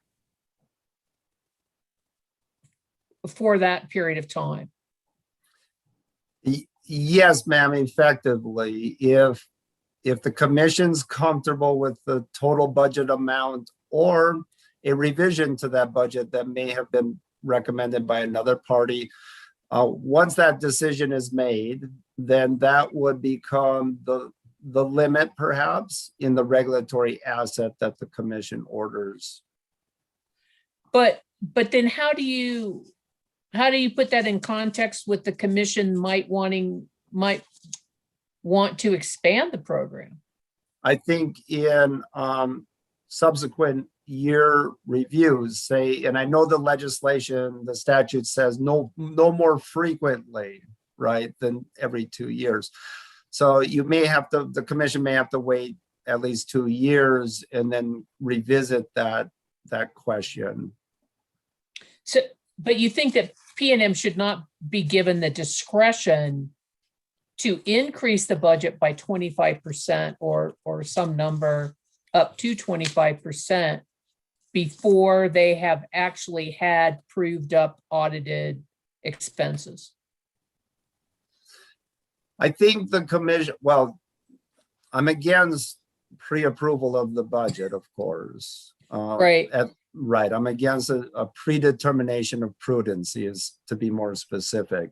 If the commission feels like they should set the not to exceed amount on the regulatory asset higher than the budget, based on uncertainties in the other testimony provided by P&M and maybe others regarding having some budget flexibility, I guess the commission could set that limit to be higher than the $8.7 million target budget.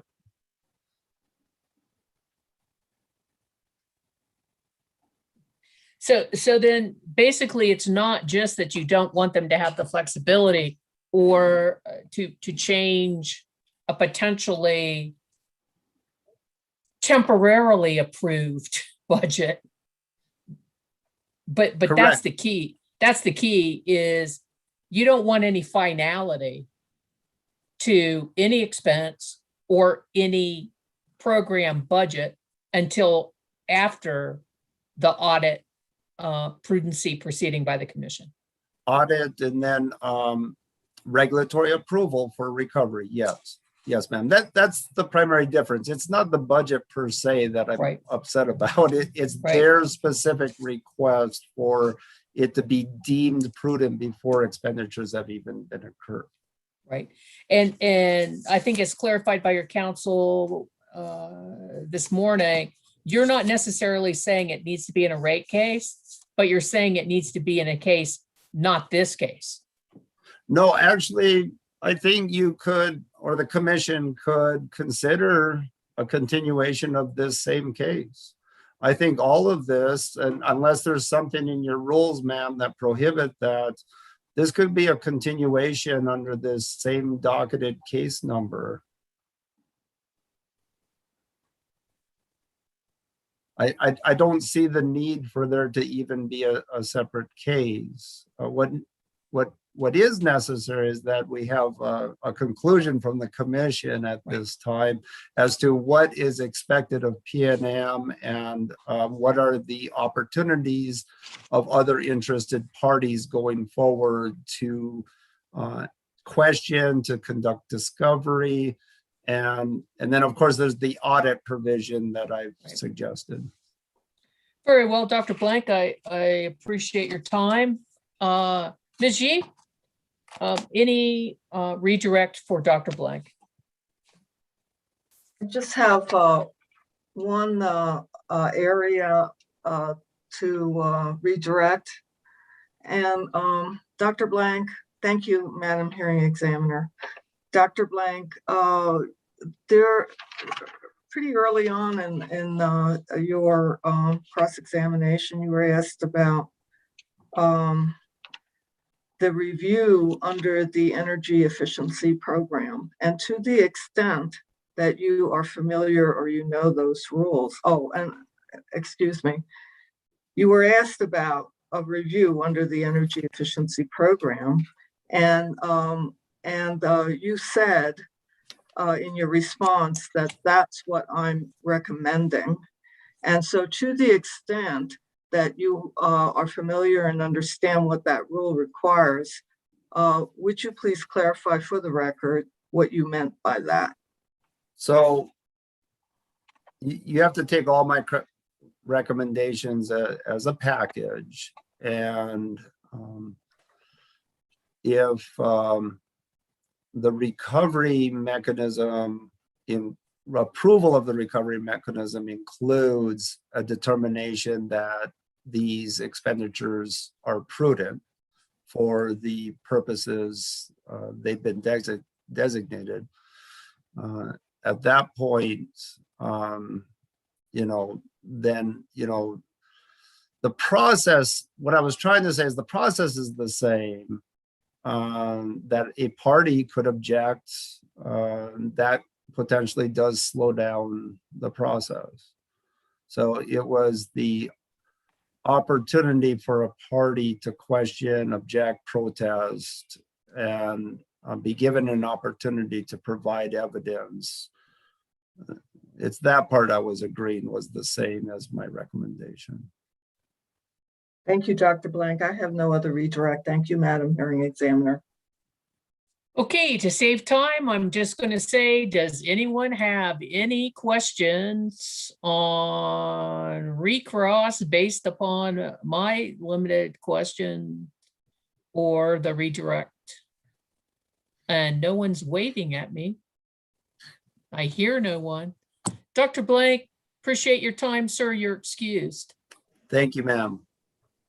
Ms. Yee, anything further from the city?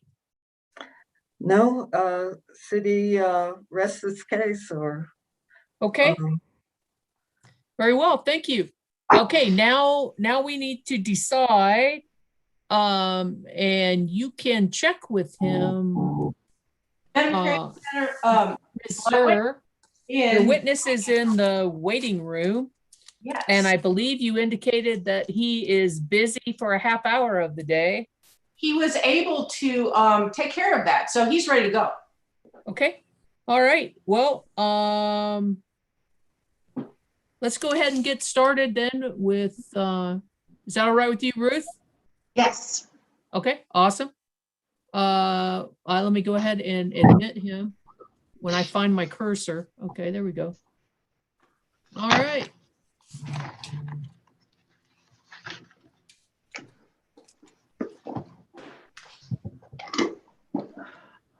All right, CCAE would call its witness, Max Baumheffner. Good afternoon, Mr. Baumheffner. Ms. Elwell, will you swear the witness, please? Yes. Would you raise your right hand, please, Mr. Baumheffner? Do you swear or affirm that the testimony you're about to give is the truth under penalty of perjury? I do. Thanks. Very well. Ms. Sir. Good afternoon, Mr. Baumheffner. Got your mute off? He does. Okay, could you please state your name for the record and spell it, please? Max Baumheffner. Baumhefner. And do you think you're going to be able to talk today throughout this? Yes. Okay. Apologies for the voice, a vestige of a cold. What is your current professional position? I'm a senior attorney with the Natural Resources Defense Council. Do you have before you what has been marked CCAE Exhibit 1? I do. Could you please identify that? That is my testimony on behalf of CCAE. Do you have any corrections to make? No. Good. Is your direct testimony, was it prepared by you or under your direct supervision? Yes. And is it true and accurate to the best of your knowledge? Yes. If I were to ask you the same questions today that are in your testimony, would your answers be the same? Yes. Your Honor, I would like to move CCAE Exhibit 1 into evidence. Any objection to what's been identified as CCAE Exhibit 1, Mr. Baumheffner's direct testimony? Hearing or seeing no objection, CCAE Exhibit 1 is admitted. Mr. Baumheffner, thank you, Your Honor. Mr. Baumheffner, do you have CCAE Exhibit 2 before you? I do. What is it? That is my rebuttal testimony on behalf of CCAE. Do you have any corrections to make? No. Was it also prepared by you or under your direct supervision? Yes. If I were to ask you the same questions today as those in your testimony, would your answers be the same? Yes. Your Honor, I would like to move CCA 2 into evidence. Mr. Baumheffner, your rebuttal testimony is true and correct to the best of your knowledge? Yes. Any objection to what has been identified as CCAE Exhibit 2, Mr. Baumheffner's rebuttal testimony? Hearing and seeing no objection, CCA 2 Exhibit 2 is admitted. And finally, Your Honor, would you like CCAE to offer the bench request? Okay, do you have your response to the bench request before you, Mr. Baumheffner? Yes, I do. Okay, and was that document prepared by you or under your supervision? Yes. And is it true and accurate to the best of your belief? Yes. All right, I would like to offer the CCA's response to the bench request that is signed by Mr. Baumheffner as the affiant into evidence. As would this be bench request number? CCAE 3. Okay, CCAE 3. Mr. Baumheffner, if you were asked those same questions today, would your response be the same? Yes. Any objection to what's been identified as CCAE Exhibit 3, and it is the response to the Commission's May 14th bench request, and as indicated by Ms. Sir, Mr. Baumheffner was the affiant in that particular response. Hearing and seeing no objection, CCAE 3 is admitted. Ms. Sir. With that, I would pass the witness. Very well. And Ms. Padilla. Yes, Madam Hearing Examiner, we reserved, P&M reserved 20 minutes. Okay. For Mr. Baumheffner. Very well. Go ahead. Good afternoon, sir. Sorry that you're just coming off a cold. Let's see. I wanted to ask you a couple of questions based on your experience in working in states besides New Mexico on transportation electrification efforts. Because you do have some experience outside of the state of New Mexico, correct? Yes, I've been working on programs and policies like these for the last 11 years, including in New Mexico, but all over. Okay, we're lucky to have that kind of expertise here, I think. On page 9 of your direct testimony, you talk about the need for the state of New Mexico to electrify its transportation sector.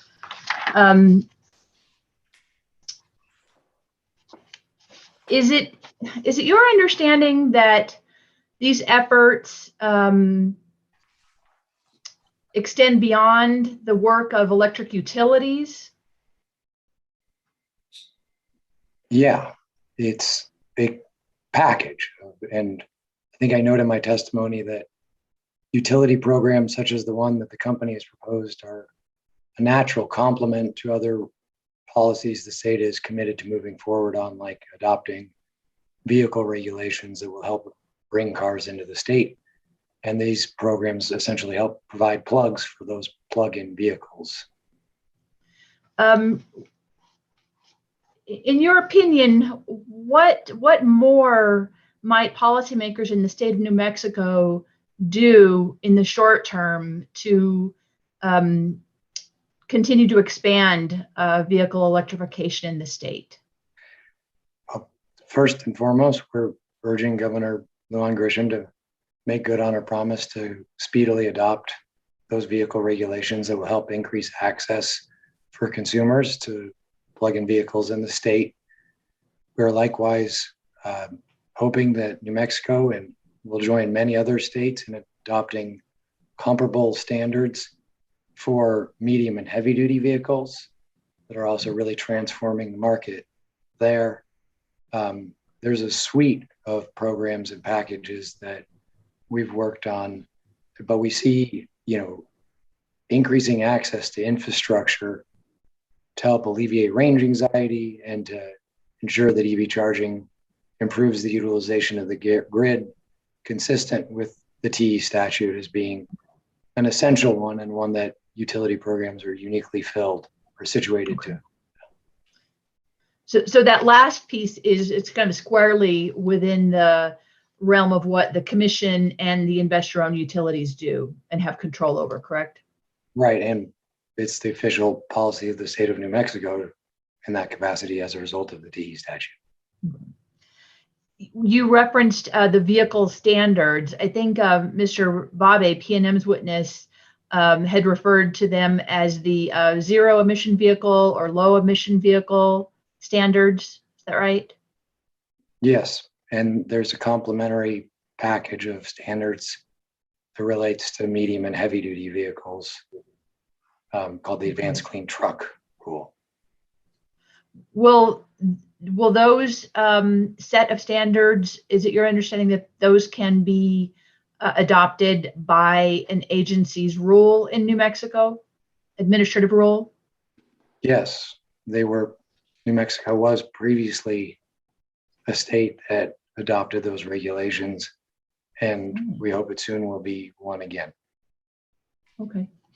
They were adopted and then retracted. Is that what happened? Yes. Okay. I didn't realize that. Okay. An unfortunate blip in Mexico's environmental leadership. We hope will be soon erased. Now, CCE has made a number of recommendations to change PNM's proposal in this case, correct? Yes. Have you developed a number for the actual dollar impact of the total set of recommendations that CCE has made? I did for the one that is most specific in terms of its budget implications with respect to the multifamily housing piece where we recommend the budget be increased to accommodate not just 20 ports, but something more like 80, and that the rebates be sized at a level that is more likely to ensure participation based on our experience in other states. Okay. I did not for And- the and- entire package, though I did note that All right. in general, it's too small. In general, P&M's proposal is too small in your opinion. Yes. Okay. And how much was the number that you did quantify? In my direct testimony, I suggested that the multifamily budget be increased from 100,000 to $1 million. And in rebuttal testimony, I believe P&M agreed to changes that would change it to essentially have a maximum budget of around 300,000, which at least is a step in the right direction. Thank you. Go ahead, Ms. Padilla. Yes, thank you, Madam Hearing Examiner. That was the one number I was familiar with too, the 100,000 that was in our proposal to the $1 million recommendation for the multifamily home budget. But you did not, you don't have a number for the overall budget impact of CCAE's recommendations, right? No, though I will note that in an attempt to ensure non-duplicative testimony, we did coordinate with Western Resources Advocate, witness Aaron Kressig, and who made more specific, comprehensive programmatic recommendations. Okay, actually, that's interesting because I did find that number in his testimony. So I can discuss that with him. You know, it also might be helpful. There was some testimony yesterday about, it might have been Monday, the ability of low-income households to actually purchase an electric vehicle. Your testimony at page 11 discusses the possible benefits of vehicle electrification to low-income households. And I was wondering if you could just talk a little bit more about, besides the upfront purchase cost of a vehicle, how electric vehicles may actually assist low-income customers compared to internal combustion vehicles.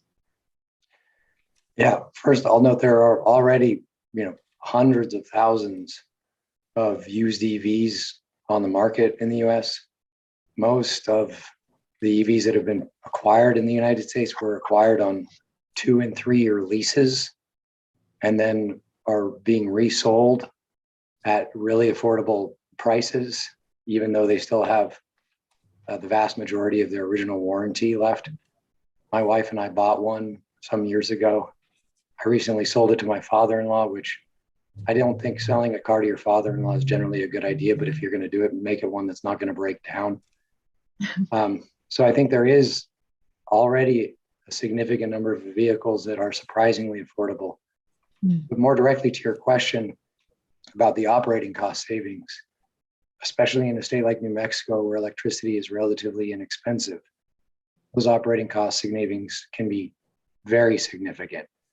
And it's, if you were to charge during the off-peak hours on the proposed whole house EV rate, it would be something, I believe that off-peak price was something on the order of 4 cents per kilowatt hour.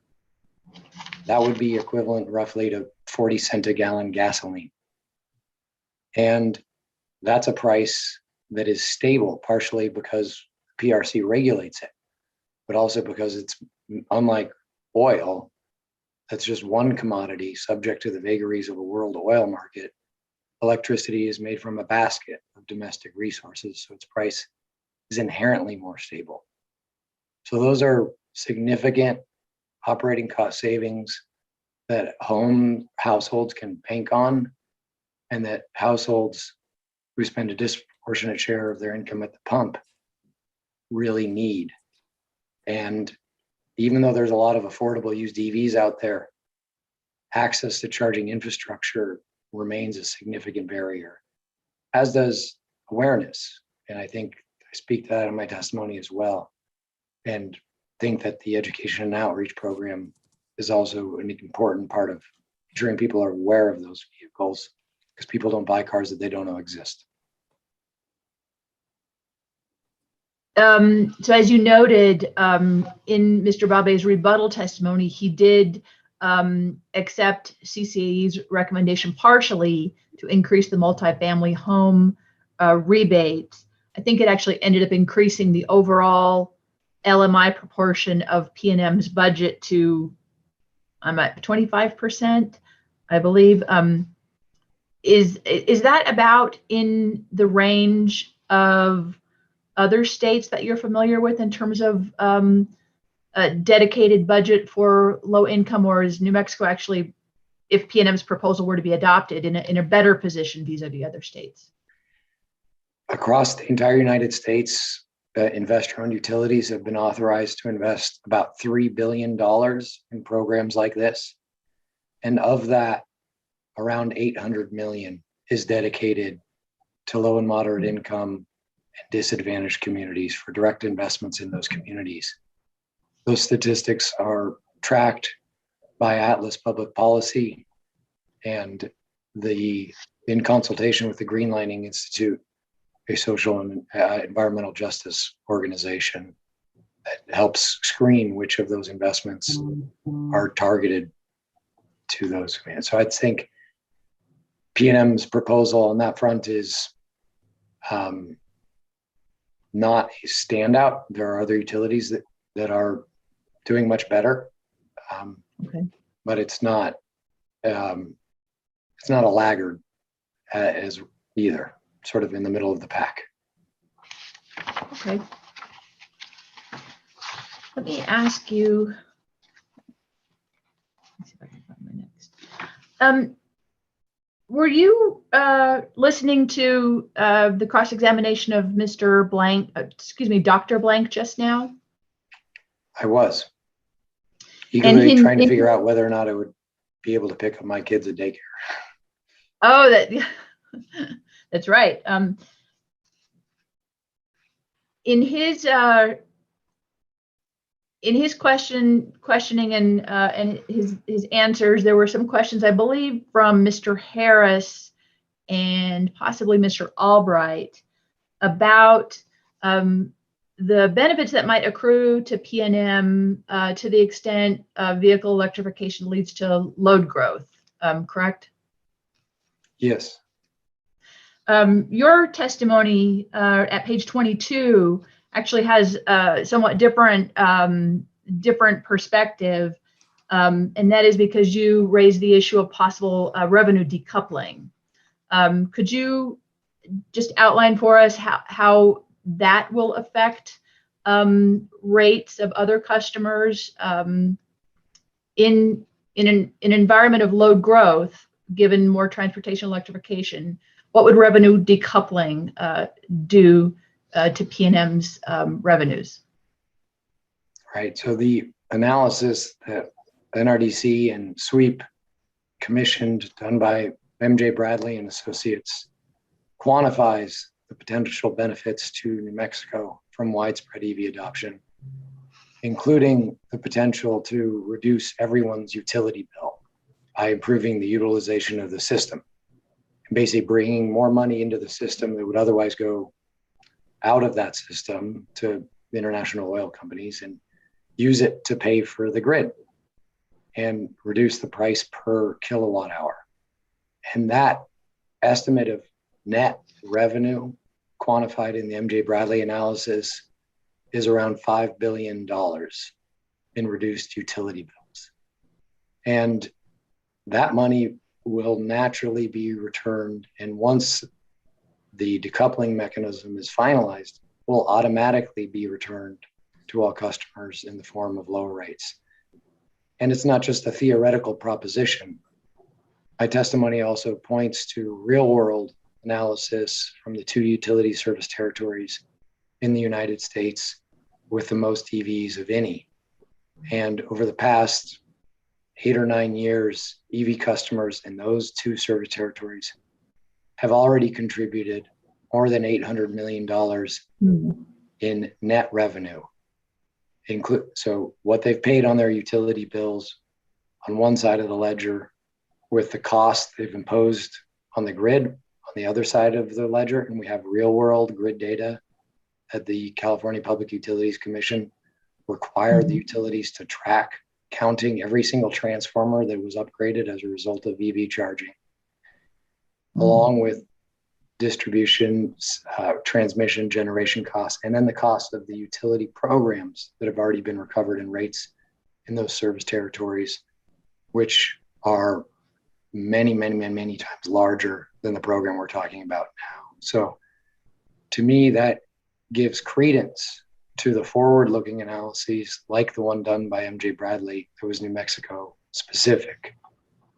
And the decoupling mechanism essentially ensures that found revenue will automatically be returned to all customers. Okay. So it is. Hang on just a second, Ms. Padilla, but how realistic is it, Mr. Baumhafner, to compare a populous state like California with and one that has lots of metropolitan population centers to a rural, less sparse, sparsely populated state like New Mexico? So the forward-looking MJ Bradley analysis was based upon the population and other characteristics of New Mexico, its grid characteristics, the Energy Transition Act. Everything was done to make that as New Mexico specific as possible. Right, and I'm specifically referring to what you just said. Oh, this is not just, theoretical, that this is based on real world information. Right. And I'm questioning how real world your information is when you compare an apple to an orange. Yeah, and I think in this case, that orange is a preview into the future, essentially, and should give some solace to the commission that even in service territories where they've already witnessed very significant levels of EV adoption, including clustering on neighborhood transformers, that the costs associated with accommodating that EV charging has been de minimis and is essentially a rounding error relative to the utilities' revenue requirements, while the revenue that has already accumulated is much more significant. And we are in the process of conducting analysis for all 50 states that is going to be also retrospective. So I hope to come back to the commission with those numbers. And I'm not suggesting that you could just scale that 800 million to New Mexico's population and get an exact approximation. All I'm suggesting is that all of those forward-looking studies have been borne out by what we've observed in the real world to date, which is indicative of where New Mexico needs to go to meet its own commitments to reducing climate emissions. And I'm not asking about where it needs to go. I'm trying to get a realistic fix on how valid is it to compare a state like California with the population and the economic differences in the density questions, where I've heard testimony that there is an 8% EV adoption rate to a state like New Mexico that has a more rural nature, has less population, ranks not very well in average or median income level, and has less than a 1% EV rate.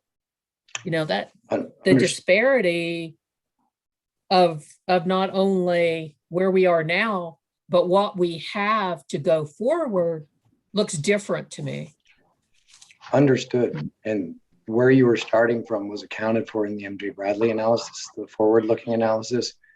And I'm not suggesting you could just take the data from the 2 utility service territories in California that has already been quantified and, take a 0 off it and say that's good enough for New Mexico. I'm just saying that it gives reason to believe that forward-looking analysis that was New Mexico specific is credible. And in some ways it's conservative because on the cost side of the ledger in those California service territories, you already have much more potentially significant distribution system costs because of that neighborhood clustering effect than you will realize in New Mexico anytime soon. And you also have EV program costs utilities were authorized to recover in rates that are much, much higher. So if anything, Yeah. it's somewhat conservative. But you also had rolling blackouts too, and we don't want those. Yeah, and those were not caused by EVs, but I don't want those Right. either. No. Right. I hear you. Okay. Thank you, sir. You can go ahead. I'll resume your time. Ms. Padilla, you're at 5 minutes. All right. Thank you, Madam Hearing Examiner. Mr. Baumhafner, I would like to ask about the MJ Bradley study. So I'm glad you brought it up. Are you familiar with cost benefit tests in the energy efficiency realm? Yes. So a cost benefit test there determines whether $1 of utility investment or customer investment, because it is paid for by customers, produces a return that's greater than that dollar. I mean, that's roughly what a cost benefit test in the energy efficiency world looks like, right? Yeah, and it's my understanding that they do different tests from different perspectives. Yes, that's a good point. I used to know the utility cost test, total resource cost test. That the cost benefit analysis that MJ Bradley Associates did on vehicle electrification isn't similar to those energy efficiency cost benefit tests, is it? It's, if anything, it's analogous to a social cost test, but they weren't putting a cost of an investment to make those benefits be realized into the equation. They were just quantifying what would happen if you had sufficient EV adoption to meet the state's goals. And what would New Mexico drivers realize in terms of operating costs savings? What would society realize in terms of emissions benefits? And what would utility customers realize in terms of reduced bills? And that all adds up to about $30 billion worth of net benefits after discounting to net present value. I ask the question because the bench request from Commissioner Maestas asked if that MJ Bradley analysis might serve as a reasonable measure for utility programs. And because, as you just explained, the MJ Bradley analysis is sort of much more broad than just utility programs, it doesn't seem to P&M like it is a suitable analysis. Would you agree? To determine the cost benefit of utility investments in transportation electrification. I don't think it's an exact fit. I think that the TE statute requires the PRC to give consideration to all of the benefits that the MJ Bradley analysis quantifies. I think that investments like the one that the company has proposed are essentially a way to pull those benefits forward so that New Mexicans are more likely to realize them sooner rather than later. Okay. If I have hang on a sec. So what was your answer? Yes, they should use it, or no, they shouldn't use it? I think it should certainly be part of the record and part of the commission's consideration in reviewing TEPs pursuant to the TE statute. But I don't think it's something where you could just, plug a utility program cost in and say, oh, it's somehow that particular program is justified because of these benefits. I think you still have to do as the TE statute recommends and look at the merits of an individual program, which is essentially what we're doing over Zoom. Thank you. Go ahead, Ms. Padilla. Okay. I think I just have one last set of questions. It's about CCAE's recommendation. Well, actually, it's on CCAE's recommendation on both the number of residential rebates. You're recommending it go from 3,000 to 5,000, and then lifting the cap on participation in the whole home EV rate. If I might clarify, it was WRA witness Aaron Kressig who suggested the specific number of rebates. I had suggested that the whole program as a whole is too small, and noted that on an apples to apples basis, it's 3 times smaller than what the Colorado Public Utilities Commission recently approved for Excel, pursuant to sometimes verbatim legislative directive. But I did make the specific recommendation with respect to lifting the arbitrary cap on the whole home EV rate. Okay. Who approved Excel what?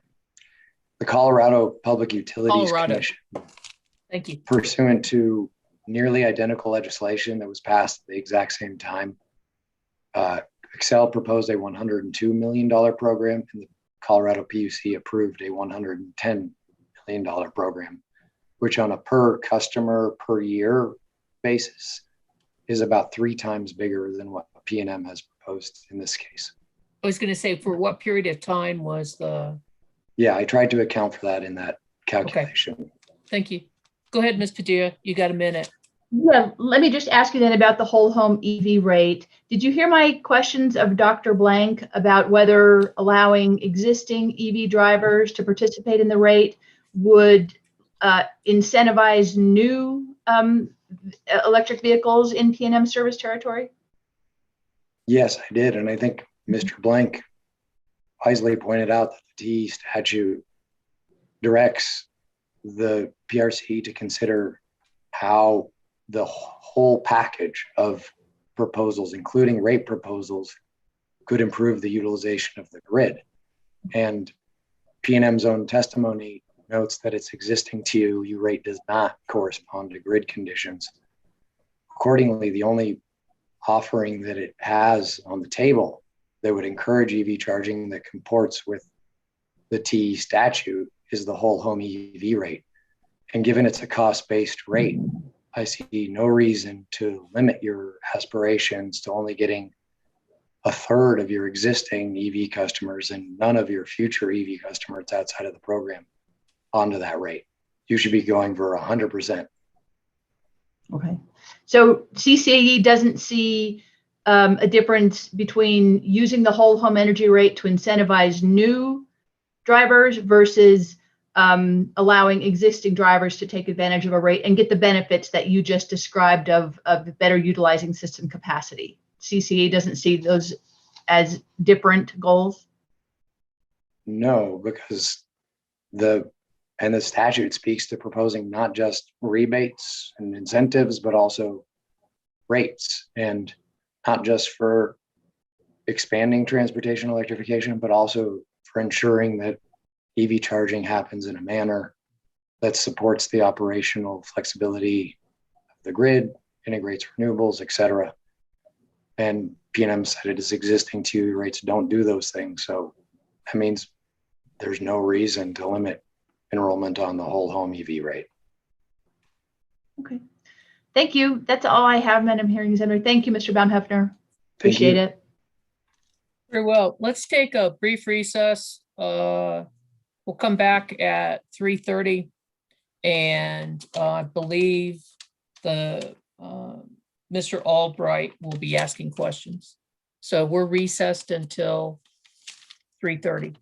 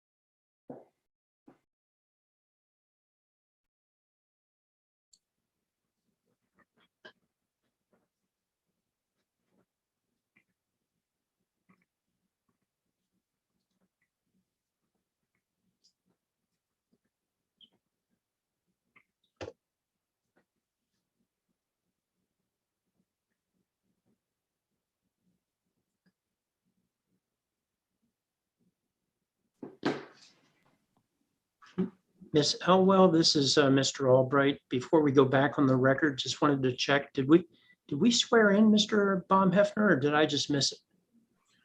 I don't remember him being sworn in. I don't either. I do remember raising my right hand while Yes, I did. simultaneously Yes, I trying remember to now. Wow. You Sorry, scared me. I just Don't scare me.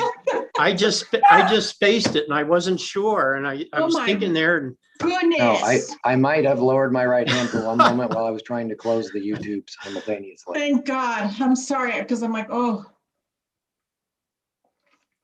It's all good. no, I think that was just one of my moments where I was somewhere else.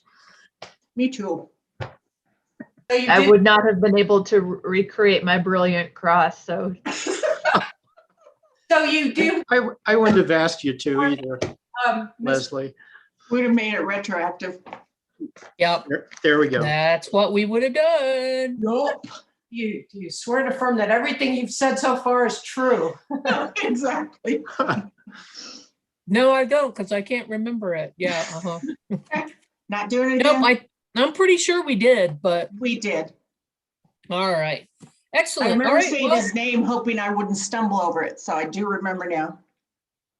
Jeff, that counts as 1 minute of your 15-minute cross right there. I think I have more than 15 minutes, but I could be you wrong. do. We are back from our recess, and I believe according to my notes, Mr. Albright, you reserved 45 minutes. I did, yes. But hopefully you won't use 45 minutes. but Hopefully I go won't. ahead. Thank you. Good afternoon, Mr. Baumheffner. My name is Jeff Albright. I'm with J. Albright Law LLC, and I represent Bernalillo County in this proceeding. So welcome to New Mexico, even if it's remote at this point. Thank you, Mr. Albright. I wish I could be there in person as I have previously and look forward to coming back. I have a number of questions, and we'll start with page 1 of your direct testimony.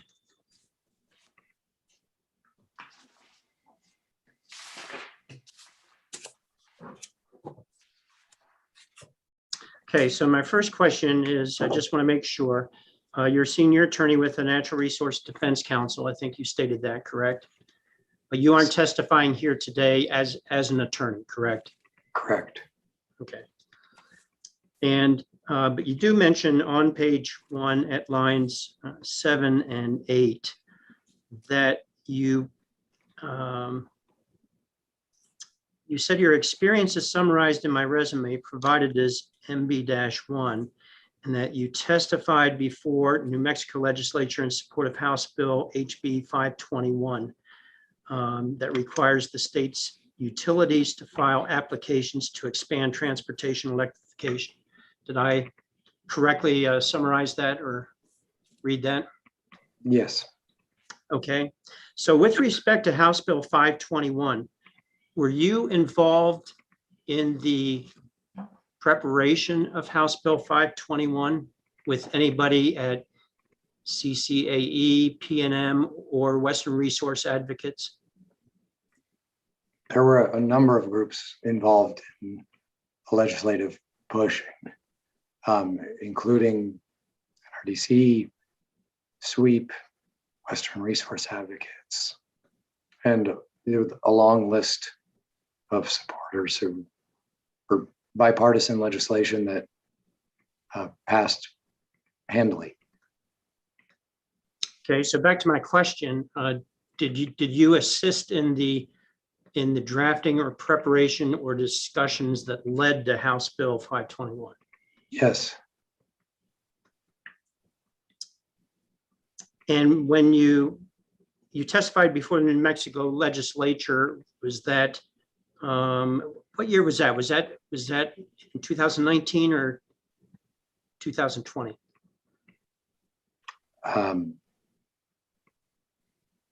I believe it was 2019, subject to check.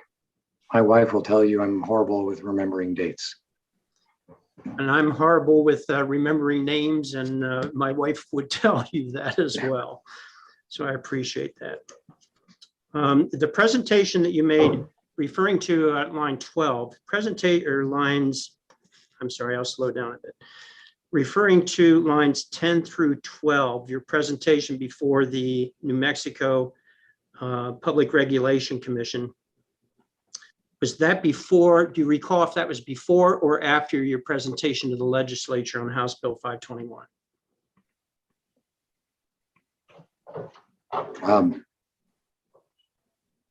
I believe that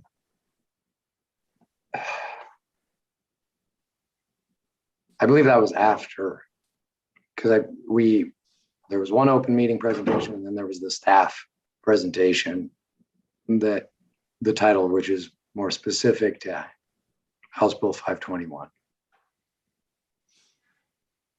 Okay. Then I'd like to drop down to the bottom of that page. At line 17, you... Actually, excuse me, I'd have to review. I was not joking when I said I'm bad with timelines, but the staff workshop or the presentation in October of 2020 was certainly subsequent to the passage of HB 521. The open meeting presentation, I could find the date for you and respond subsequently. I was just trying to get the timing of all of this and where we were at in the process and the state was at in the process. So I think you've provided sufficient information on that. Don't need to have you check the specifics. But looking down at the bottom there, you line 17, you said, and I served as an expert witness in the following quasi-judicial utility proceedings. So I don't need to have you go through each one, but for the California Public Utility Commission, were all of those EV related or TEP related? Yes. They were. Same for the Nevada? Yes. Proceeding? And the Michigan proceeding on page 2? This is at the top yes. of page 2.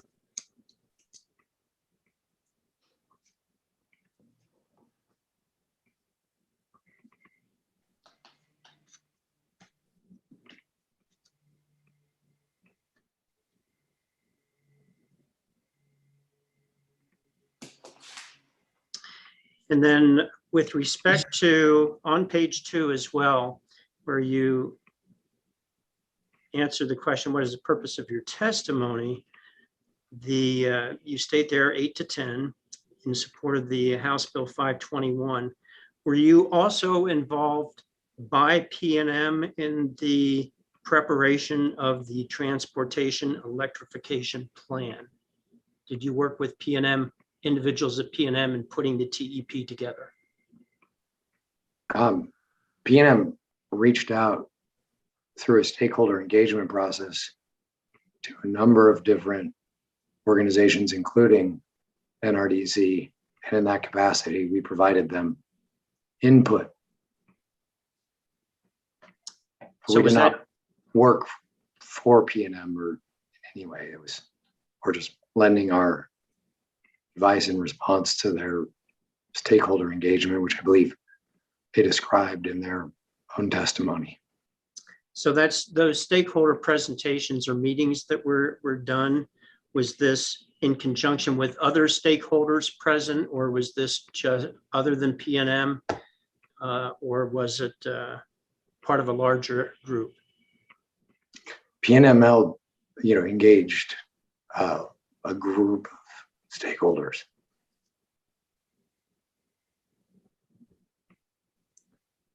And is that list of stakeholders the ones that were listed in Mr. Babe's attachment to his testimony? I believe so, but I think that's a better question for him. Fair enough.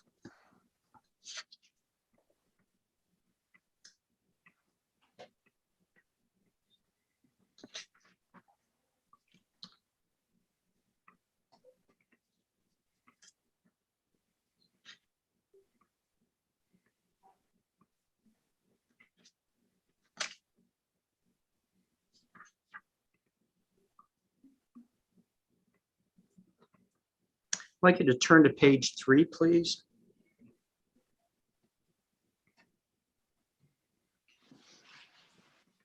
And at line 14, beginning at line 14, where you suggest they increase to $100,000, or I'm sorry, to $1 million instead of $100,000, is that just a representative increase, or was there some basis for arriving at the $1 million, recognizing that you want to increase the multifamily program? Yeah, later in my testimony, I note that when Southern California Edison, the first utility in the nation to offer such a program, and in many ways a program upon which the P&M program is derived, offered a combination of direct provision of electrical infrastructure and rebates that totaled around $12,000 per charging station for the multifamily segment. They still only managed to get 3% of program participants from that demonstrably underserved segment. So we accordingly recommended that, especially in light of the fact P&M was attempting to target LMI customers, that it would need to offer incentives that were at least as generous as those offered by Southern California Edison. And I simply multiplied that number by the 80 ports that we suggested would be a more appropriate number to get to the $1 million figure. From your experience, with some minor rounding up. Okay. With your experience in other states, have you also seen time of use come into play, or a shift in behavior when benefits are economic benefits, reduction in rates and so forth are changed when the hours are changed? In your experience in general, have you seen that cause and effect? Yes, it's no longer a theoretical proposition. It's been proven. It doesn't need to be piloted. And I cite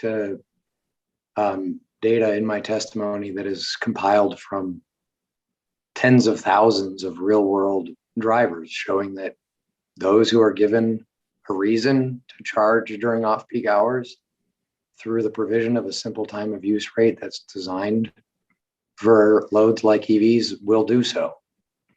And that absent such a price signal, or if such a price signal is obscured by a site host who does not pass that through to the driver, they will not, which is intuitive.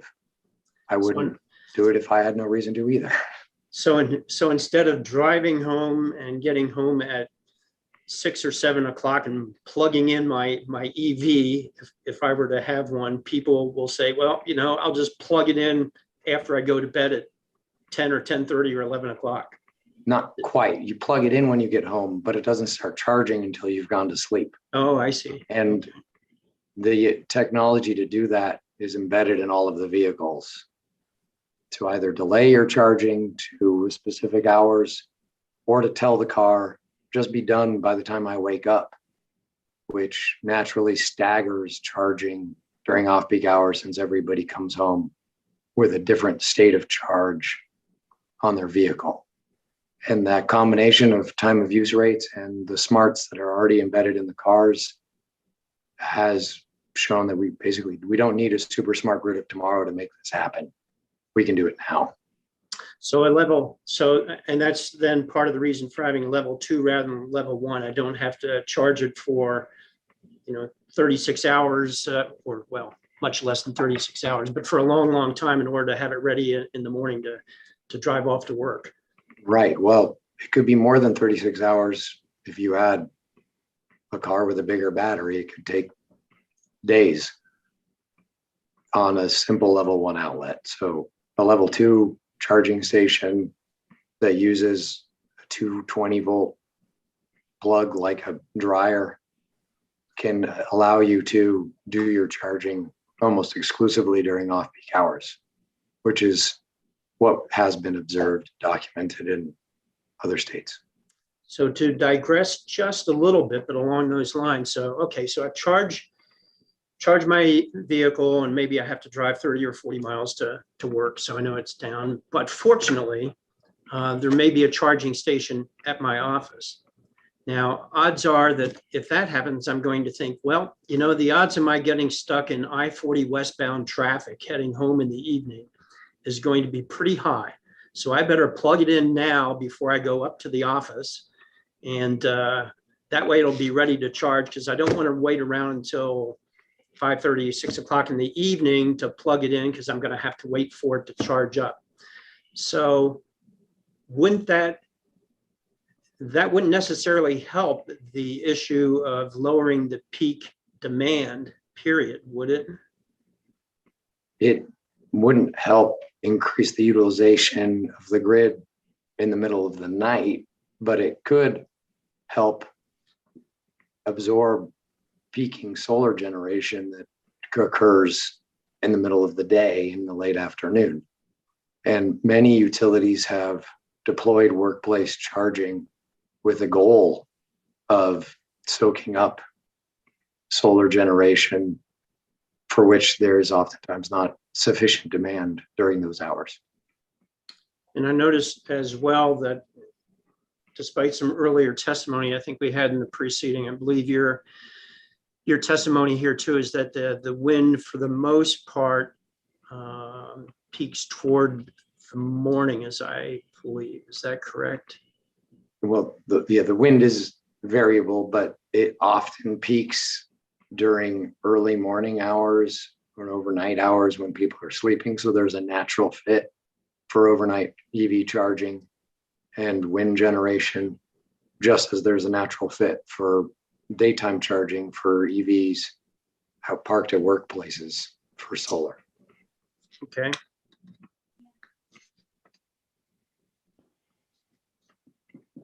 You can think of these as big batteries on wheels that utility customers are already buying. And that we'd be basically fools if we don't use that energy storage on 4 wheels to lower the cost of integrating renewables as required by the Energy Transition Act. Would you agree that the big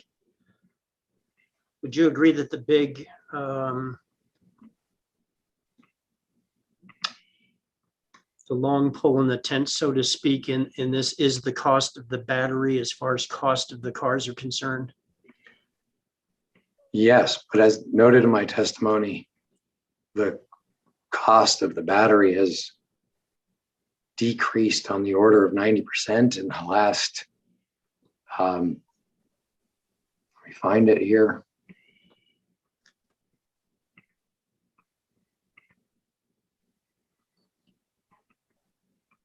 Yeah, 90% from 2010 levels to 2020.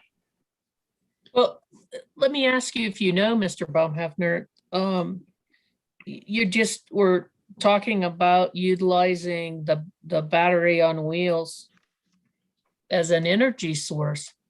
I heard testimony earlier in the week, I think from the P&M witness,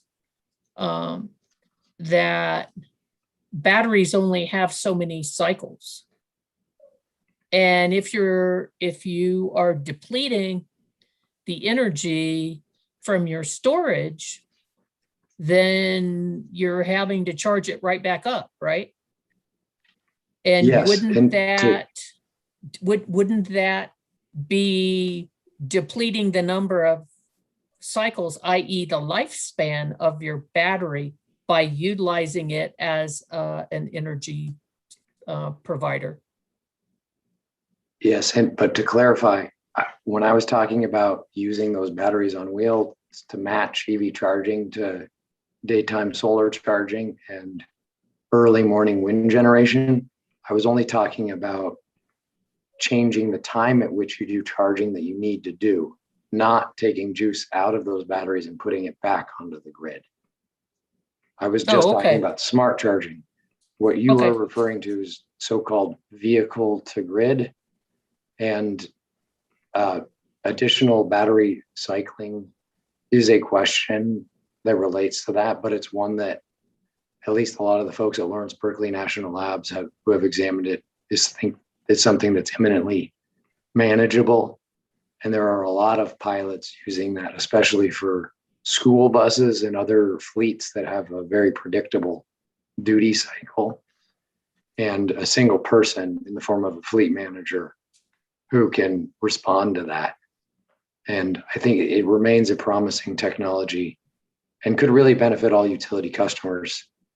In fact, the researchers from Lawrence Berkeley National Labs estimated that if you were to meet California's energy storage procurement mandate of 1.3 gigawatts by just doing smart charging instead, just one-way charging, it could save utility customers $1.5 billion, because you're basically paying people who've already bought batteries instead of paying individual companies to go buy them from Tesla and park them on the grid. And that if you could actually do smart charging that provides additional grid benefits, they could save utility customers something on the order of $10 billion. So I think of time of use rates as a foundation of load management that helps pull forward some of those benefits, upon which more sophisticated programs that do more dynamic charging, or even full vehicle to grid where you're pulling juice out of the batteries and putting it back onto the grid, can be built. But your specific answer was you weren't talking about the vehicle to grid charging. Not with respect to the line of questioning regards. All right, thank you. Off-peak charge, correct. All right, sir, thank you. Okay, I'll resume your time. Mr. Albright. Thank you, Madam Hearing Examiner. Would you turn to page 6, please? Mr. Baumhefner. Yes. So you have some data there at the top, lines 1 through 8, that talk about the increase and decrease in sales and what's happened with regard to the US EV market. Do you have any specific data for New Mexico? Comparable data for New Mexico? Not at hand, no.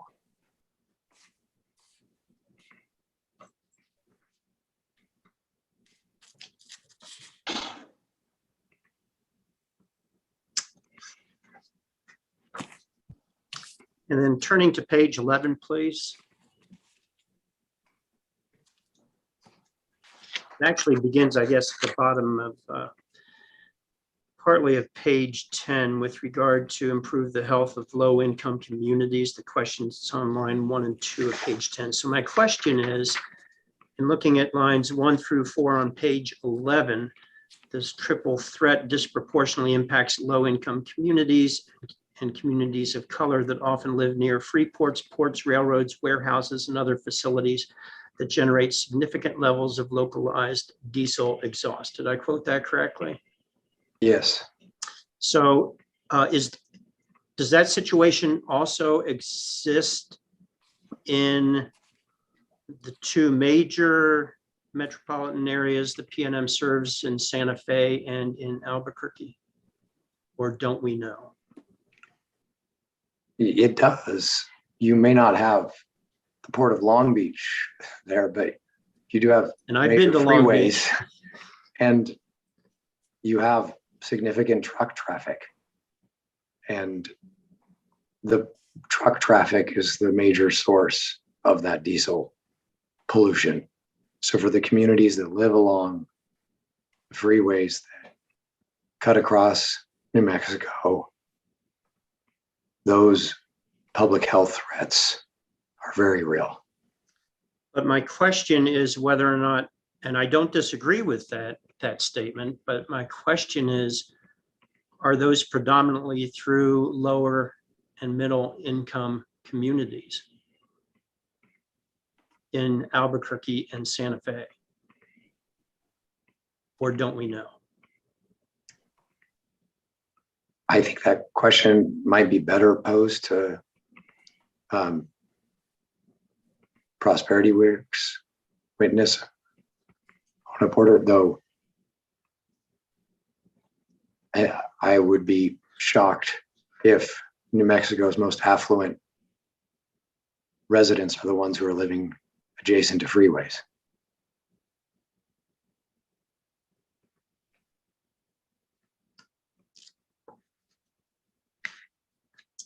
I'll direct that to the Prosperity Works witness.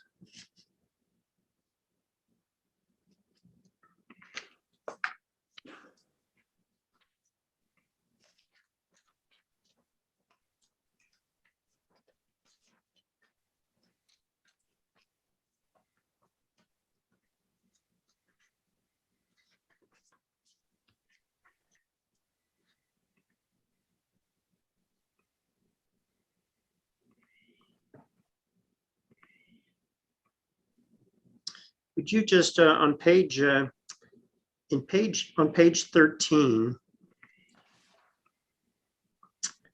in response to the question at lines 6 and 7, put downward pressure on electric rates. So I've gone through that, but my question is, since you're trying to reduce the peak load by time of use, by spreading out peak load time of use, does that imply that there's less need for capital expenditures because you're going to be reducing the peak load by spreading it out over the course of 24 hours? The MJ Bradley analysis modeled a couple different scenarios. The one that I'm quoting here is a widespread EV adoption paired with off-peak charging. The analysis does not specify how that off-peak charging was accomplished, but it does note that that level of off-peak charging is consistent with what's already been accomplished as a result of the implementation of time of use rates.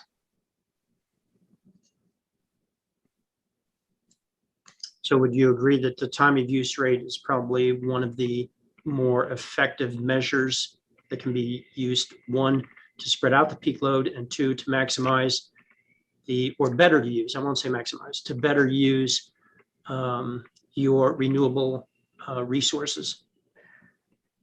Yes. Is that a fair statement? Yes, and to improve the utilization of the grid, which, lowers the price per kilowatt hour to the benefit of everybody.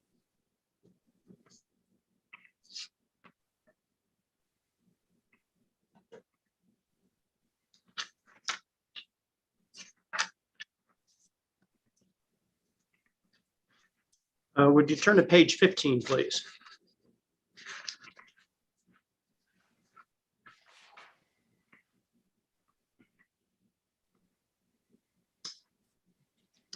Okay, and there at line 3, it says the average American drives 32 miles per day.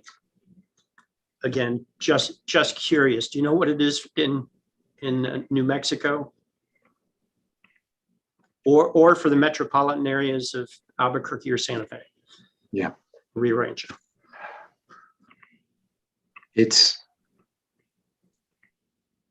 I don't precisely, but having looked at state-specific data, and I believe I looked at New Mexico specific data at one point, it's not that different, really, state by state, or even rural by urban, as a lot of people believe there are, or suburban, et cetera. There are, differences, but they're not as stark from one state to another as one might think.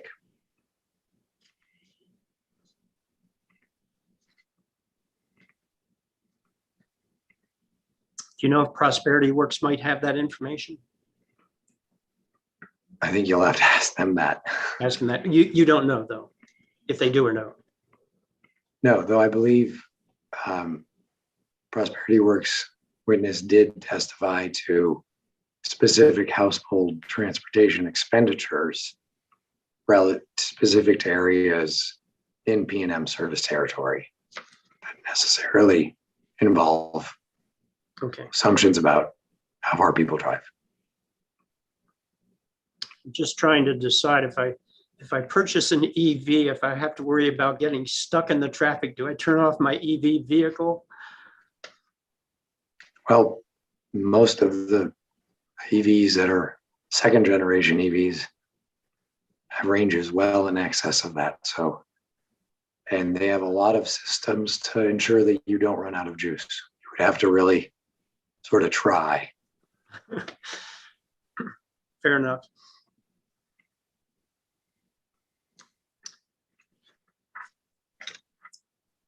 On page 17,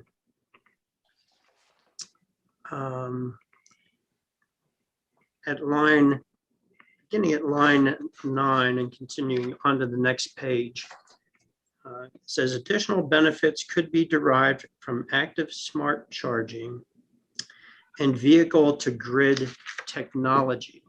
But rate design provides a foundation to ensure charging that provides benefits to all utility customers. Have I quoted that directly or correctly? Yes.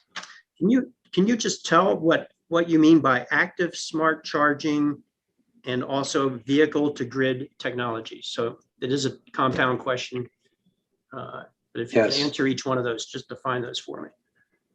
So by active smart charging, I mean something that doesn't just encourage somebody to set and forget, like I was describing earlier. You come home, your car charges at 10 p.m. During off-peak hours. Active smart charging would mean you plug your car in, and then you get a signal from the grid that ramps your charging up or down in response to overnight wind generation, which is a technology that Vattenfall, the European utility, demonstrated with B&W, I think almost 10 years ago. So again, something that's imminently doable and that they've been doing in various programs across the US here as well. So that's just not a static price signal that encourages someone to do the same thing, but is more dynamic and responsive to real-time grid conditions. But again, it's all about just one-way flow of energy into the battery, determining when that happens and at what rate that happens. Let me ask you a question before we go on to the next term. Are the level 2 chargers, could they be programmed to do that, or is it some other technology upgrade that would be required in the chargers? Most of the smart charging stations out there can do that, but it's also possible to do with the smarts embedded in the vehicles, which is what B&W was doing by taking advantage of the telematics to talk to the car directly. So we always emphasize smart charging and are agnostic as to the technological pathway to accomplish it. Okay, and the vehicle to grid technology then, is that what you're talking about there as well? With regard to getting signals from the grid with regard to what's happening on the system? Yeah, but to Madam Hearing Officer's question, that's the part where you're actually not just taking juice from the grid and putting it onto the vehicle at times when there's lots of renewable generation or excess capacity, but you're also taking juice out of the vehicle battery and putting it back onto the grid when the grid needs it most.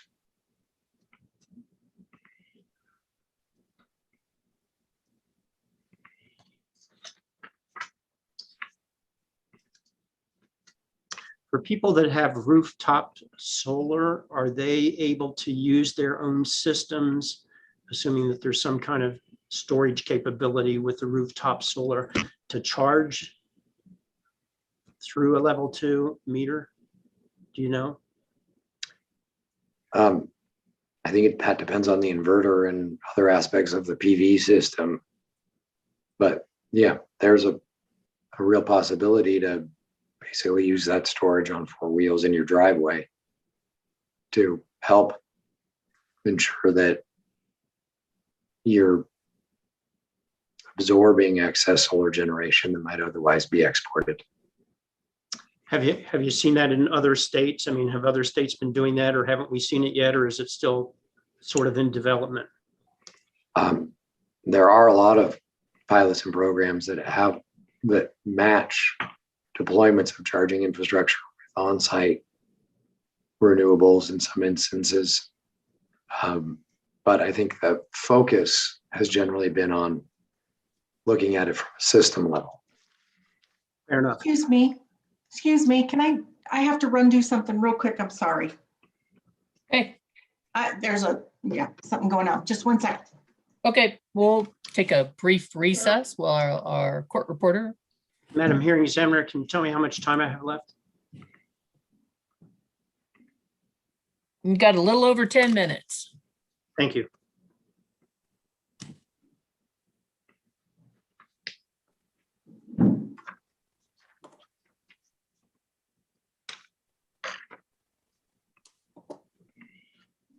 And while we're waiting for our court reporter, my goal is to complete the examination of Mr. Baumhefner today so that we can start bright and early in the morning. So whatever, start bright and early in the morning with Mr. Kresick.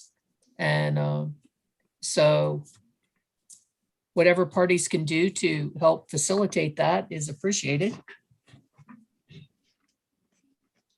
Madam Hearing Examiner, question related to that. I'll certainly try to do my part in my questions of Mr. Baumhefner. If we're not going to finish, if it's looking tomorrow, like we're not going to finish by the end of the day. I don't have a court reporter for Friday. Okay. So I don't know when we can come back. So that's not an option. Understood. Get it done. I'm sorry, there was an alarm, I'm sorry. Not a problem. We're just discussing upcoming examination. And I apologize. Not a problem at all. Okay, go ahead. Thank you, Madam Mr. Hearing Albright? Examiner. On page 15,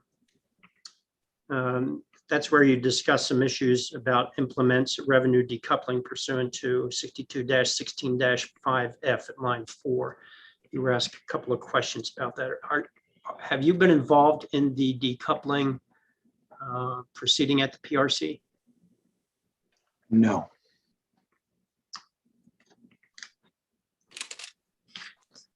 And on page 24, figure 6, the most important reasons to acquire an EV. Found that kind of interesting. Do you have the page in front of you there? If we had no HOV high lane access in Albuquerque or Santa Fe, where would that 17% go?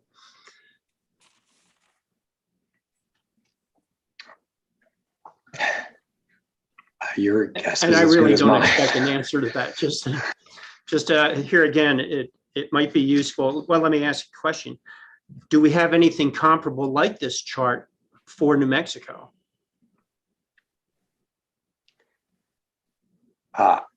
Well, with regard to why reasons to acquire an EV from either customer surveys or from those, a couple thousand people that have bought EVs or anything. Do we have any of that kind of data here in New Mexico? not that I'm aware, though. I don't think New Mexicans are that different from other Americans in terms of what motivates their car purchases.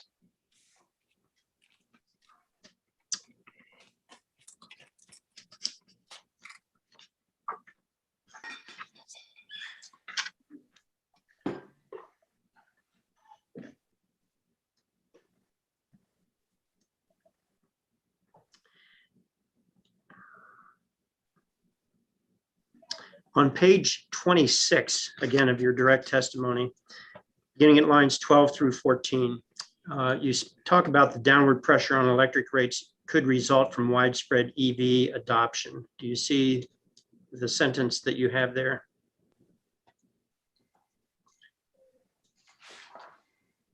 Yes, lines 12 through 14.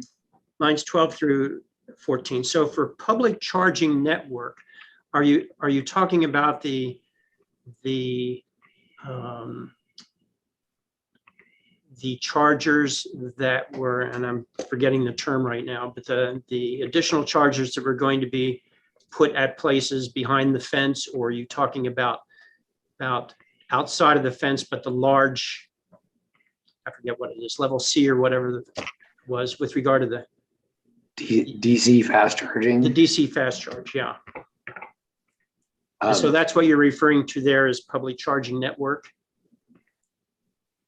Yes, and public charging can be comprised both of DC fast charging and also level 2 charging where it makes sense, where cars are going to be parked for a longer period of time.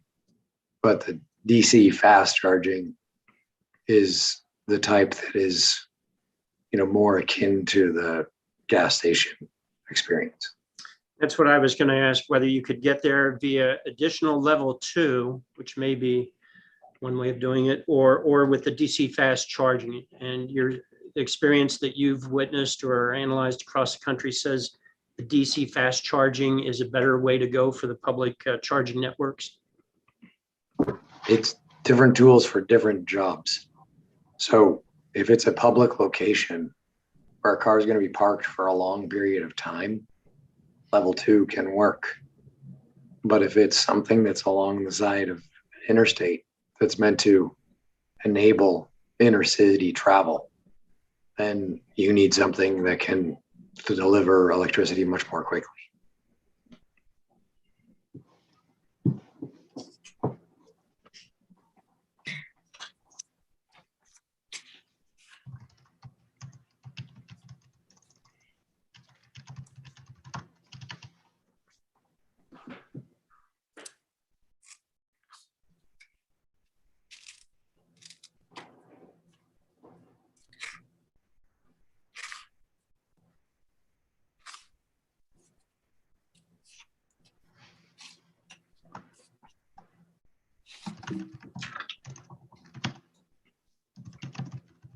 Would you turn to page 39, please?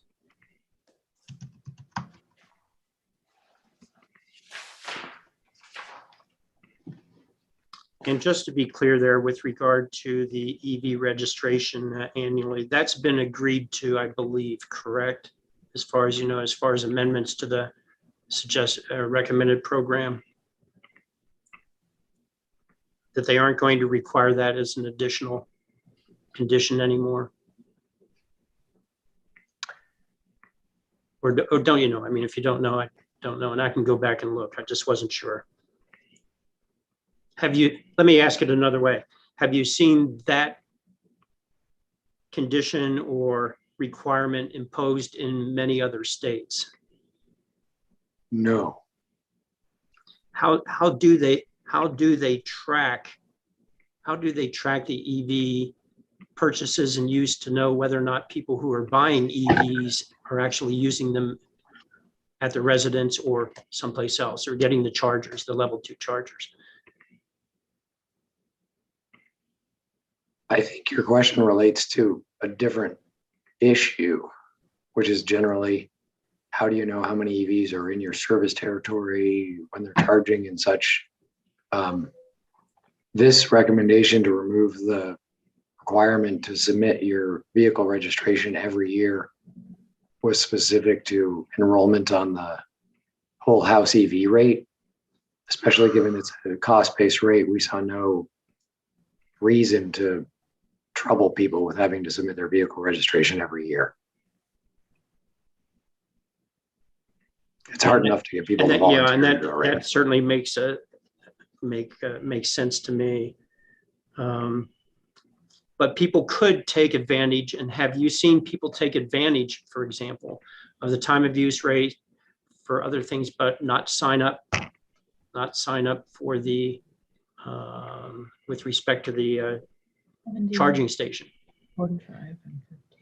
Well, we hope they do, which is part of why we want the cap on the whole home EV rate to be lifted, because you want the other, significant thousands of EVs that are already in the service territory and other ones who are coming to also be on that home EV rate.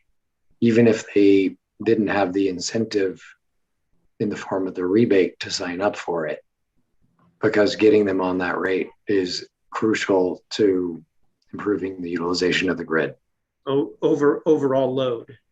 Right, and for their own benefit of increasing their fuel cost savings. It's essentially a no-cost solution that should be expanded.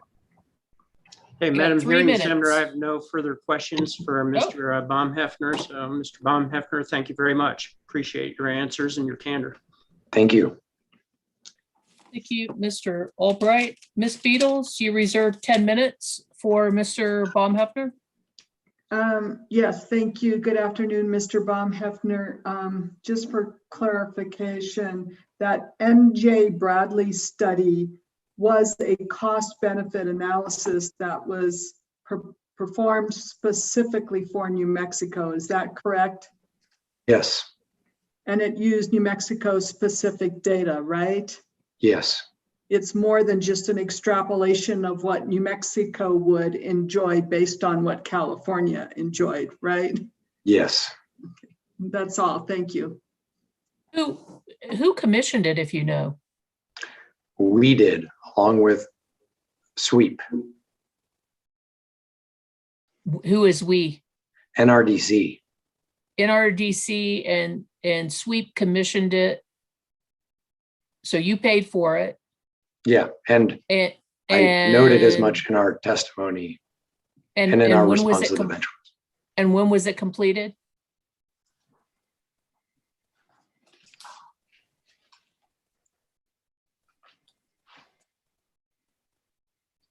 Give me 1 second. Oh. Would you accept, subject to check, Mr. Baumheffner, that it's dated January 2020? Yes. And just for purposes of the record, it's publicly available. I found it via a simple Google search just now. Yes.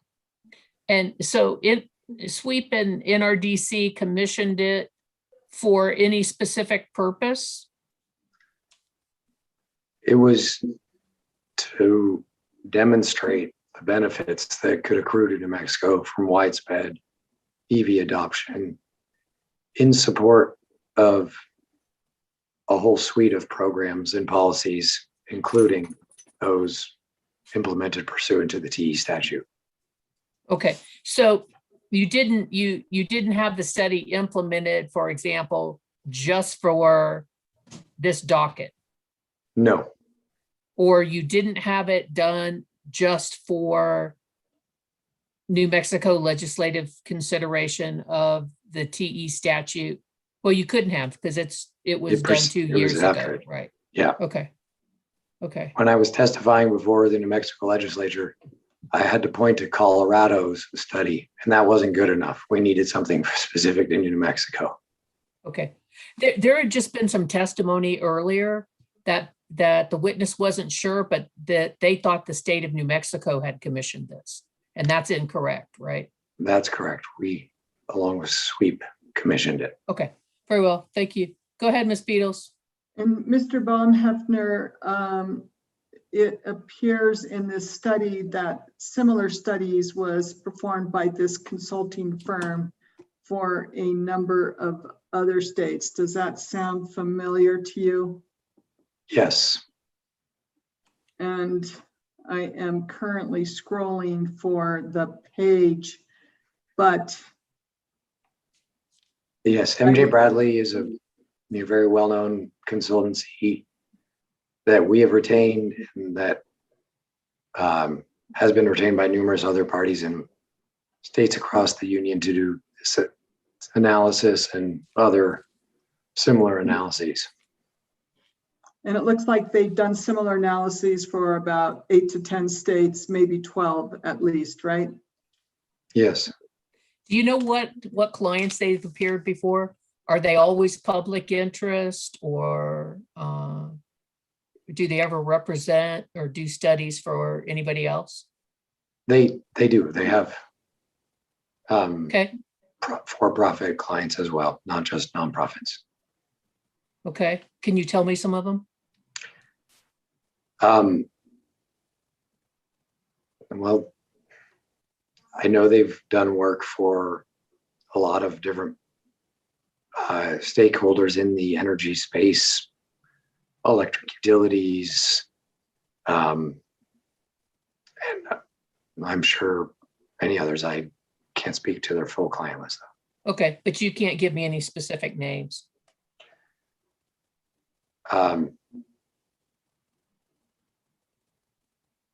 Not offhand, no, sorry. Okay. Go ahead, Ms. Biddles. Nothing further, thank you. Thank you.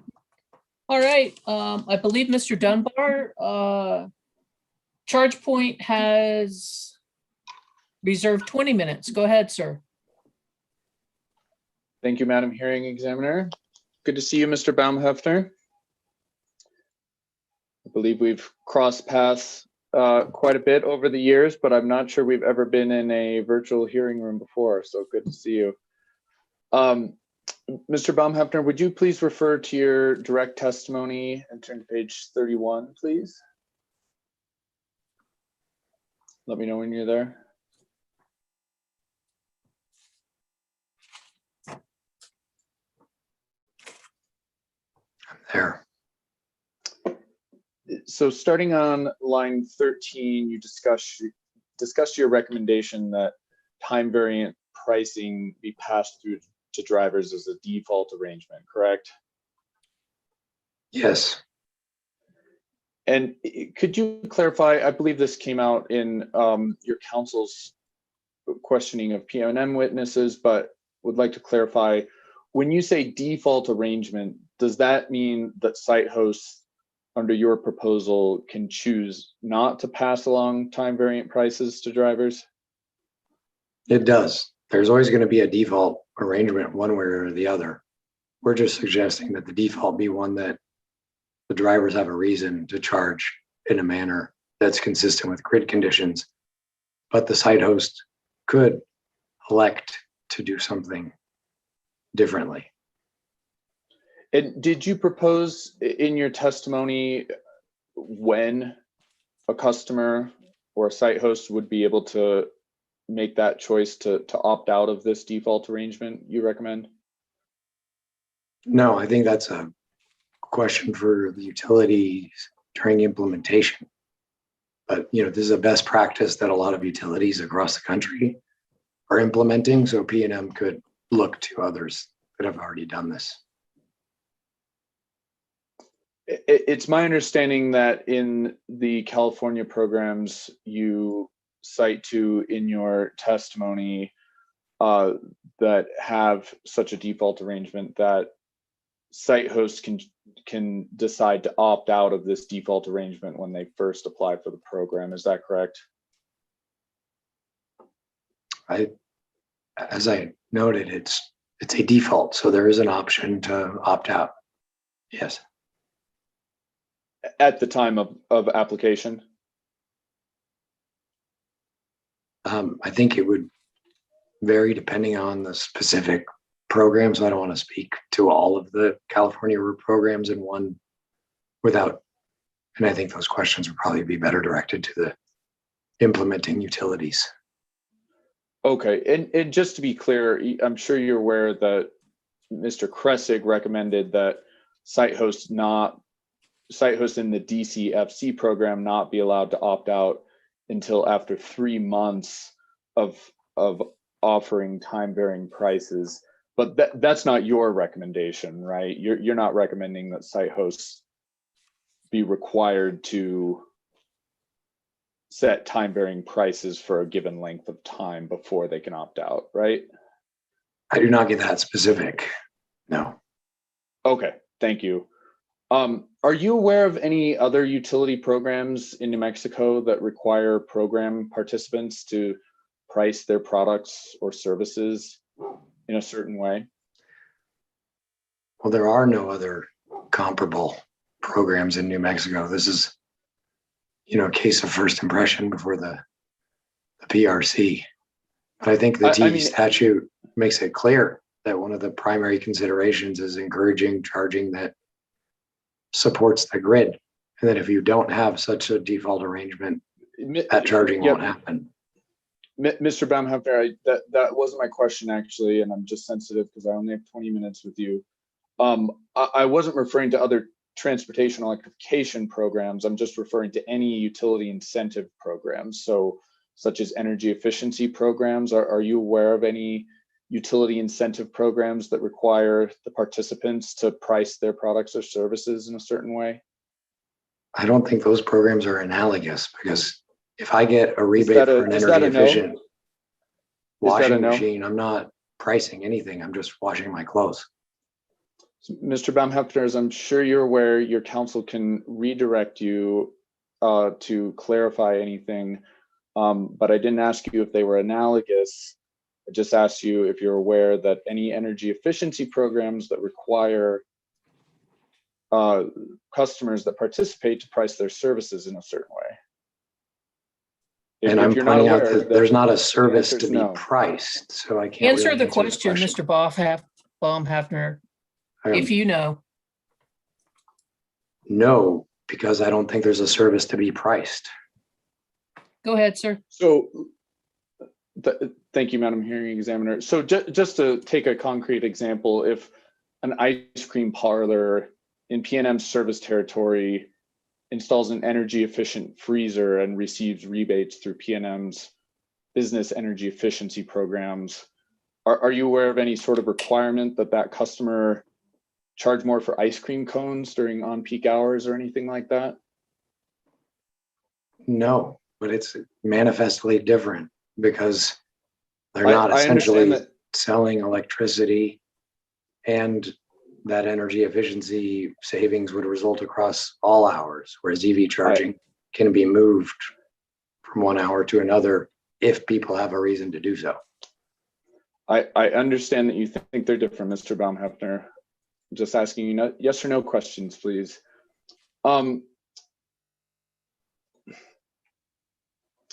Would you agree with me that site hosts, that when site hosts determine what price they want to charge drivers, one of their considerations is likely the price that they pay PNM for electricity?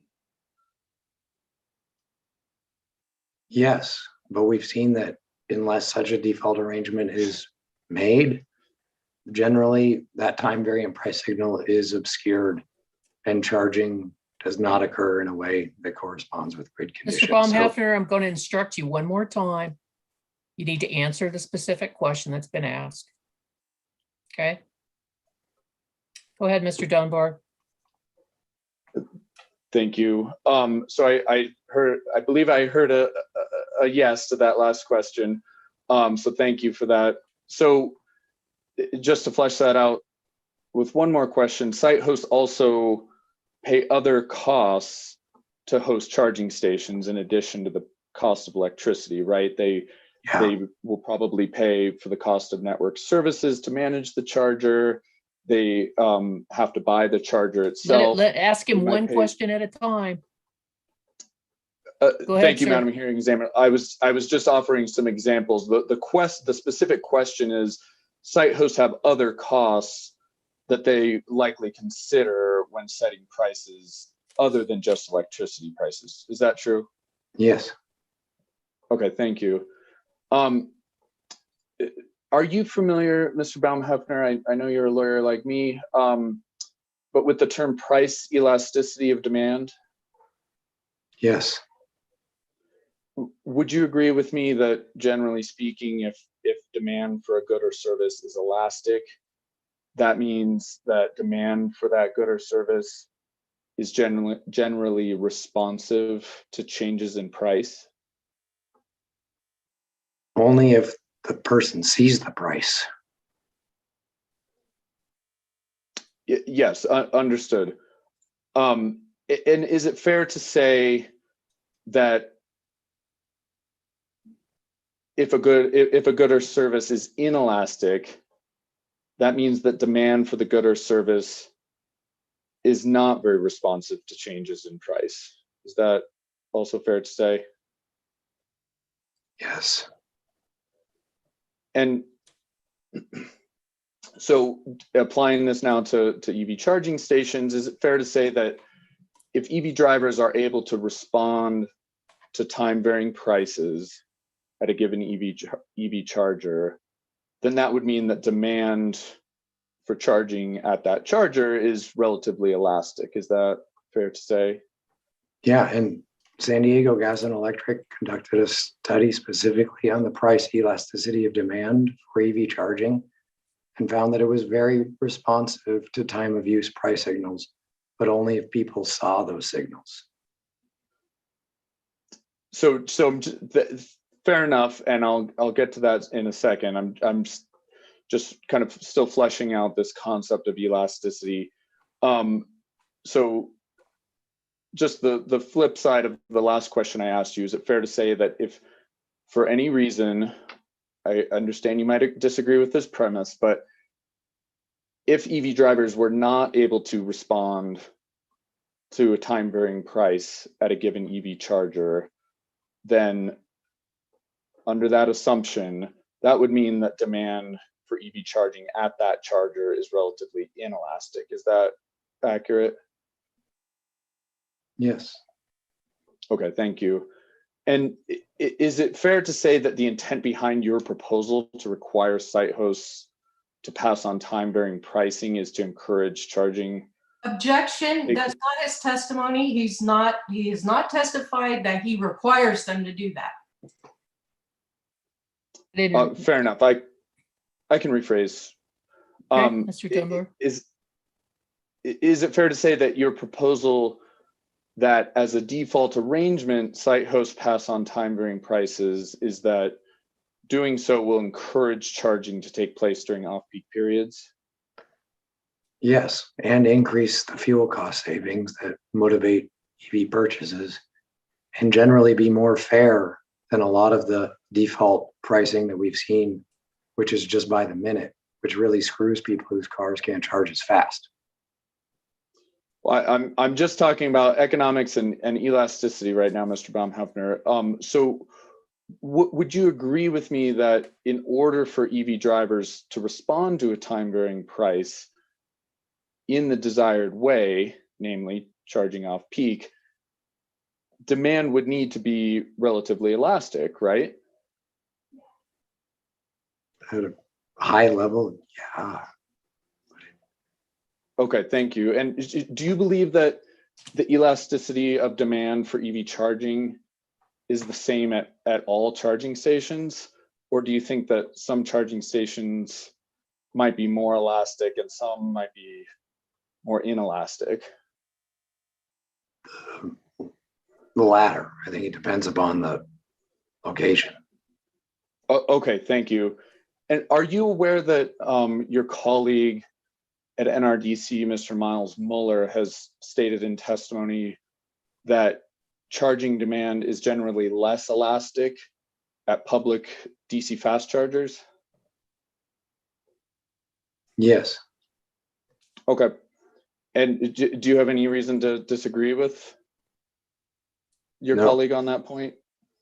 Okay, so you agreed a moment ago that elasticity can vary depending on location. So is it also fair to say that charging demand is less elastic, generally speaking, at public DC fast charging stations? Then home charging, yes, or other places where cars are parked for a long period of time. Okay, thank you. And just to flesh that out slightly based on our terminology conversation a minute ago, that means that generally speaking, DC fast charging as compared to some other charging applications, drivers are generally less responsive to changes in price than they are at other types of DC, or excuse me, at other types of charging stations. Is that possibly accurate? But I will note that Tesla, that operates one of the biggest DC fast charging networks in the nation, is wherever possible implementing time of use pricing to drivers.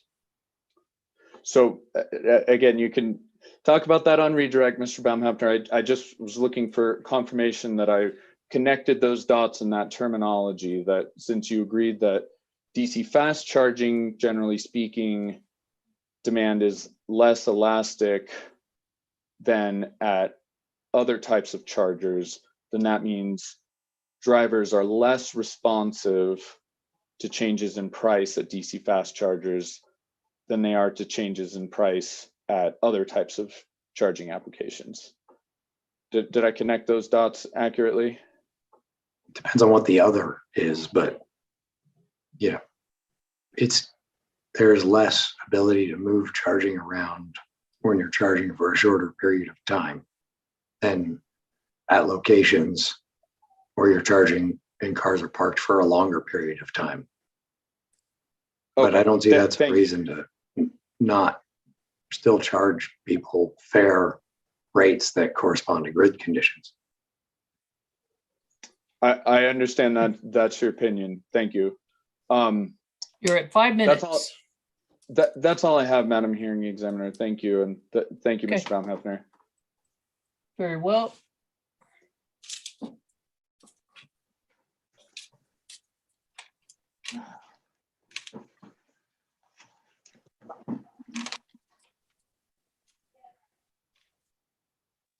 Vijay, I believe the city of Albuquerque reserved 15 minutes. Madam Hearing Examiner, I have no questions for Mr. Baumhafner. Okay, very well. Mr. Bagatko, I believe that staff reserved 10 minutes for Mr. Baumhafner. That's correct, Madam Hearing Examiner. I have a little bit from Mr. Baumhafner. How are you this afternoon, Mr. Baumhafner? Aside from the voice, well. Very good. I hope you get to feeling better. I wanted to talk about your testimony there in CCAE Exhibit 1. It's your direct testimony, I believe.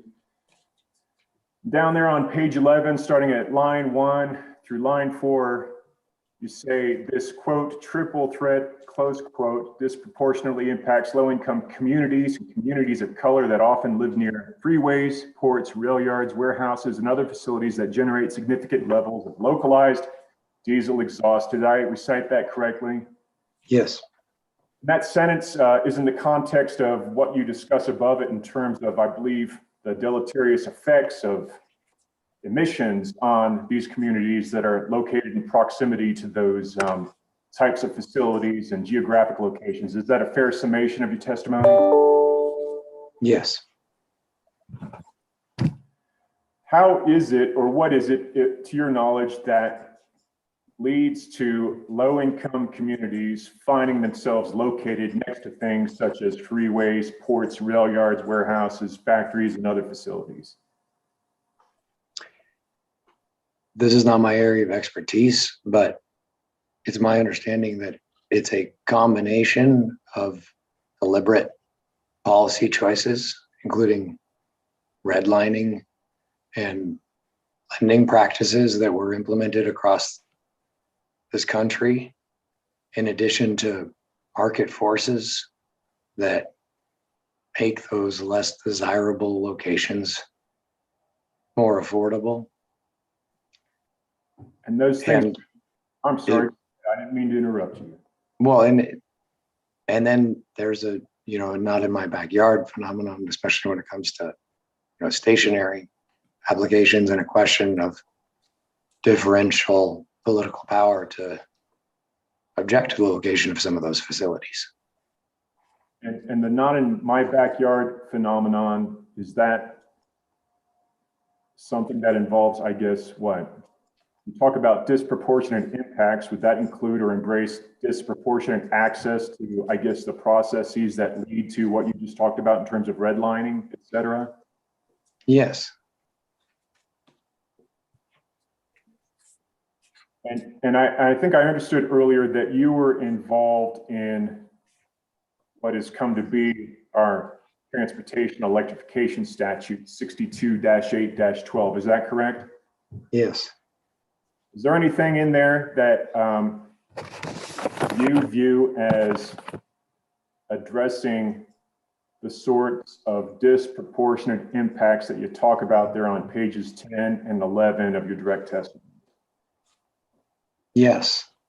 There are a few things, including the requirement that the PRC consider whether TEPs are increasing access for low-income users and users in underserved communities, but also many of the requirements that speak to reforming rates as the company has proposed for its new commercial and industrial rates, which significantly improve the economics of electrifying those medium and heavy duty vehicles that are one of the biggest sources of that localized air pollution, and other programs that can alleviate many of those burdens are also pointed to by the TE statute, as is the third requirement in the TE statute that the PRC consider whether or not these programs are designed to contribute to the reduction of air pollution and greenhouse gases.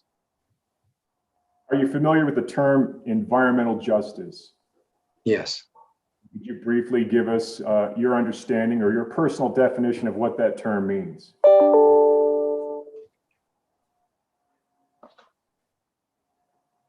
I think it's a merging of policies designed to address environmental and public health impacts with a recognition that there's a manner to do that.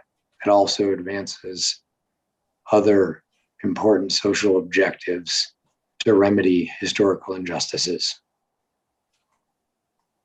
And is it fair for me to presume then that you view some of the provisions in 62-8-12 as serving the ends of environmental justice? Yes. Well, with that said, then, Mr. Baumhefner, how does CCAE's expectation that low-income people should help pay for advanced metering for WHEV participants serve the ends of environmental justice? My recommendation is not, as you suggest, that LMI customers specifically be burdened with those metering costs, just that the program participants not pay for metering twice, once as they already are, and two, for a meter necessary to encourage charging that benefits all utility customers, including LMI customers.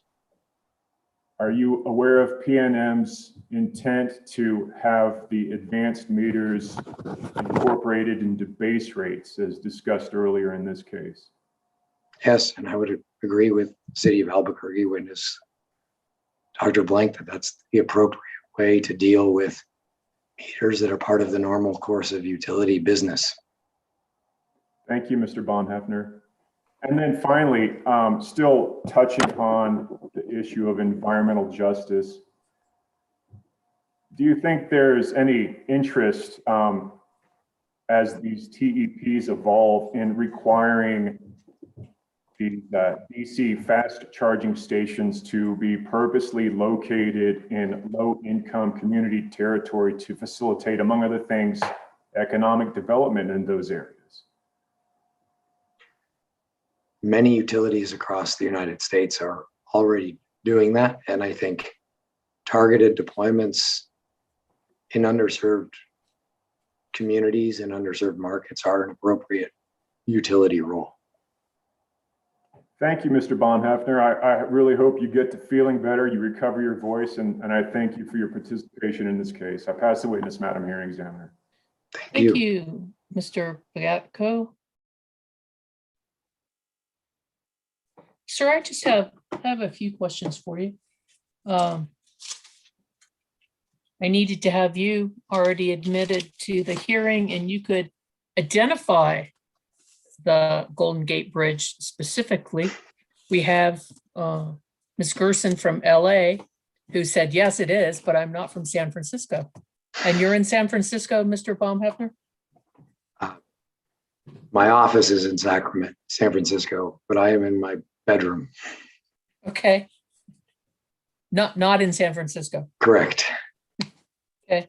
Sir, I'd like to look at your direct testimony, CCAE Exhibit 1, and I'm looking at page 7, and you're answering the question posed at page 6 on line 1, what is the state of the electric vehicle market? And I just want to talk a little bit about your testimony on page 7. The testimony begins on line 3, and you're talking about, actually it begins on line 5. In December 2020, Bloomberg New Energy Finance reported the average battery prices declined by more than 90% from 2010 levels and now average $135 per kilowatt hour. That's your testimony, sir? Yes. And the footnote says that that was a 2020 article. Right. Yes. December 2020. Okay. Well, and I was having P&M witness, Mr. Bobbe. He was doing what he called, I think, on the napkin or back of the envelope calculation. Did you hear him do that? No. Okay, because basically with what, I don't recall exactly how much that he thought it was per kilowatt hour, but basically I think he was saying maybe an average size, if you had an average size battery, I guess of maybe 100 kilowatts, that a battery was potentially cost $13,000 of like a $40,000 car. Does that seem reasonable to you? Yeah, the battery is the single biggest cost in electric vehicles, which is why it's such a big deal that those costs have gone down so rapidly and are continuing to decline. But do you think that's probably about right? If you needed to go out and replace your battery, that's probably what you're going to pay? Depending on the size of the battery. Yeah.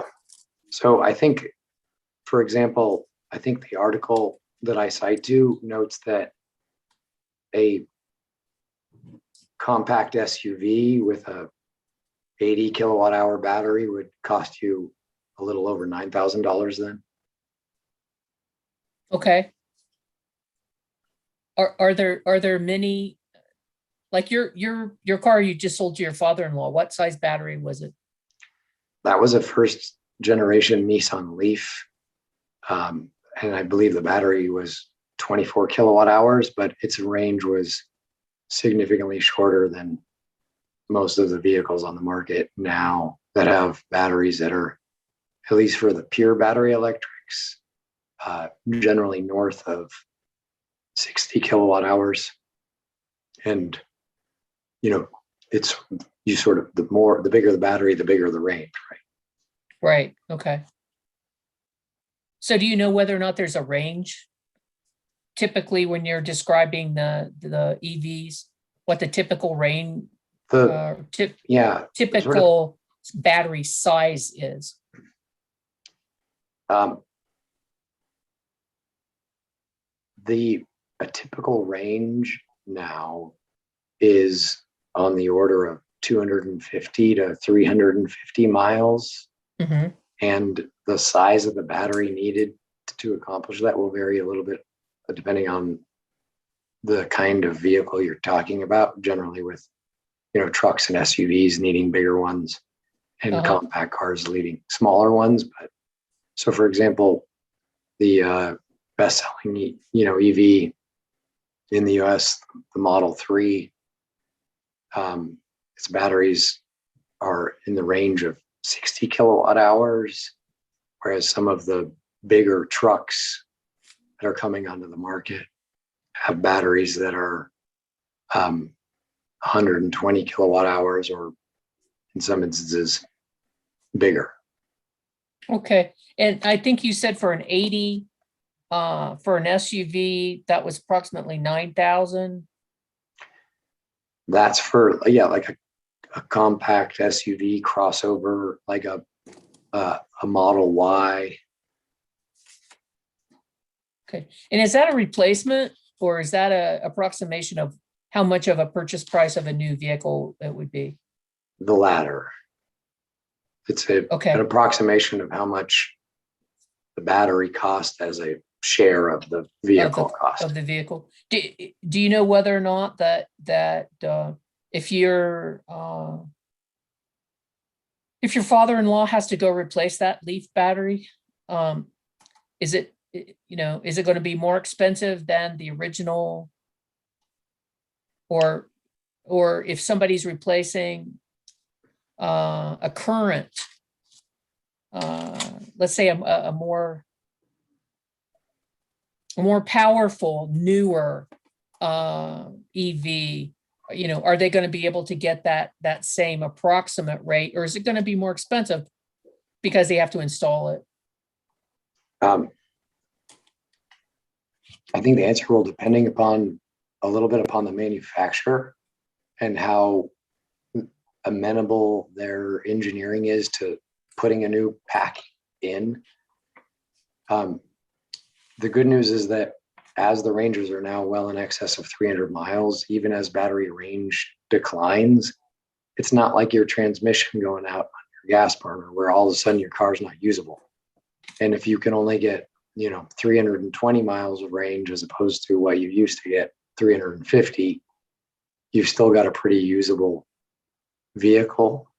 And by the time it gets to a point at which you might need to replace a battery, costs for those batteries will have declined significantly in the meantime.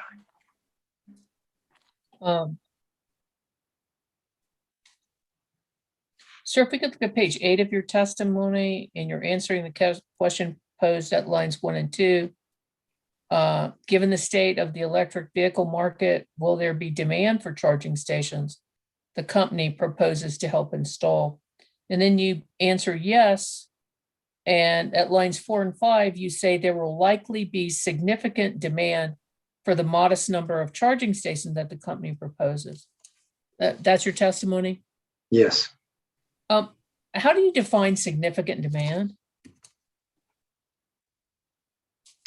Demand in excess of what the company's proposed putting out there by way of supply, so to speak. Okay, so you haven't quantified significant to be a 75% increase or a 25% increase? No, my main point is that I don't think there's a danger of these charging stations being underutilized assets.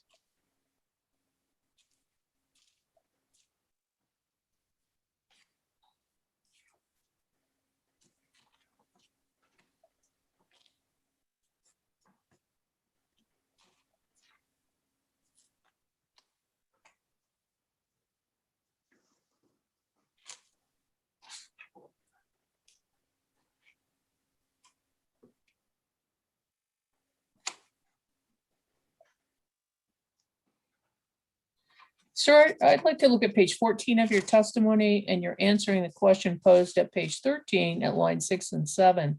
How does the widespread transportation electrification put downward pressure on electric rates?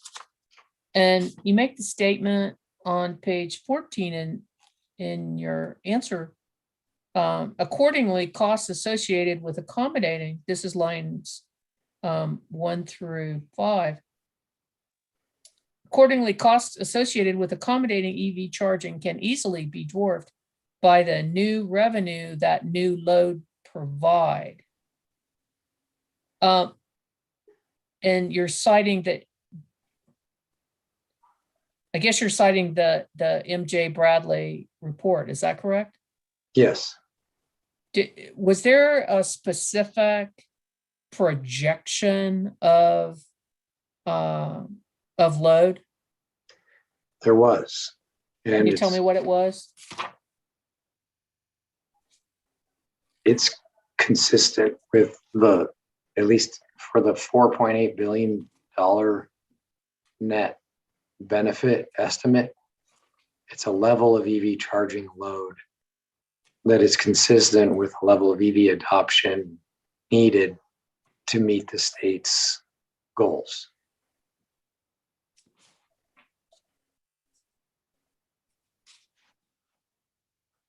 And the report has figures that speak to that in terms of, you know, kilowatt hours and megawatt hours and such, but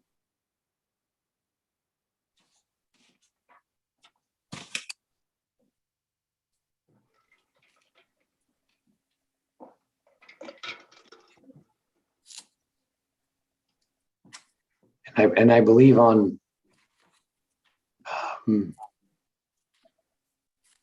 page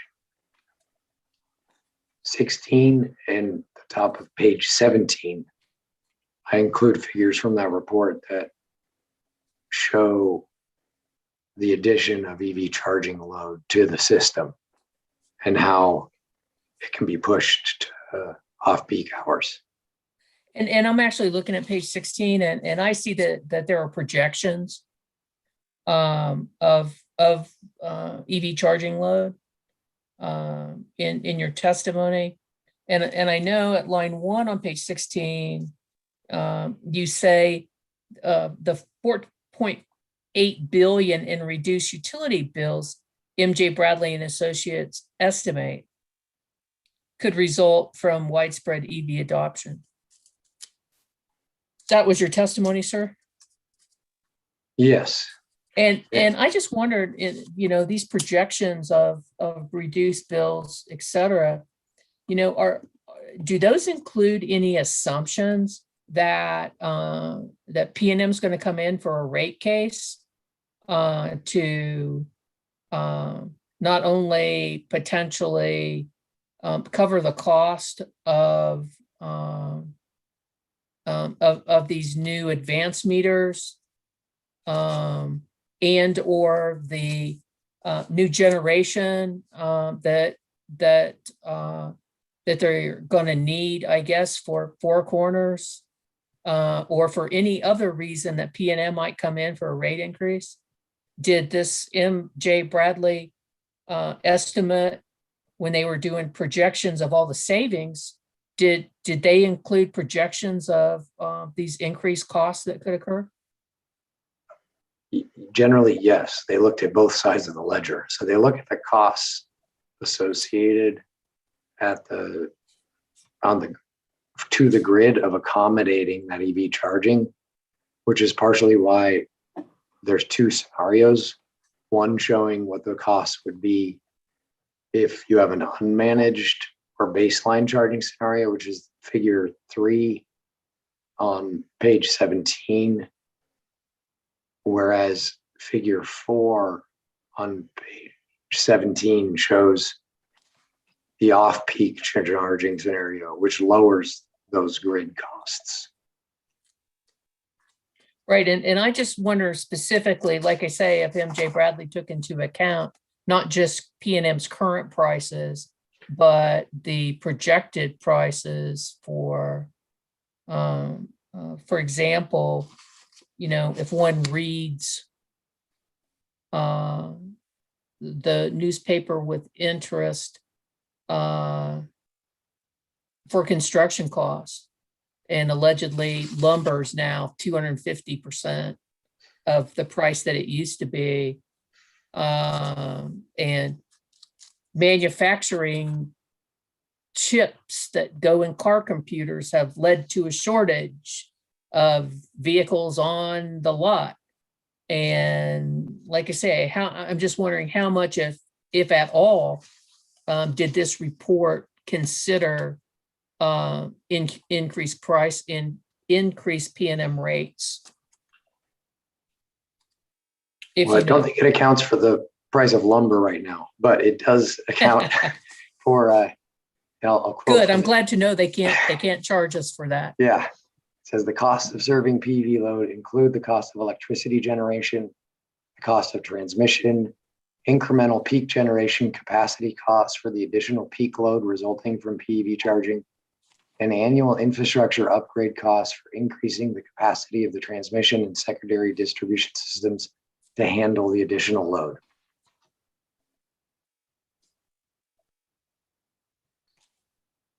And looking at page 20 of your testimony, and again, still with MJ Bradley and their estimates, do you know what savings period that all of this money is supposed to be saved over? These are out to 2050 to correspond to some of the state's goals.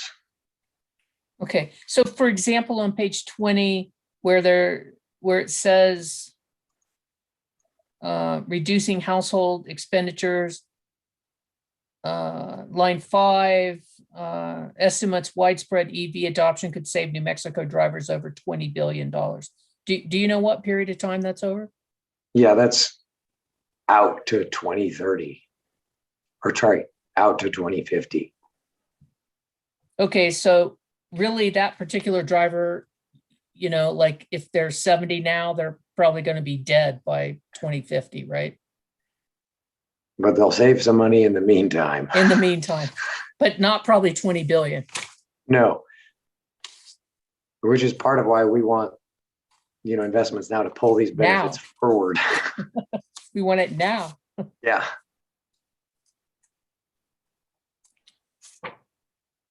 And I understand you want it now. And I'm, you know, and I understand your testimony that there are reasons that you want it now. You know, I have some concern about who's going to pay for it.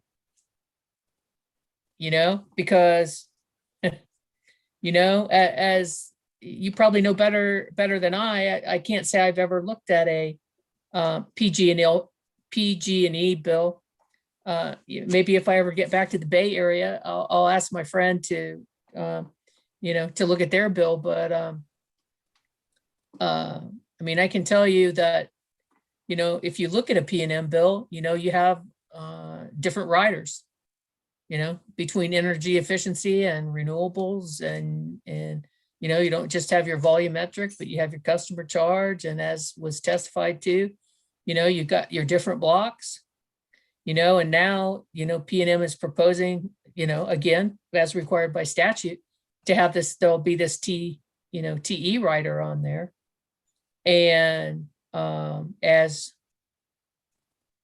you know, as the costs mount, somebody's got to pay for them. And I think what distinguishes these costs from the cost of many other utility investments is that this one has the net effect of putting downward pressure on rates to the benefit of all customers, which is what this forward-looking analysis demonstrates could happen in New Mexico. And the reason why I think you should give it credence is that's what we've already seen in the real world. And I think I mentioned we are commissioning New Mexico specific analysis that will be retrospective. When that's done, I think we will have an answer that will demonstrate that EV drivers in New Mexico have already contributed well more than will be recovered in rates as a result of this program. So I think you already have a piggy bank in the state. It's not as big as the one in California because for all the reasons you talked about earlier, but I suspect it's already there. But wouldn't you agree, for example, you know, I think you indicated that you're familiar with energy efficiency and the renewable programs generally, and perhaps even specifically here in New Mexico, correct? And you've probably been at the beginning, this, as we like to say, or some of us like to say here in New Mexico, this is probably not your first rodeo. And so this isn't the first time you've been at the forefront of a program, is it, Mr. Baumhafner? No. And so there's some growing pains and some starts and stops, and learning aspect to any program, isn't there? Yeah, and that's partially why we're hoping that the company and PRC can benefit from the lessons that have already been learned elsewhere. And I think we should resist the temptation to have to pilot everything to prove it to ourselves, sort of. It's already been proven somewhere else. Time of use rates work. We don't need to do it again, you know? You know, and you know, I mean, obviously there's testimony that supports, hey, this is new. You know, we don't want to do something that, you know, we can't undo, or we don't want to do something that might have a negative effect that we hadn't anticipated. Okay. And you're saying, yeah, but you don't need to beat it to death. You know, that you can take some information. So generally, wouldn't you agree that the commission needs to listen to all of this, and in its balancing obligation for ratepayers and for the company's right to do business and considering the public interest, the commission needs to look at all of this. That maybe things aren't as concrete as the parties would like us to think they are. Generally, Think yeah. that's fair? Yeah, I think, you know, the DE statute points to a lot of different considerations that, taken holistically, provide the PRC the opportunity to do that multifactorial consideration. And I just have one more question for you, sir, and it has to do with CCAE Exhibit 3 and that you sponsored.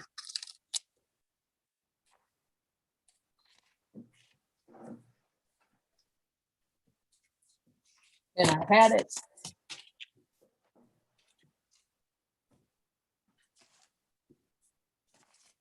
And my understanding of reviewing your CCAE 3 is that CCAE 3 chose to respond to one of the 3 questions. Is that correct? Yes. And I want to ask you about question 2 that you didn't respond to. Okay. And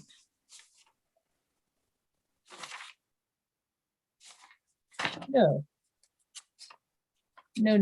that's not what I wanted to do at all.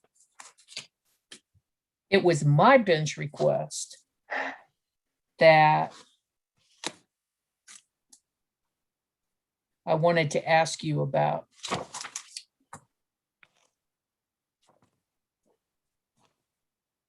And were you familiar with Dr. Pitts' testimony, Mr. Bonhoeffer? Yes. And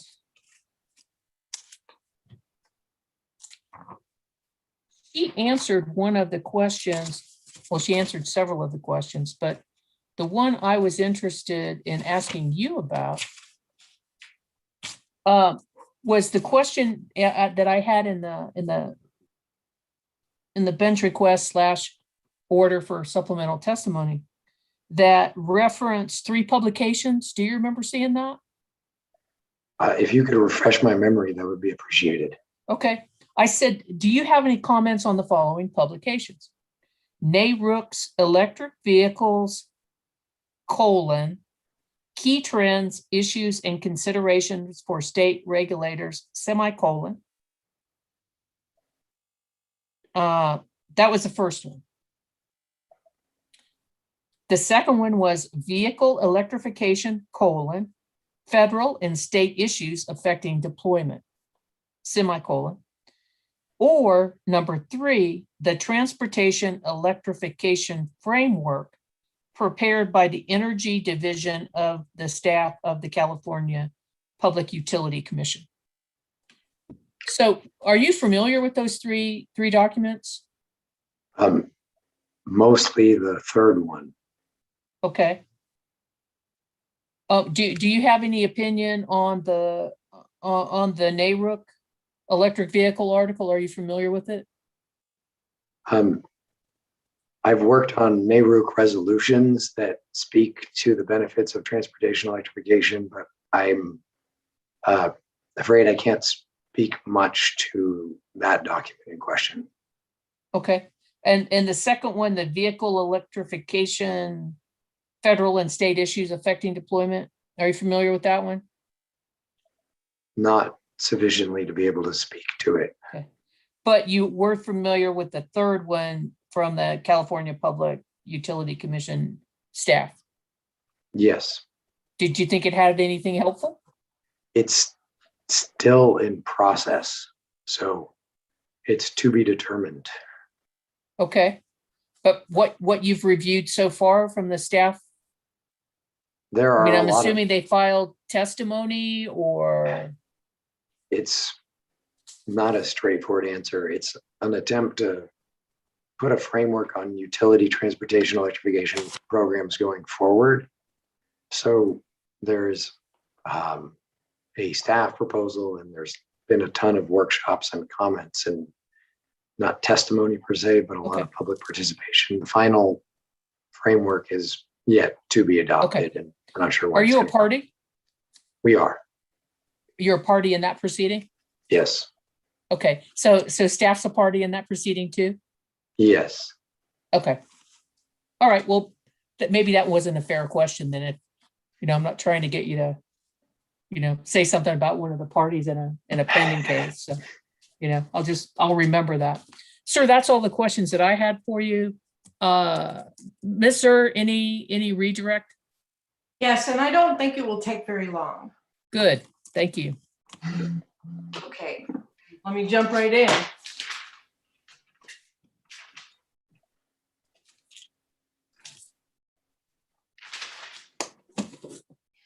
Could you tell me who is SWEEP, the other party besides NRDC that commissioned the MJ Bradley and Associate report that's attached to your testimony? The Southwest Energy Efficiency Project. Thank you.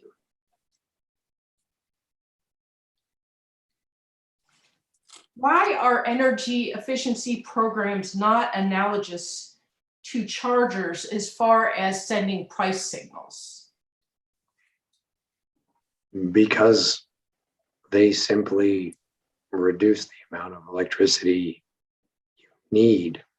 They're not selling electricity to a different party. Is there any risk in energy efficiency programs that if the price signals of when energy is cheap or expensive to use are not passed on to customers, is there any risk not passing on those price signals to the ice cream cone purchaser would have a negative impact on the grid? No.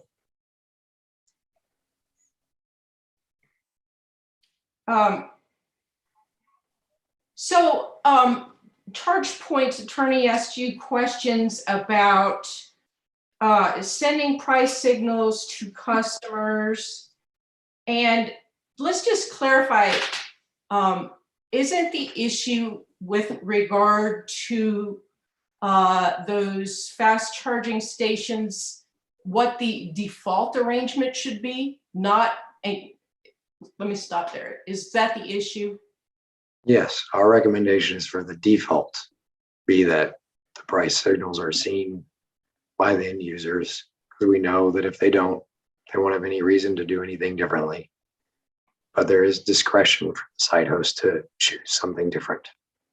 And would you agree that the price signal does improve the grid, and that's why the default should be to pass those signals on, right? Yes, and in a program that is funded by utility customer dollars, it's very reasonable to require that participants take minimal actions, such as setting the default arrangement be that price signals are seen by the end users, so that the benefits upon which that investment of utility customer funds are premised are more likely to materialize. In your 11 years experience with transportation electrification, why does it matter what the default arrangement is? In all areas, not just in transportation electrification, defaults really matter. And this has been borne out by, volumes of behavioral economic research. And so ensuring that the default arrangement is one in which people have a reason to charge in a manner consistent with grid conditions as required by the TE statute would make a huge difference. Are people likely to stick with the default arrangement, or are they more likely to switch? They're more likely to stick with the default arrangement. So is that one reason we want the default arrangement to be one that benefits the grid? Yes. And if the default arrangement were to not pass on price signals, as you all have discussed earlier with regard to those fast charging stations, and customers don't change their behavior, is there a risk that could actually lead to the requirement of more load serving resources to accommodate higher load? Yes, and that's what we've seen in almost identical utility programs elsewhere. And Mike, I'm sorry, go ahead. When people don't have a reason to avoid charging during peak hours, that's what they'll do. Would that have a risk of raising costs to ratepayers? Yes. Almost done here. Could you tell me why is Tesla moving to time of use prices? Because it encourages charging that better reflects the costs of the underlying electricity, and because charging by the kilowatt hour is a fairer way to charge than a lot of the otherwise default arrangements that we've seen on the market, which is by the minute, which means that people whose cars can't charge as fast pay a lot more per kilowatt hour than those whose cars can charge more quickly. Okay, and but wait a second, but Mr. Baumhefner, is it really relevant for the commission to consider a proprietary network like Tesla when we're talking about this public program offering by the utility, who basically testified that they're providing the two different plugs. They're not having anything to do with a proprietary network. Right.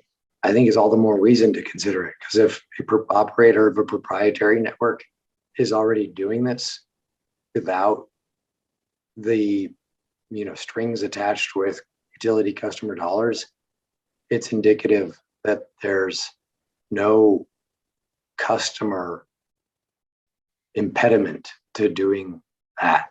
Tesla wouldn't have done it if they thought it was going to adversely impact their drivers' experience.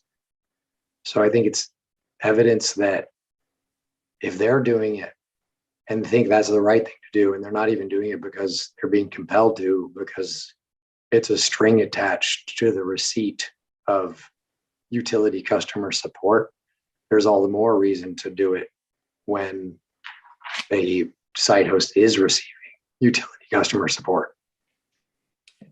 Go ahead, Ms. Sir. Thank you, sir. Okay. You talked about the harms that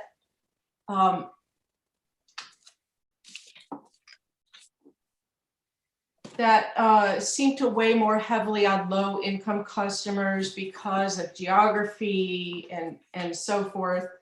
And you talked about cancers and lung disease, a host of ailments. Are you Lyme disease? The one from ticks? Lung, L-U-N. Oh, sorry. We just run over the ticks. Those are never a problem. Okay. With the electric cars. So I guess my question is, I saw in, I don't know if it was your testimony or someone else's, how much are we talking about for residential customers? How much will this increase their bills? But this was in Dr. Piss, I believe, in her Swimber schedules. I think that I noted in my testimony that the company projected that the average residential customer would see a bill increase of a few pennies. And I noted that that was only looking at one side of the ledger, just the costs, and ignoring all of the benefits as quantified by studies like the MJ Bradley report. Okay, are you more, do you think that 2 or 3 cents on customers' bills has more impact, or does climate change and all the adverse effects of pollution, is that more likely to have an impact on the lives of our low-income customers? The latter. Okay, thank you. Okay, last call for any final questions. Mr. Albright. Yes, just want to follow up on the costs and the question you were asked by the hearing examiner and also just now with regard to the overall costs. If the decoupling mechanism that we discussed before is to be made whole for any lost revenue for whatever reason,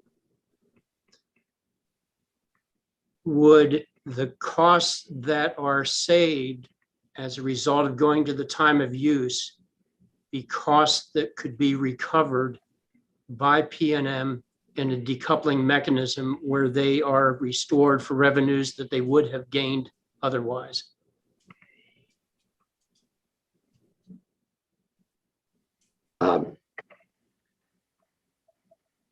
I don't think I can respond. I think to that specific scenario, revenue decoupling mechanisms ensure that utility recovers its authorized revenue requirement, no more, no less.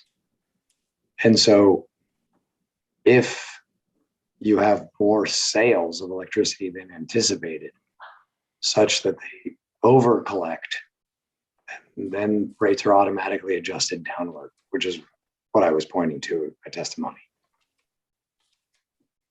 Okay, but by shifting to the time of use, we believe that we will not only the customers will save because we have the time of use in the windows where they're charging, and that's going to be a reduction in, and it's not the revenue, but of revenues that would have been otherwise gained by the electric utility. I mean, there are other advantages. We level out the grid, you know, we maximize the— One question at a time, Mr. Albright. But, and maybe we just, maybe you just don't know. I mean, as to whether or not that could be a lost revenue that otherwise would have been claimed for any lost revenues for whatever reason. Have you seen that in any other states?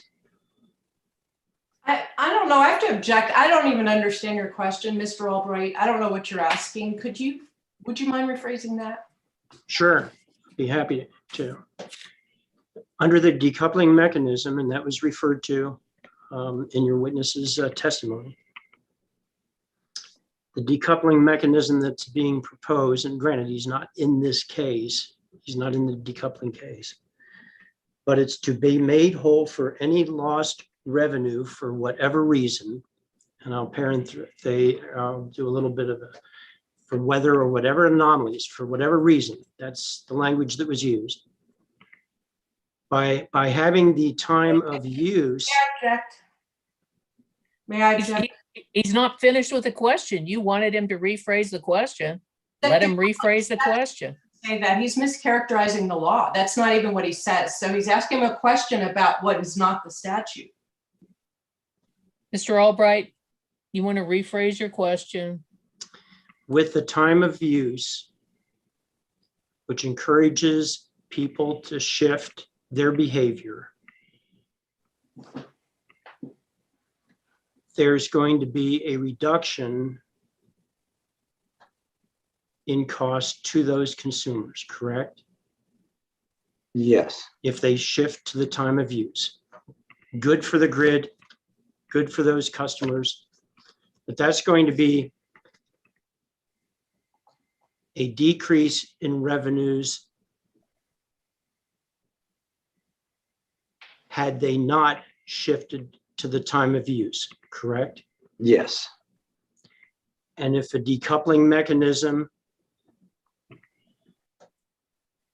guarantees recovery for any revenues lost for whatever reason, could the company claim those lost revenues I'm gonna overrule the objection.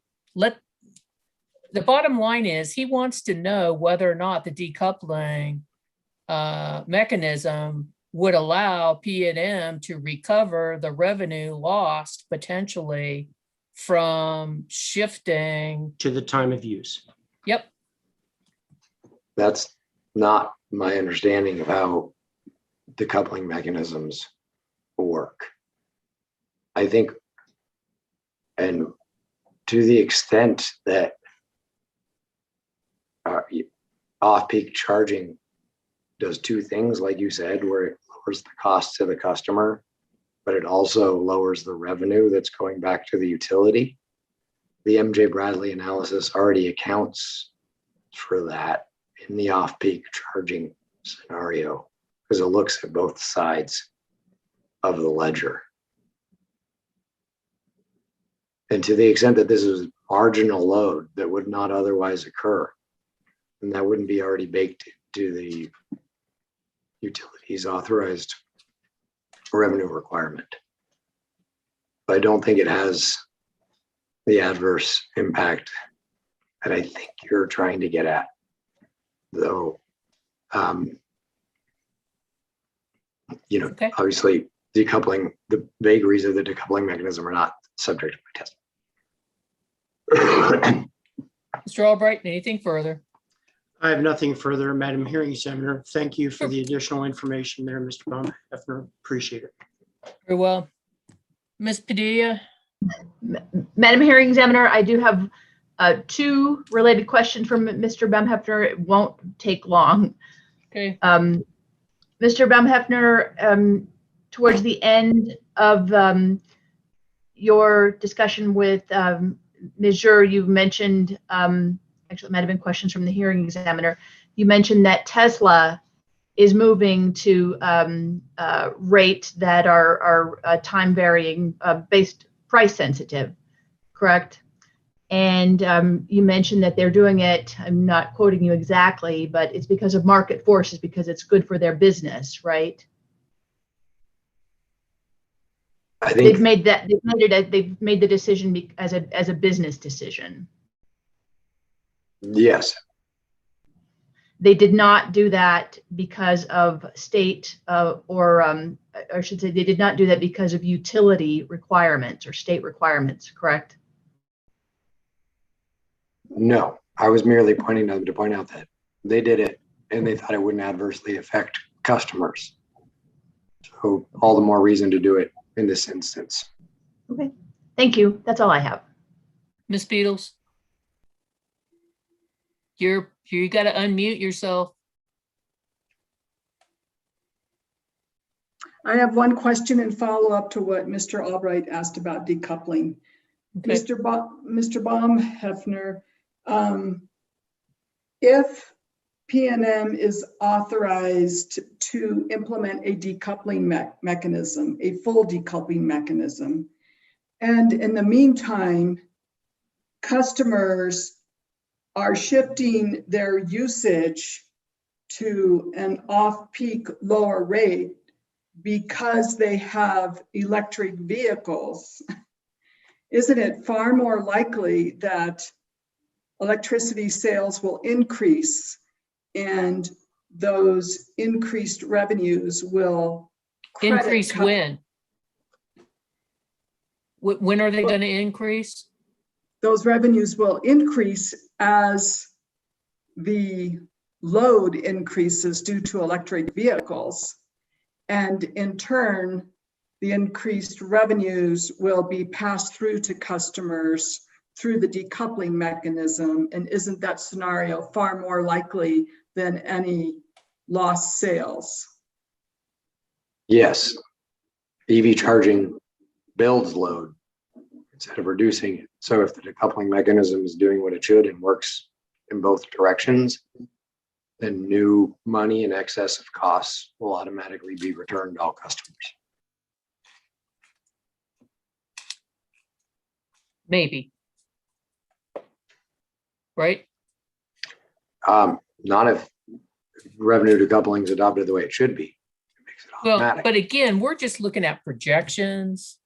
You know, I mean, this is all hypothetical, and unless you have the, you know, the numbers in front of you and have the behavior in front of you, right? So when I responded to your maybe, I was talking about, it's not a maybe about how the decoupling mechanism should work. There is uncertainty about the projections, future revenue. You're right.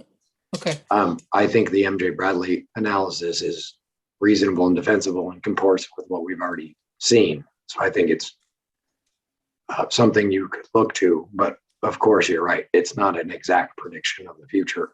We can't do that. Thank you, sir. Ms. Beatles, is that it for you? Okay, you're already muted again. All right, not seeing or hearing anything further. Mr. Baumhefner, thank you very much. Thank you for your time, your excuse, sir. I appreciate it. Thank you, Ms. Elwell, for staying. Sure. And we are going to recess for the Madam Hearing afternoon. Examiner, if I could, I wanted to actually. There you are. I wanted to make a suggestion about tomorrow in an effort to possibly, you know, end our hearing tomorrow. And I calculated the time that PNM has reserved for the remaining 5 witnesses.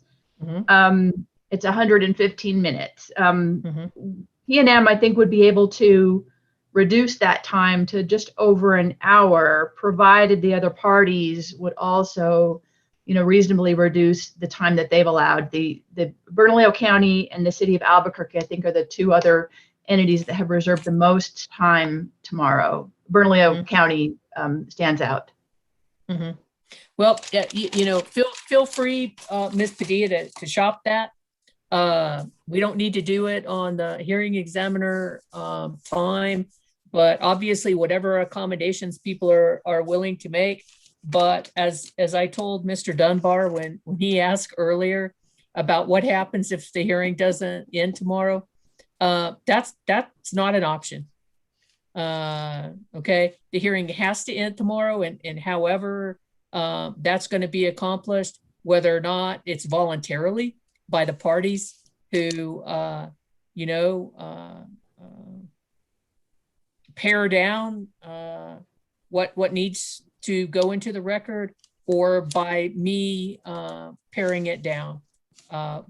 One way or another, we will get finished tomorrow. Okay. All right. Thank you, Madam Hearing Examiner. Thank you all. And we will begin at 9 in the morning with WRA's witness, Mr. Kresick. Then continuing with charge points witness, Mr. Wilson. Then we'll have Prosperity Works witness, Ms. Porter. And then we'll have staff witnesses, Ms. Leyva Tercero and Ms. Ramey. Thank you all. We are recessed until 9. Thank you very much. Thank you. Thank you, Ms. Elwell. Sure, thanks.